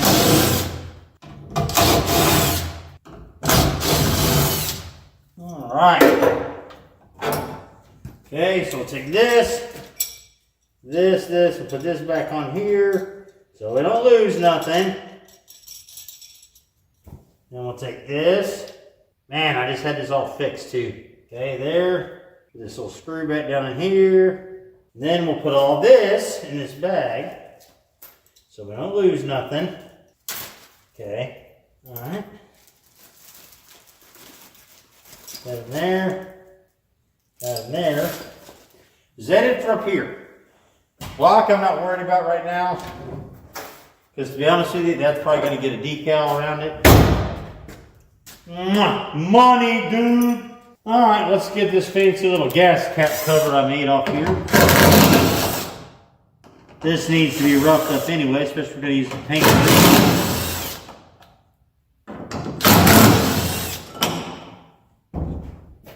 Score! Alright, and here's our little collection of parts that we removed. So we got the headlight bezels, the grill, tail lights, you know, marker lights. Here's our bag of bolts, and then of course this little gas cap filler cover. Decide if we're going to paint this stuff. Not really 100% for sure yet, but we'll figure that out as we go. All right, cool guys. So we've got this, you know, this old gas cap insert removed. The entire tail end assembly removed with the exception of the lock. We'll get that later. Not too concerned with that at the moment. Marker lights and all that jazz. So the next thing on the agenda is going to get these wheels and tires off the back of both sides of Noisy Cricket, because those are Homer's wheels and I do not want to take a chance on getting the overspray or paint on those. So what I'm going to do is I'll go over here and pull these old wheels off this 8 3/4 sitting here, and I'll put those on the back of Noisy Cricket. And by the way, I have been reading the comments and there's been a lot of concern regarding the RT sitting out in the open while we're doing all this work. So I did the right thing and I put a cover on the RT for everybody. So yeah, I do take your all's advice, and you're right. I should have had that car covered up, but you know, I'm an idiot. And then I went ahead and also covered up the Monza over here. And the main reason for both of those really just pushing the fit like I did is I'm going to take Noisy Cricket and I'm going to put him right here for all the paint work. And we'll probably drop some plastic down from the ceiling, you know, to just try to keep the dust contained or the overspray contained. And because I'm really, again, it's not going to be a perfect paint job by no means. However, I do want it to look good. So let's go ahead and get him jacked up real quick. We'll pull Homer's tires off here, put them up over there with the other ones. And we're going to have to get something to get those tires off here. And we'll swap those right quick. Come on, little buddy.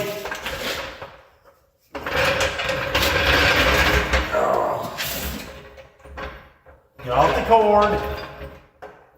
Last thing we need to do is shock ourselves here. I mean, we've done it before, I guess. That's good enough. Good enough. Come on.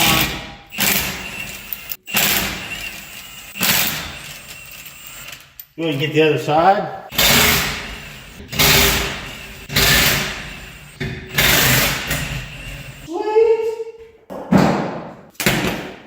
Come on, little buddy. Oh, and you're slippy. All right. All right, come on. Good deal. Left turn. These are like brand new. I mean, they are brand new. Other than just rolling around in the shop. Got brand new just shop rollers. Cool, those will stay there until we build Homer 3.0, and then there's the rears of Homer 3.0. So now we got to get a jack up under here, raise this 8 3/4 up so we can get these wheels off.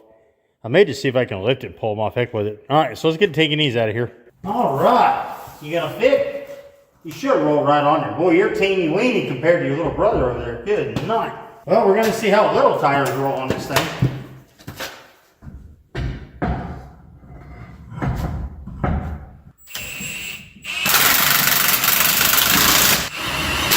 My wrench back. Ain't that cute? Ain't that cute? All right, let's get the other one. All right. Let's get you on here.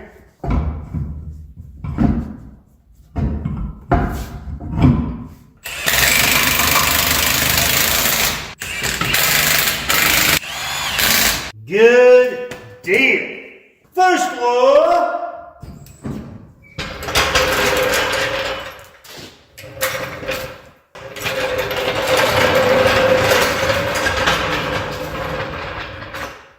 All right, there we go, guys. Very cool.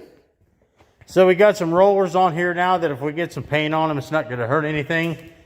Because to be honest with you, these are going to be burnout tires either way.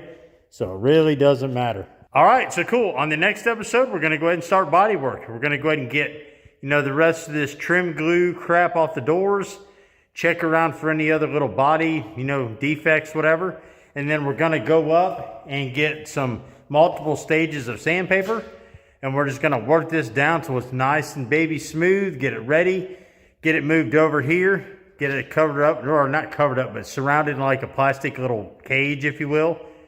Take your tack cloth. Wipe it off, and then we're going to break out the cans and just multiple designs, multiple times of masking and unmasking. Let's quit talking about it. Let's be about it. I'm going to set you up, and we are going to get a roll of plastic out. We're going to start getting this fitted, getting this masked off, and then we're going to work our way around the car, get the windows, door handles, pretty much all that jazz. And if we get enough time today, because the girls want to go out to dinner tonight. They didn't get to do that last night, and we take the girls out one night every weekend. We get them something to eat. We let them shop. I just hold the purses, and stand in the corner with the other dads. But anyway, so yeah, we might be able to get the heat gun out and get all this old strip off the side of the car, get that cleaned up. And then after that, really, I'm just going to do some light sanding, give this thing a Scotch-Brite bath, rough it up just a hair, and we're going to get the painting on this thing. The hood, let me show you that right quick. The hood's going to be a little different because it's just kind of rough cut to fit on there, but it still rubs the exhaust. So we're going to kind of round this off nice on both sides. We're going to round off all these sharp edges. We're just going to clean this up and make it look somewhat presentable. We don't want to be a superstar here. We don't want to be looked at that way. Mediocre is where it's at. And then we'll have to set this over the plastic. So I'm going to have to keep it loose enough to where it just kind of, it's going to be like an engine drape or an engine, you know what I'm saying. And so we can set the hood over it. And then when we go to painting, because the hood's going to be on there the entire time while we paint, so we can make sure all the lines match up. So let's get to work. All righty then. So we need to save the black the best we can, because we don't want any black or gray or anything like that showing through on our pink. And you guys know me, I don't have any patience whatsoever. I mean, that isn't bad. I mean, it's the first. We just started. Now, my thing is, I'm hoping when I peel this off, all the black doesn't come with it, because you guys know my paint prep. It's absolutely terrible. All right, we're getting somewhere. Break, come on. Ugh. All right.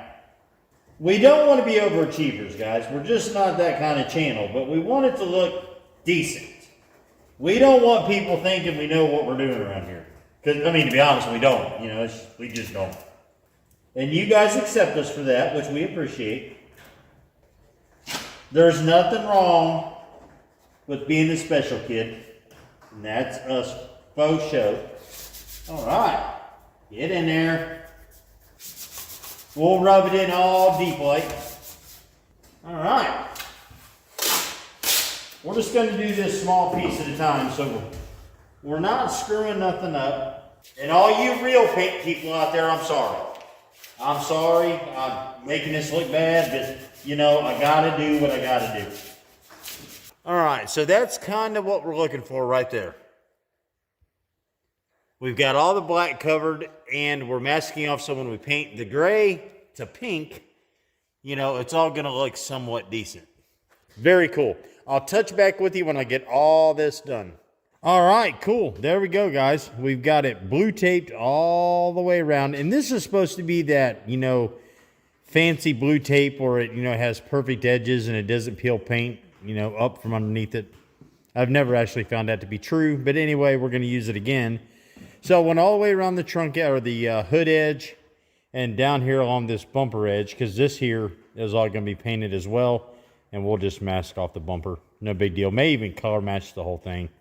Anyway, so let's go ahead and get some plastic out right quick, and we're going to go ahead and cover all of this, do some tucking, and then we'll tape the rest of it up, and then that will be ready to go. And we're going to start on the windshield and the rest of the glass. So let me find some plastic. Well, I found some plastic, and I have a feeling it's going to be way too big for what we need. So we're probably going to be doing some trimming. So let's just roll this out. See what we got.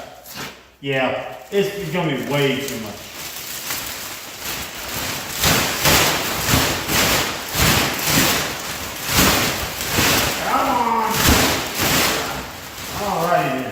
I have a feeling that the best way to do this is just going to be go over the whole car, kind of like the car cover. I can get it all over it. Get over there.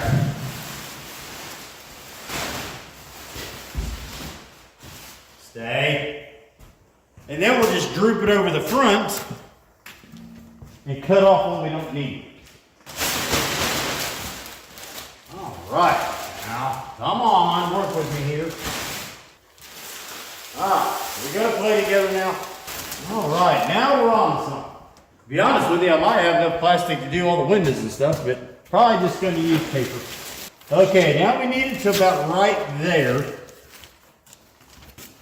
But we've got to be able to get it to tuck so we can get the hood on.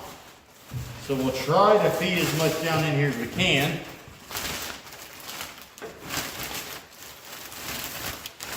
If we can't get the hood on, we're in trouble. Alright, we're getting somewhere. It doesn't have to be pretty, it's just got to be somewhat correct. Alright, we're getting somewhere. Might have to break out the old razor blade, but...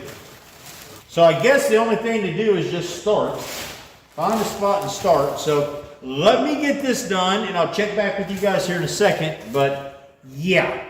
Boom. There we go. Now, it isn't the prettiest thing in the world, but it's going to do the job. So what we've done is we just laid the plastic over as you've seen, and then we just taped the plastic to our original tape that we had put around the perimeter of the entire hood section of the car.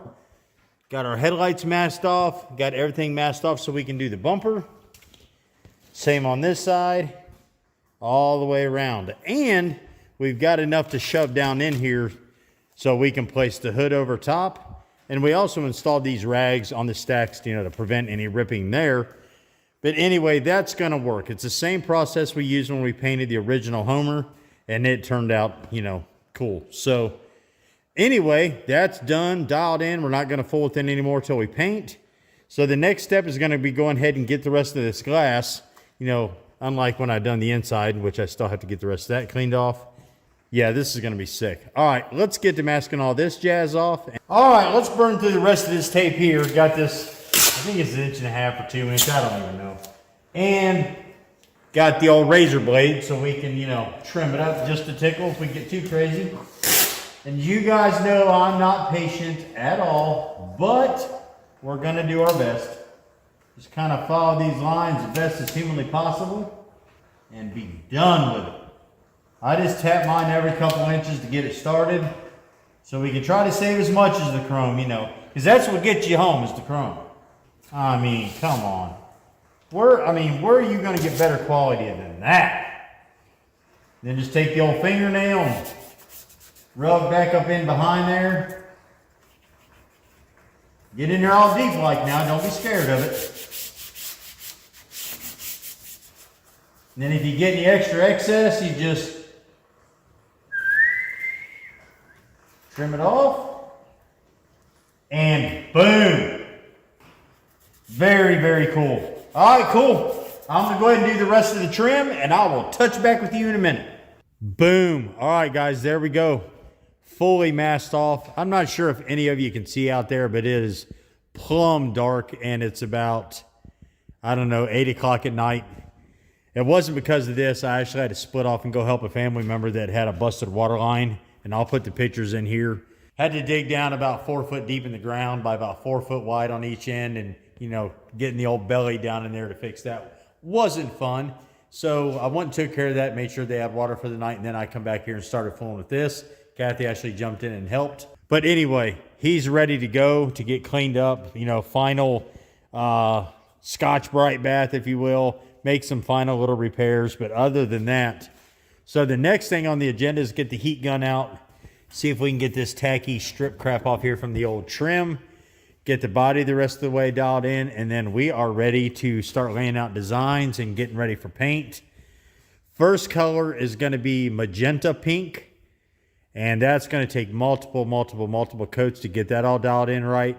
We'll wet sand that, and then we're going to have to start laying out designs for light pink.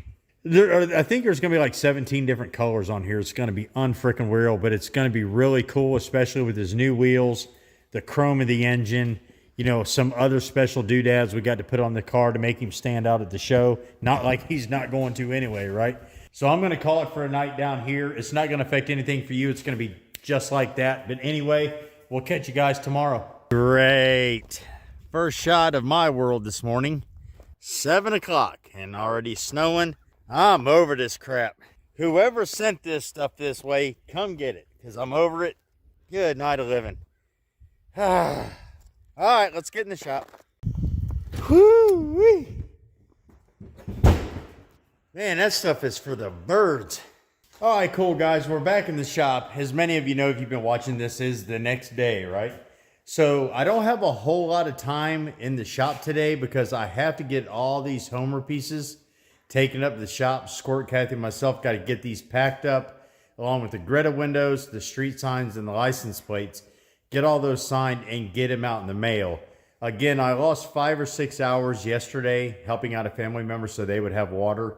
You know, it's just been brutal cold here, and we have another week of Arctic cold coming down to where I think our highs are just zero, like 0 or -0. So anywho, I'm going to sit down here for a few minutes. I'm going to see if a heat gun and a blade will get this like old glue residue off the doors. And if it will, we're just going to get one door. If it's really quick, we'll get them both done.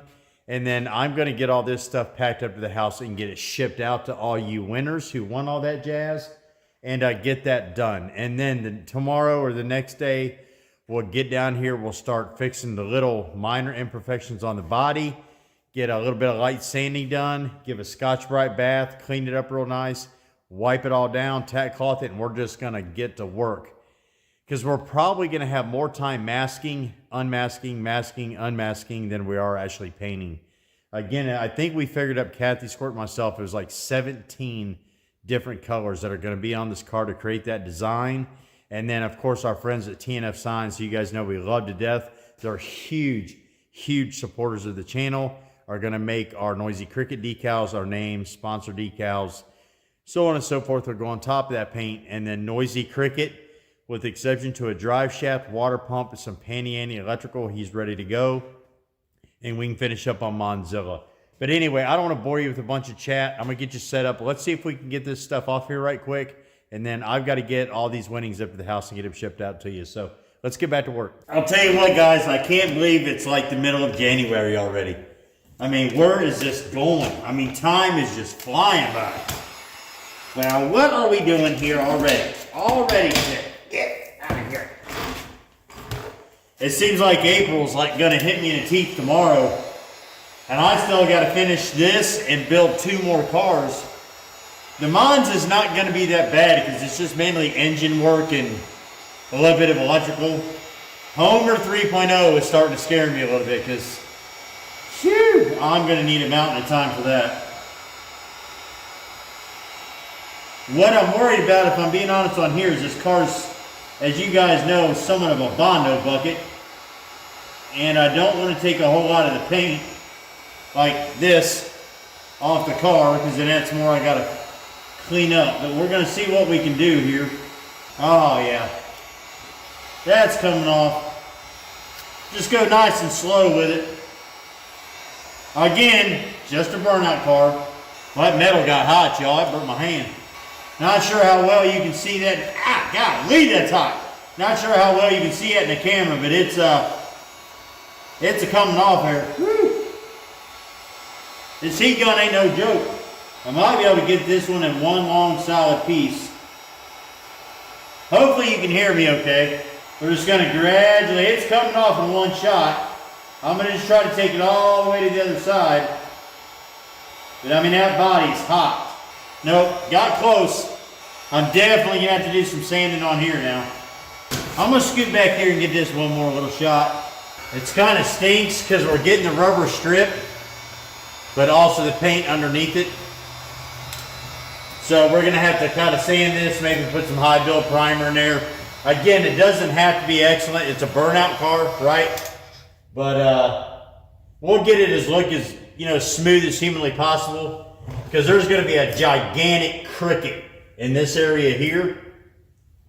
And then obviously noisy cricket decals on the doors, sponsor decals in the back, on top of all the paint. So I mean, it's going to be like right here in your face with a bunch of different colors and designs, but we'll make it as smooth as humanly possible, and then right?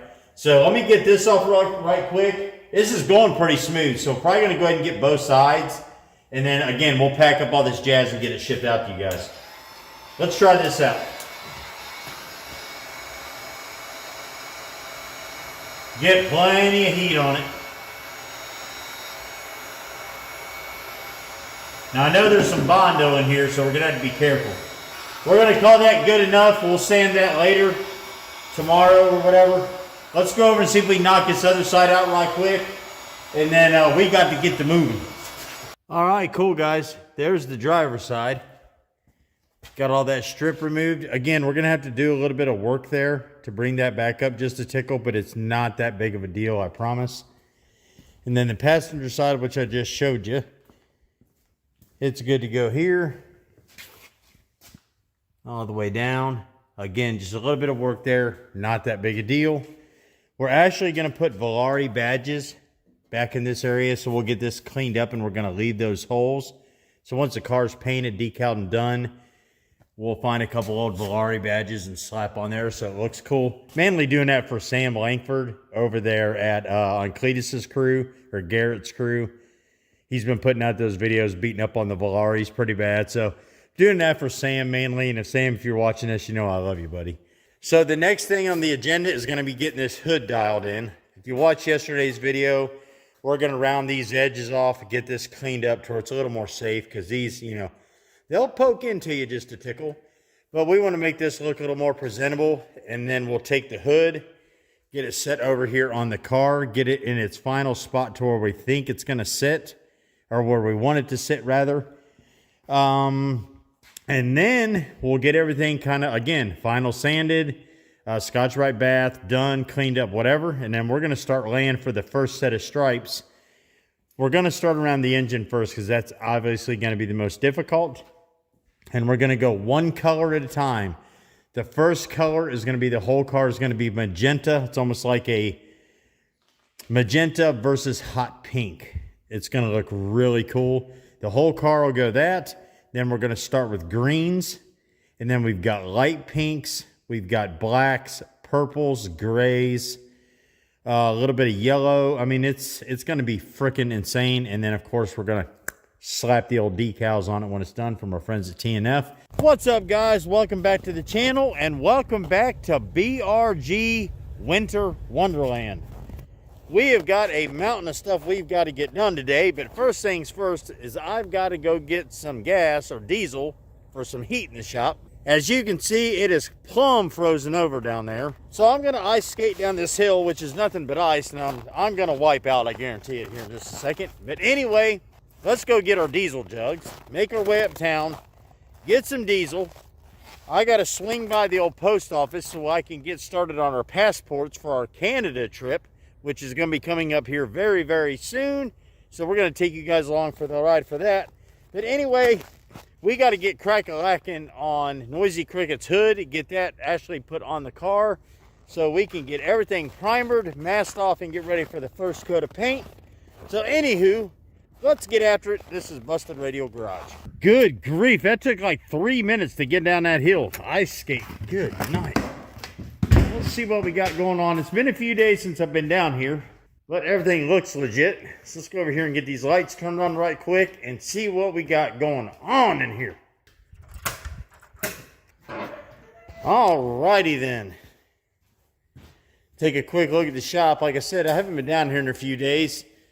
Of course, I still got to do the normal work thing, right? The 9 to 5, if you will. I know that I'm out of fuel, and I'm not going to sit down here and freeze all day. And then we've got to get started on this hood, so we'll do that when we get back. A little bit of ice. In the meantime, I got to get my jugs and go get some diesel.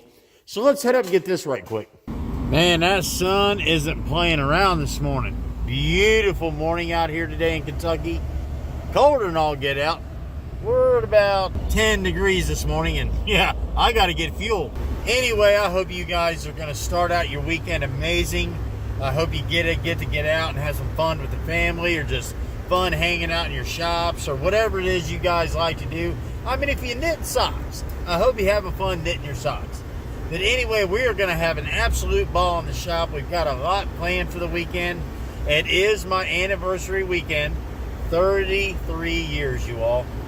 Kathy has put up with me 33 years tomorrow. So we're going to take Kathy out. We're going to do some fun stuff. I believe she's got us some escape rooms planned, which I think are going to be an absolute blast. We've never done one of those, neither her or I. So we're going to get in there and test our smarts. You know, I hope they've got like a 3rd grade level, you know, something where we can use the Crayolas and, you know, the eatable glue and stuff like that. But anyway, I hope you all have a great weekend. This is going to be an absolute blast. So let's get these tanks filled up, get back to the shop, and let's get to work. Woo-wee.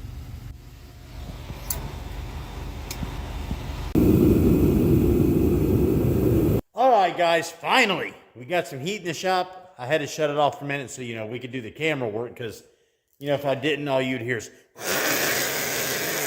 But anyway, so it's going to be kind of a boring project today, maybe for some of you, but what I want to do is get this hood straightened out. You know, we've got some rust here, you know, just with the paint peeling. We've got all these gnarly little sharp edges. You know, we still got to deburr the hood. I mean, that'll snag up on you in a hurry right there. We've got to get this flip back over and trim all of this, you know, the support underneath back, probably a 1/2 inch all the way around, so we can get some nice molding, you know, all the way around this hole. Kind of clean it up nice, and it kind of protects anybody from getting cut, right? So, I guess what I'm going to do first is I've got this lid out. You seen it just a second ago. It's just an old, you know, dip can lid, if I'm being 100% honest. We'll figure out how much of this edge we want to take off, and then we'll mark it with the old generic dollar store Sharpie here. And we'll do that on every edge. Well, that's gone forever. So we'll do it on every edge all the way around, and then we'll take the flat disc and a grinder and get this all nice and dolphin smooth. R.I.P. Abraham. And then we'll flip it over. We'll cut off any supports that we don't need around this general area. And then ultimately, I'm just going to go in here with a wire wheel and knock this crap smooth. You know, maybe run a little bit of sandpaper over it. Again, it's a burnout car. We'll get it as pretty as humanly possible. And the rest of it, heck with it. So, let's get to work. I'm going to get you set up on a camera. And I'm going to go ahead and start working these edges first. Then we'll work on the supports. We'll flip the hood over. And then we'll kind of back and forth, getting this smoothed out. And I'm down here by myself as usual. So, I'm going to have to figure out how to get that hood on here without tearing up my blower. Or I'll have to wait for one of the girls to get in a little bit later today. Either way, it's going to get on there. We're going to get it lined up. We'll kind of tape it in place, or, you know, anchor it in place. We'll maybe run a drywall screw in or something. But get it to where it'll sit there.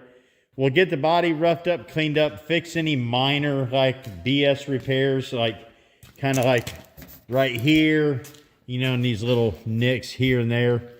Straighten them out, smooth them, throw a little bit of high build primer on them. Wet sand it down, and we're going to call this a day, and we're going to get to shooting some magenta. All right, guys, let's figure out what we want to do here. Do we want to go like, you know, all out and add a bag of chips, or do we just want to take off what we need? I'd like to have a little more room than not, because I really do not want to scratch up my headers. So I think what I'm going to do is I'm going to err on the side of caution, and I'm just going to whack, you know, pretty decent sized chunk off here. All right, so this is what I was talking about. We're just going to, you know, take off the sharp edges on these four corners here, and then we're going to come in here and just clean this up really nice. You know, like here, you know, we're going to straighten this edge out, you know, straighten this corner out here. We just need to clean it up a tickle. And then the biggest part is just getting the supports worked back a little bit from the edge so we can get a nice piece of trim on here. All right, we're going to take the jigsaw and give this a whirl. So let's see if we can trim this up. We'll start with this one. Get some!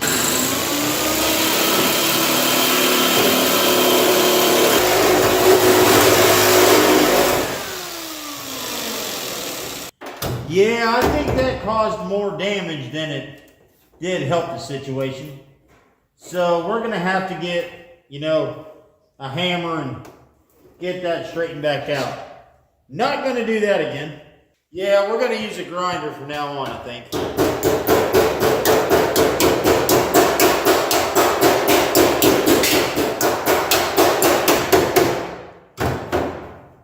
Much more better. We'll get the rest of that with the grinder. So I'm going to put this jigsaw away because that was absolutely useless.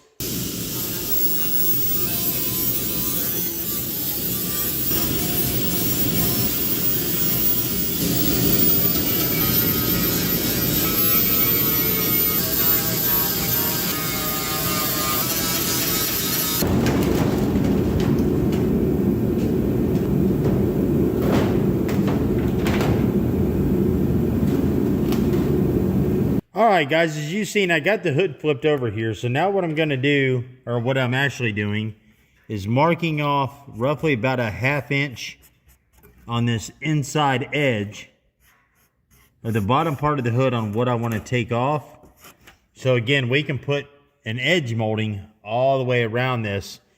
For one, it's two parts actually. For one, so it looks a little bit better, and two, it's just going to protect the edge in case we come up with a burr later on down the line. And the girls and I, either one, are putting this back on the car, and I do not want anybody to get cut. So I may be able to just go ahead and trim this off with snips rather than a death wheel, because, I mean, I can move this around quite a bit. So I may just be able to trim that off. I don't want to trim a ton of it off because I still want to keep the support, right, for the rest of the hood. So we're just going to go ahead and get some of this lopped off here and be done with it. Now on this edge here, I'm not going to worry about separating, you know, the upper from the lower part of the hood on this area here. We're just going to leave it, but we'll clean it up. So I think that's going to be good. So let's get some snips and see if we can cut this off by hand. If not, we'll get the old wheel of death out and cut them off. All right, let's see what we can do here now. Oh, yeah. That's money, dude. May take a little more time, but it's a little bit safer doing it this way. Then you can make a little more precise cuts. All right, so let me go ahead and get all this cut off around here, and I'll check back with you in a minute. Then we'll take like an old worn-out flat disc like I've got on my grinder there. We'll smooth this out, you know, deburr everything. We'll flip the hood back over. Oh, and before I do that, some of you are probably going to wonder, am I going to paint this underneath? Yes. Once we get the entire car painted, dialed in, clear coated and all that, I'll remask off these edges and just shoot this to semi-gloss black, DE 1635, like I've done, you know, all of the engine bay and the entire underneath of the car.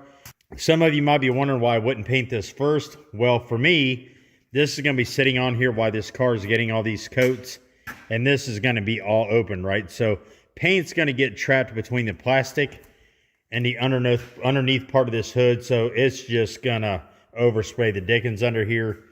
So for me, it'd be just a little bit easier to just wait till we're done, mask the nice painted side, and then just come in here real quick and paint this black. So anywho, let's go ahead and let me get this trimmed real quick. All right, cool. We're getting there. So we're just following this line on around. Just have to be careful because you don't want to get into this. There's no coming back. This is actually the top side of the hood.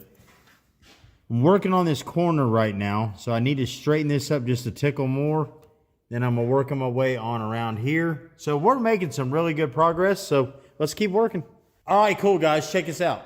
So we went ahead and we got this hole all straightened out. So we rounded off all our edges on the corners here where the stacks are going to go. I like that a lot better than just the square cut. I think it turned out amazing. So we got the edges all cleaned up all the way around. I've got one spot here where I got a little crazy with the whiz wheel when I first cut this hole out, which is fine. So hopefully our new molding that'll go around here will cover that. If not, we're going to send it. And then underneath here, oh, good night. We got this all trimmed up all the way around about a 1/2 inch around our edge. So we got a spot for our molding. And then again, we'll get all this cleaned up and painted when we get done with the car. But for now, it's just going to have to ride like it is. Get this back down here.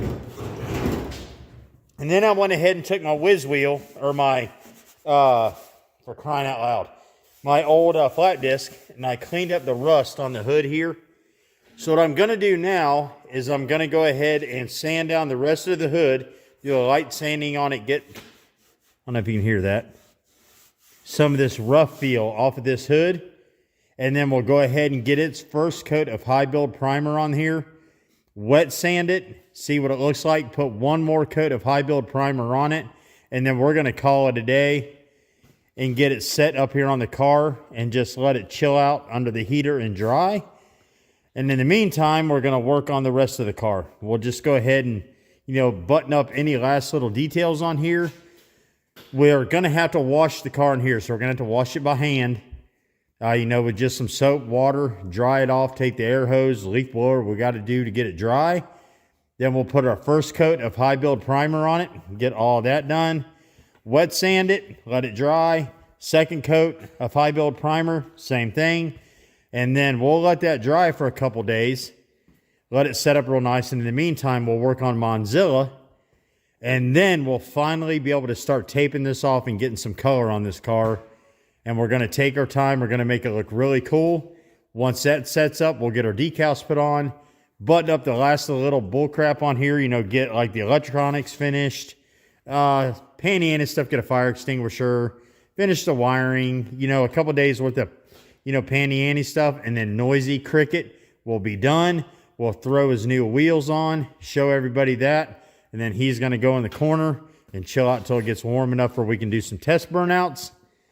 And we're just going to keep rocking on. And then Monzilla is going to follow suit. And then finally, Homer 3.0. And we should, by the grace of goodness, be done by April, I think, 2nd, when we got to roll out of here and head to Florida. So let's get back to work.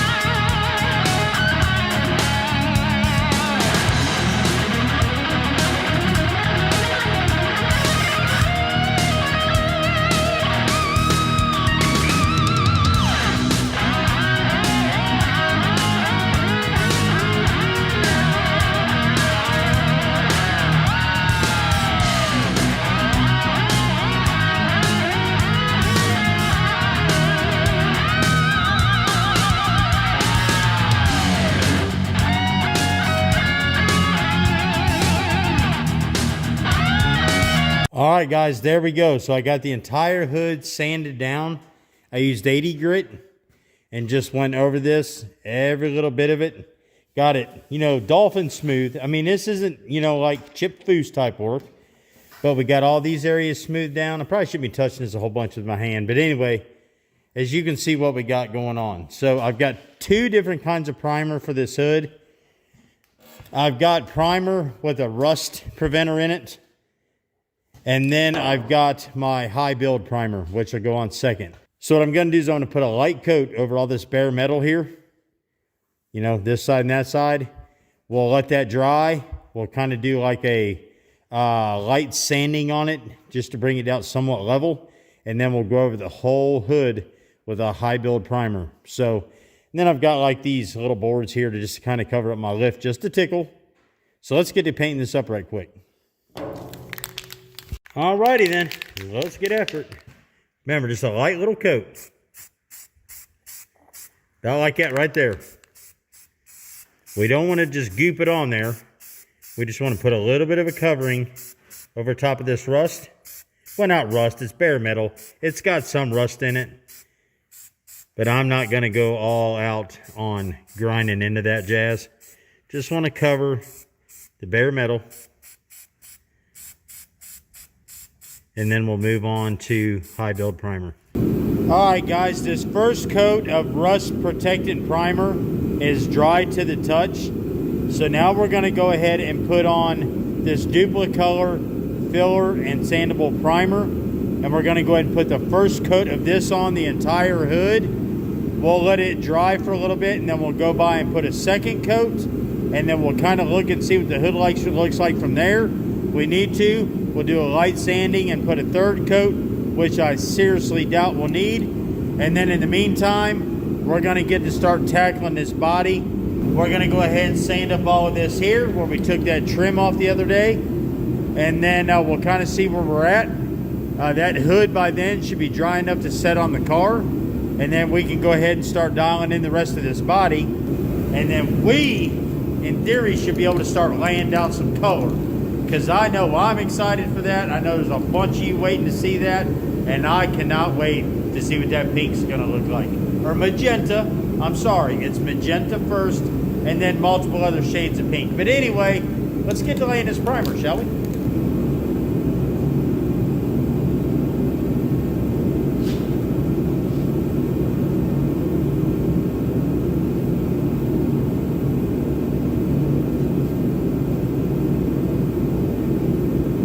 Alright guys, forgive the heater, but I got to keep that on for right now. But here we go. So this has got one light coat and one heavy coat of that Duracolor Filmer primer, and man, this thing is turning out sick. So we're going to give this coat plenty of time to dry. We'll look it over again if it needs it. We'll just do a real super light sanding on it, kind of even everything back out. We'll put the third and final coat of primer, and we're going to call that a day. But that turned out sick compared to a few hours ago when we started working on this thing. So in the meantime, let's get the sander, and we're going to go ahead and work on both sides of this door, get this dialed in, and then we'll kind of see where we go from there. All right, guys, let's get to cleaning this up right quick. Woo!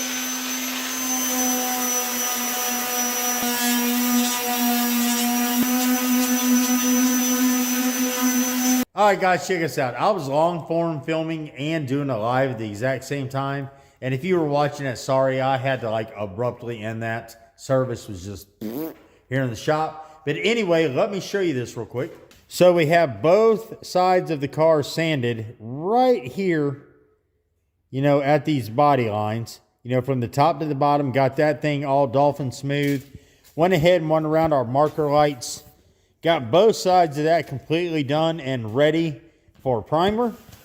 So we'll get some primer shot on that here in just a little bit. But I want to go ahead and get the rest of this car scuffed. Sand down some little areas like I showed you earlier. Like little crap like this that's peeling up. You know, here. Need to get these bumper fillers done. I mean, they're cracking something awful. So probably going to get a fine wire wheel knock those at, you know, right around here, around the taillights, get that knocked out. Got to get this pinstripe off here, so we'll take a fine wire wheel to that. We'll scuff the whole car, and then we'll, you know, throw 2 turbo heaters on this thing just all the way up on 11. Get this car good and hot, and we'll get it under primer. Here's our hood from earlier. It is sitting here styling and profiling. So we'll see one of the girls get home to help me with that so I don't tear up any of this. We'll set that hood on there. So anyway, let's get to scuffing this car. Get a little wire wheel out. We'll get rid of some of this crap here. And then we're going to, you know, scuff it the old-fashioned way, you know, with a block and some 80 grit and just have at it.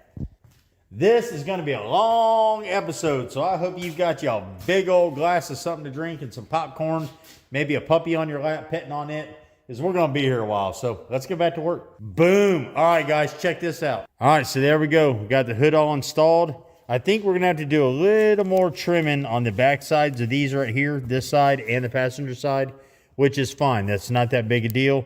We'll just follow our curvature another 1/2 inch. Take it up here and make it match, kind of like the front. But man, it turned out nice. Look how straight that hood is now. It's ridiculous. Looks amazing. I love it. So now what we're going to have to do is I got to run up to Maysville. Essentially, I got to go 45 minutes away. And I got to get some more sandpaper. And then I'm going to see if I can get primer in a turbo can. You know what I mean? Where I can do that big 2-foot fan all at once and just whoosh down the whole side of the car. That, and I think it'd be pretty cool for everybody to watch, right? And then so we're going to run up and get that. So there's going to be a little bit of a break here. It'll probably be dark by the time I get back. We'll finish sanding the car, you know, scuffing it up. Make any like last little final like touch-ups on, you know, those little spots or whatever. And then we'll get down here sometime Sunday, because as you guys know, tomorrow's my anniversary. And we'll see if we can get this all under primer. And then we'll let it sit a couple days next week and cure up. In the meantime, we'll get back on Monzilla. And then we'll jump back over to this and we'll start laying tape, because there's going to be a mountain of it to lay. All right, guys, the girls and I stopped up here at our local Rural King. So we're going to go in here and get some sandpaper, some spray paint, some primer, all kinds of jazz. And I'm going to take you guys in here. Might as well have been filming all day, right? Let's go here and see what we can find. Paint. All right, let's see what we got. I know I need some light pink paint, so we're going to get some of that while we're here. So we'll snag up on, let's see, metal, plastic, and more. Do we want gloss or semi? We're going to put clear on it anyway, so we might as well just get some semi-gloss. I got to get 2 of those. All right, let's see what we got for primer. I was hoping they'd have it in the turbo can.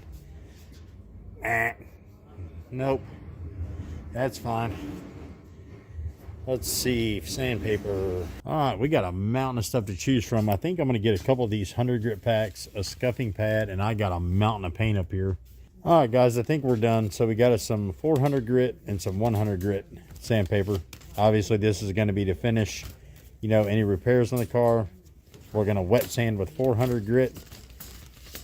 You know, after we get our primer put on, I'll just stay there. And then we got some more filler primer, some yellow, and some berry pink, because this is some additional colors that I needed, you know, for the paint scheme we're going for Noisy Cricket. So anyway, now I got the task of going to find the girls, and they said they were going clothes shopping. So you know how that goes. All right, guys, another detour. The girls wanted to go to Walmart and go shopping. And as you guys know, I don't do Walmarts and I don't do Kroger's. So I'm going to go over here and we are going to go wash the truck. And it looks like I decided to pick a day that everybody and their brother decided to do the very same thing, which is cool. I get it. They want to get the salt off the truck, or their car, or their motorcycle, you know, bicycle, whatever they rode in here. So we're going to knock this out real quick, and hopefully the girls are done at Walmart. Kathy said she's got to stop at Kroger. I don't do that either, so it looks like I'll be waiting in the parking lot. But in the meantime, we're going to wash this truck. Heck yeah! Here, I'll do the SpongeBob thing. 30 minutes late there. We are lined up to get in the car wash. Finally! These dudes do a killer job here, too. They're always awesome. It's like a casino in here. All the bells and whistles. The memberships for this place aren't bad either. I think I pay like $40 a month. as much as I want to use it, as often as I want to use it. I can't complain. Heck yeah. Ding, ding, ding, ding, ding, ding. Here we go. Shoot, yeah. Get down. Boy, just beating the glass out of me today. Hey, push my mirror in. Score. Ooh. Had my windshield wipers on. Woo, about lost them things good. Not a living. I gotta quit playing around in here.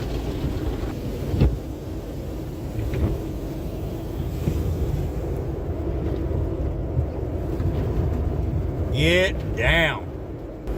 All right, let's get out of here and let's go see if we can get the girls, shall we? And I think we're gonna go get something to eat, feed the old face a little bit, and then off to the grocery store. That's gonna cost a fortune.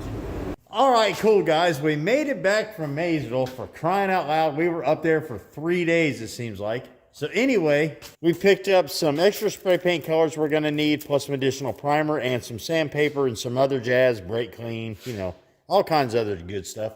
But anywho, so as you can see, it's starting to sun down out there on us a little bit. So we got the hood on, as you've seen. It is all dialed in and ready to go. We're going to do one more little light sanding on it. That should be good to go. And then for the next probably 5 or 6 hours, I am going to sand on the rest of the car. I'm just going to go through, scuff it up, make any final little repairs, use some high fill or primer wherever I need it in some of these other little areas. And then we're also kicking around the idea of adding the spoiler to back a Noisy Cricket. I could, if I really wanted to go out, put the spoiler on, put the window louvers on these little side windows here. I couldn't put a scoop on because there's nowhere to put it. I mean, I could even go as far as putting flares on. Now, the flares would be a huge waste of money because those are just going to get destroyed from the tires coming off. So I think we'll run it flareless, but I'm probably going to go ahead and add this spoiler. I think it looks pretty cool. We could run Noisy Cricket, or maybe put good night or let's go or something across the back of the spoiler. Put in the comments, seriously, what you think we ought to put on the back of that. Should we put like good night, or should we put like let's go, or should we put like BRG's terrible and you don't know how to do a burnout? You know, something across the back of there. You know, and then may just go ahead and put the louvers on the side glass. That would look pretty sick. But anywho, yeah. Well, you know what? I probably can't do that because we're going to have decals there. So yeah, the louvers on the windows are going to be at, can't do that. But anyhow, I'm just rambling on at this point. I got to get to sanding, and I've put enough sanding content in it. It is chilly here. I have put enough sanding content in this video. I'm not going to sit there and sit you on a time lapse for, you know, 6, 7, 8 hours, whatever it's going to take. But anyway, it's going to be a solid probably 20, 22-hour day in the shop today. But anyway, you know, I got to get to crack-a-lacking. So where we went ahead and wet sanded down the entire car, kind of hung out with you fine people, all that good jazz. But that is done. Now let's move on to throwing some color on Noisy Cricket. I cannot wait. So let me show you what we got going on, and then we're going to get after it. All right, so here's our selection of weapons today. We have all our paint, our tape, scuffing pad, cleaner, all that jazz. So we got white, orange, magenta, electric green. This is just brake cleaner. We use it just to clean up stuff. We got gloss berry pink, 2 shades of yellow, purple, black, all our tape and all that jazz. And all of that plus much, much more is going on this car. So we have everything wet sanded and dolphin smooth. So he is ready to go. We have our spoiler professionally mounted with self-tappers on the top, and we got a couple down here at the bottom. Ultimately, once this is painted, we'll do a kind of like a final mount, but this will help us lay our stripes. So what I'm going to do is, I'm not going to bore you with all that because to be honest with you, I don't think a lot of you would sit there and watch that for hours on end. So what we're going to do is I'm going to paint, check in with you. Paint, check in with you, and we're just going to boom, boom, boom, boom right through this. Now, this is probably going to be over the process of 2, 3, 4 days, simply due to the amount of masking it's going to require, amount of patience. This is going to be very tedious. And we know none of those are what I do here at BRG. I'm the most impatient dude in the world, but I accept the challenge. I want to try it. I want to see if I can do it. Once we get all the paint laid, cured, and all that jazz, we're going to throw Noisy Cricket's decals on here, and my Lord, is there a bunch of them. And as usual, those are going to be provided from our friends at TNF Signs. You know we love them dudes up there. They've been a supporter of BRG since day one, and that's no BS. It's the absolute truth. Okay, so what I'm going to lay down first is going to be this satin magenta, and I'll explain my process between satin and gloss later. But anywho, I have got 9 cans of this to try to get a good, solid base coat on the car. I guess the shame about it is 80% of that's going to be covered up. We're simply just doing the base because of all the stripes. And then on top of the base is going to be the gloss berry pink, and then greens and all that jazz. So anyway, as usual, let's quit talking about it. Let's be about it. Let's lay some color. This is Busted Radio Garage. Let's get after it. I'll tell you what, guys, one thing is for sure, my hands and fingertips are gonna be like on fire by the time we get done with this car, because there's only 87 cans of paint over there that we're gonna be doing with this, and then the decals. So good grief. But this is gonna be an absolute blast. Let's get to laying this magenta, shall we? All right, boys and girls, after purple thumb and finger, check that out. Get you some of that. The magenta is laid down. Let me flip you around and show you what we got. That is sick. I absolutely love it. It is still super wet, as you can tell, but man alive, does that look good. Looks amazing. I love it. Try not to touch it, but yeah, it turned out sick. So we're going to give this plenty of time to dry, plenty of time to cure. And then the next thing up is going to be laying our tape for the stripes. But what we have is like a gazillion little Van Halen type stripes, right? Off like Eddie Van Halen's guitar. So you're going to have stripes, you know, just everywhere. And that is this color, this magenta color. Once we get all those masked off, then we will go ahead and shoot the pink, which is the hot pink that goes over all the top of that. Then we'll do the green, which comes across the hood, down the door, across the deck lid, up through this way, which attaches to the Cricket. And then there's some other accents of green as well. And then once we unmask all that, you will have these color stripes interweaving through the green and the hot pink. And then we'll put our black on, our white on, our orange on, so on and so forth. Do a nice little probably wet sanding on the whole car. Get everything like dolphin smooth, and then we'll clear everything. And it's going to look sick. I cannot wait. Once all the curing is done and all the paint is nice and set, we'll take it up to TNF Signs. They're going to put on the Crickets, the Noisy Cricket door decals, the sponsor decals, the Cricket on top of the hood, all that fancy jazz. And then we take it down to our friends at R&S Muffler and Brake in Augusta, Kentucky, and they're going to build the bash bar. And boy, do I have a treat for the exhaust if I can pull it off. I'm an idiot, but I think it's going to look cool. So anyway, I'm going to let this cure up. It's hard telling how long it'll be my time before I touch back with you, but it'll be just like that for you. And Kathy, Squirt, and myself are going to be laying stripes. So, you know, get yourself a drink. All right, cool, guys. It's been a few hours, and the paint, I feel, is cure enough to go ahead and start laying down some masking tape. So let me flip you around and show you what we're going to do next. All right, so now the plan is to go ahead and lay down for all the stripes to which this base coat would be showing through, right? So we're going to lay a bunch of stripes out with 2-inch masking tape, and then we'll go ahead and paint our green and our light pink. And once all that is set up and cured, we'll pull off all this blue masking tape, and this magenta color is what will be shown, right? So you'll actually be able to see that. The rest of the magenta is going to be different colors. All right, there we go. All the masking tape is on, according to the designs I have from TNF Signs. It's going to be a lot of like paint by color. Man, you talking about turning out sick. So I'm going to let this set for tonight, and I'm going to come out tomorrow when the temperature is a little bit warmer. We'll get the car wiped back down, and then we're going to have to start masking off certain areas. I think I'm going to go ahead and do the green first. You know what? I may do the hot pink first. Yeah. probably do the hot pink first because we're only going to have to mask this section off here to do the hot pink. We'll do the hot pink, let it cure up, and then we're going to mask off for the green, which will be this area here. And then we're going to have to start working in some other colors. So once the, man, this is confusing. Once the hot pink and the green are put on, we'll unmask everything. And then we got to do the black and the shadowing, which is going to be around all of the green. Then once we get that done, we got to move on to yellows and other colors like that. So again, it's just going to be tedious, you know, taking your time, being patient. But good night of living. It's starting to turn into something now. So anyway, I'll see you guys in the morning. All right, guys, this is the next morning, and I appreciate you hanging out with me on this. I'm just trying to make it, you know, as least boring as humanly possible for you guys. But anyway, I got down here super early this morning, about 5 o'clock, and got to masking. And here's where we're at right now for the first set of masking for the 2nd through 5th coats. So here you go. Boom. So there we go.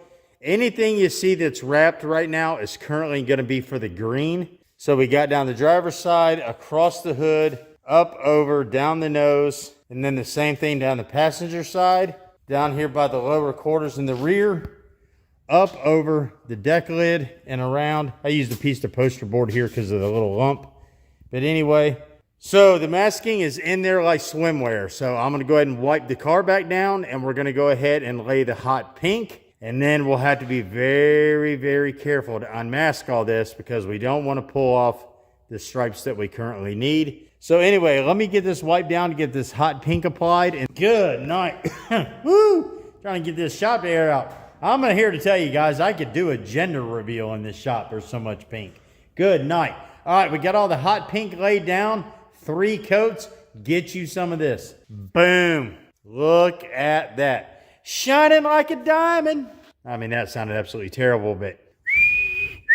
All right, so it's all laid down. I'm going to let it set here probably a half an hour or so. And then I'm going to go ahead and start getting the tape and the masking removed. I do not, and I may repeat, do not like to let paint dry all the way before removing the masking tape because it tends to peel a tickle. So we're going to let it set up just enough to where it's, you know, not going to get all over my hands. We're going to get an X-Acto knife and we're going to start pulling tape. So anyway, again, I'm just trying to keep this like boom, boom, boom, boom for you guys. For me, it's been about 2 days. So anyway, good deal, Lucille. All right, guys, there we go. Got all the masking tape removed off the car. All it is left there is the stenciling. There's 3 coats of satin. I think this is the magenta color. And then there's 3 coats of berry pink on top of that. So I'm going to go ahead and let this cure the rest of the day. I'm not going to touch it anymore. Let it set up good. And then tomorrow we'll mask off for the black. We'll mask off for the green and yellow. And we'll get all that, try to get laid down tomorrow. And then we'll let it sit. And I think after that, what else we got over here? Yeah, we're going to have to clear it. We got a little bit of orange accent and stuff. But I mean, this thing just looks sick. Look how nasty that is. Cool. All right. I'll check back in with you guys sometime tomorrow. All right, guys. It's the next morning. We went ahead and let this berry pink cure up overnight. So what I'm going to go ahead and do is start laying tape for the black. We'll shoot that, let it cure. And while that's curing, I'm going to run over and get the Monza's engine, get it brought back here to the farm. And then what we'll do is we'll unmask the black, mask off the black for the green, then we'll shoot the green, let it cure overnight, and we're going to continue this process with the other colors. So let me flip you around real quick, show you what I'm going to do. All right, so I've got my first line set here, and as you can see, just a tickle of the berry pink showing on this side of the tape. And the reason I'm doing that is I never like to tape directly on the edge. That way, when you're pulling the masking tape, you can pull towards the edge rather than away from it, and it just reduces your chances of peeling the coat underneath it, correct? So this is what I'm going to do is I'm going to go ahead and get all this masked off, and then we'll get ready to shoot the black. And in the meantime, I'm also going to be going live with you guys as well. So again, we're going to be shooting long form and live content at the same time. So, you know, if you're watching the live, you're also watching this. And if you're watching this, you're also watching the live. So, all right, let's get to work. Good deal, Lucille. All right, so we got everything masked off for what is going to be the blue, or I'm sorry, what is going to be the black, the green, and then the purple. Now this masking is going to stay on for the rest of the painting process. Everything underneath the masking tape will stay that color. Everything that you can see is going to change colors. So what I'm going to go ahead and do now is I'm going to go ahead and scuff this just a tickle, wipe it off real good, and then we're going to go ahead and get our black shot. And then while this is curing, you all and I are going to run and get the Monza's engine and get back here. And then by that time, this should be cured up enough to where we can peel the oh, I'm sorry. This is confusing. So by the time we get back, that should be cured enough to where we can go ahead and lay the masking tape over the black and then go ahead and shoot the green. Shoo-wee. I've been in the paint fumes too long. But anyway, let's get to shooting some black. Not too much to see, just black spray paint. So anyway, if you remember, all this is an outline for the green. So once this cures up, we're going to have to tape all of this off, another round of tape, and then we will shoot our green on top of this. But man, not too bad of a mirror finish for, a spray paint job. Actually see all my lights up in there. But anyway, so we got the deck lid down the sides, back here on the rear quarter, and along the hood. So I'm going to give this a couple hours to cure up, and then we'll tape it off. And again, I'll check back with you. So again, I'm just trying to keep this as kind of for you guys. I know watching tape being put on and sanding and all that jazz kinds of get boring. I mean, could you imagine sitting there watching me put all that paper on? But anyway, it just kind of gives you the steps of what's going on. I think we're on day 3 of this now. All right, guys, cool. It's been a few hours. The black is all dried up. I'll flip you around here real quick, show you what we got going on, and then we're going to shoot the green. Look how beautiful that black turned out. That's sick. Almost looks like my RT. Anyway, the Wish version.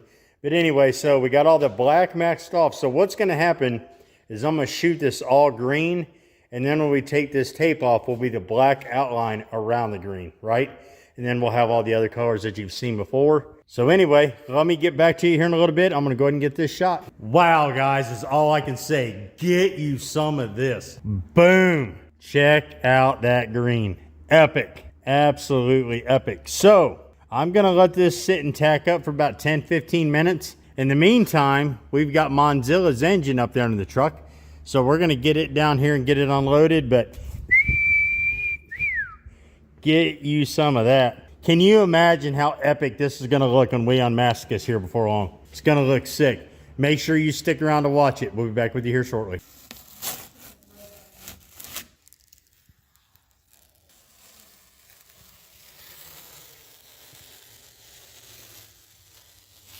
All right, guys, just jumping back in here. It's been about 3 days since I've been down to the shop, and I believe in the last section I showed you, the car was still masked up and, paint was drying and all that jazz.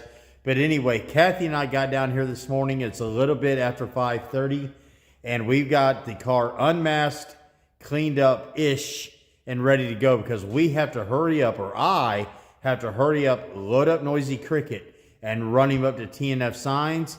He's going to be spending a few days up there getting the rest of his makeup put on, right? And then we got to get him back here and get back to work and finishing the car up. And in that time, let me show you this real quick. We have Monzilla's 408 in the house. And man, does that look pretty. So anyway, we're going to try to shoehorn that old girl into the Monzilla and see if we can get him done while Noisy Cricket's out. But anyway, I know the rest of you are waiting to see this car. So let me flip you around and show you what we got. All right, you ready for this? Boom. Get you some of that. Turned out absolutely amazing. I'll show you how long it's been since I've been down here. He's actually starting to accrue some dust. So we'll have to get that cleaned off. Take him up to TNF Signs and let them work their magic. As if you've seen the rendering, you know he's about to get dolled up with all kinds of decals, sponsor stickers, TNF Signs, obviously, Cope Racing transmissions, Elite Designs, Calvert Racing engines. I mean, any supporter of the channel is going to be on this car, which is awesome. And then we got to see who are still members, because if you're a member to this channel, your name's going right back here. So anyway, it's a whopping, I don't know, 22 degrees outside. So yeah, this is going to be terrible this morning. But anyway, we've got a huge ice storm coming sometime tomorrow. Following that is going to be snow. So we need to get him moved today. Man, look at that. Man, that's beautiful. So we still got a lot to do. We got to put a nice surround on here. We got to get the grill, marker lights, tail lights, all that crap put in. Still have to hook up all the electrical. I talked to Smokey. He's going to come over here and get the car wired up. There's still a lot to do. We still got to get a drive shaft installed. But anyway, this part is done. We'll get him up here, get him decaled, get him back here. So I'm going to take you guys along for the ride today. So we're going to get him loaded up. We're going to head up to T&F Signs. You guys are going to go with me. We're going to go up and talk to them, get some measurements, get some colors picked out. Of course, you're going to see all that. And then maybe, just maybe, you'll get to see the car done today. So let's get after it.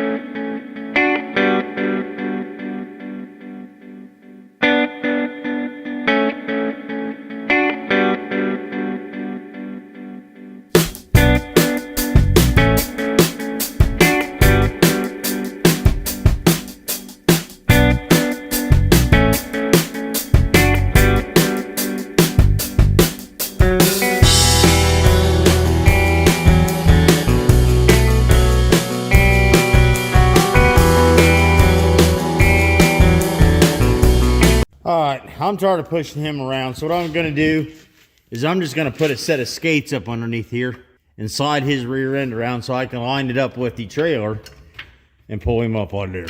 These skates are going to be a lot easier than pushing him around because he is heavy. All right, got the skates engaged. Let's get him moved. Oh, good grief. He's still heavy. All right, good deal. Got him lined up with the door. That's going to be a lot easier getting him out of here because... good night of living. All right, so let me go out here, get the trailer hooked up. We'll back the trailer down, winch him right up on there, and be done with it. All right.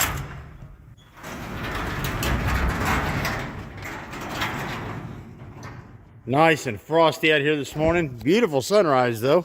My trailer is going to be good and frosted up, I guarantee it. I've had this thing on the charger all night long because if you remember the last video, you know, we had to run it off the jump box and cable still drug out and the whole smash.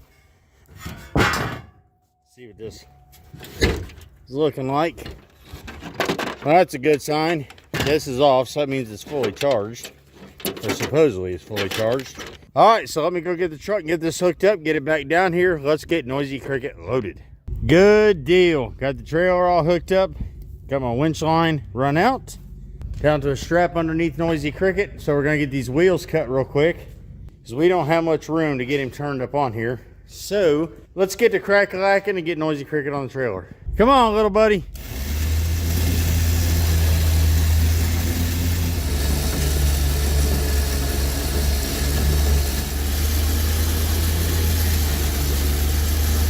All right, there we go, guys. He's all loaded up, ripping, and ready to go. So let's get up to Maysville, see what the plan is, see what we can do about some decals. This is going to be absolutely freaking epic. I love it. Good grief. Can anybody identify where Noisy Cricket was sitting? I'm going to spitball and say about right here. Gee whiz. Had to stop and get fuel. The old truck was on E. Car's riding good. Good night. Check these straps right quick. Yeah, that ain't going anywhere. Good deal. Everything's riding good. That strap's good. Very cool. All right, boys and girls. We're up here at T&F Signs, Maysville, Kentucky. You know the deal. So let's go in here and see what we're going to do with Cricket.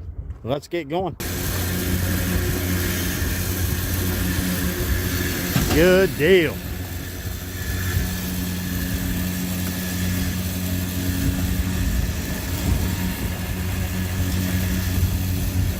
Get on in there.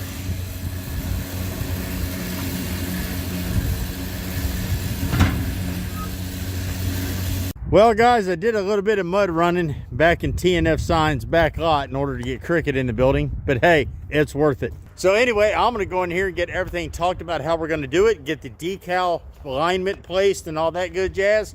But if you want to see what the car looks like completed, I want you to keep an eye on TNF Signs YouTube channel. TNF Signs YouTube channel.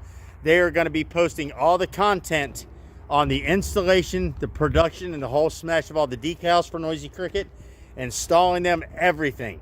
So if you watch their channel, TNF Signs on YouTube,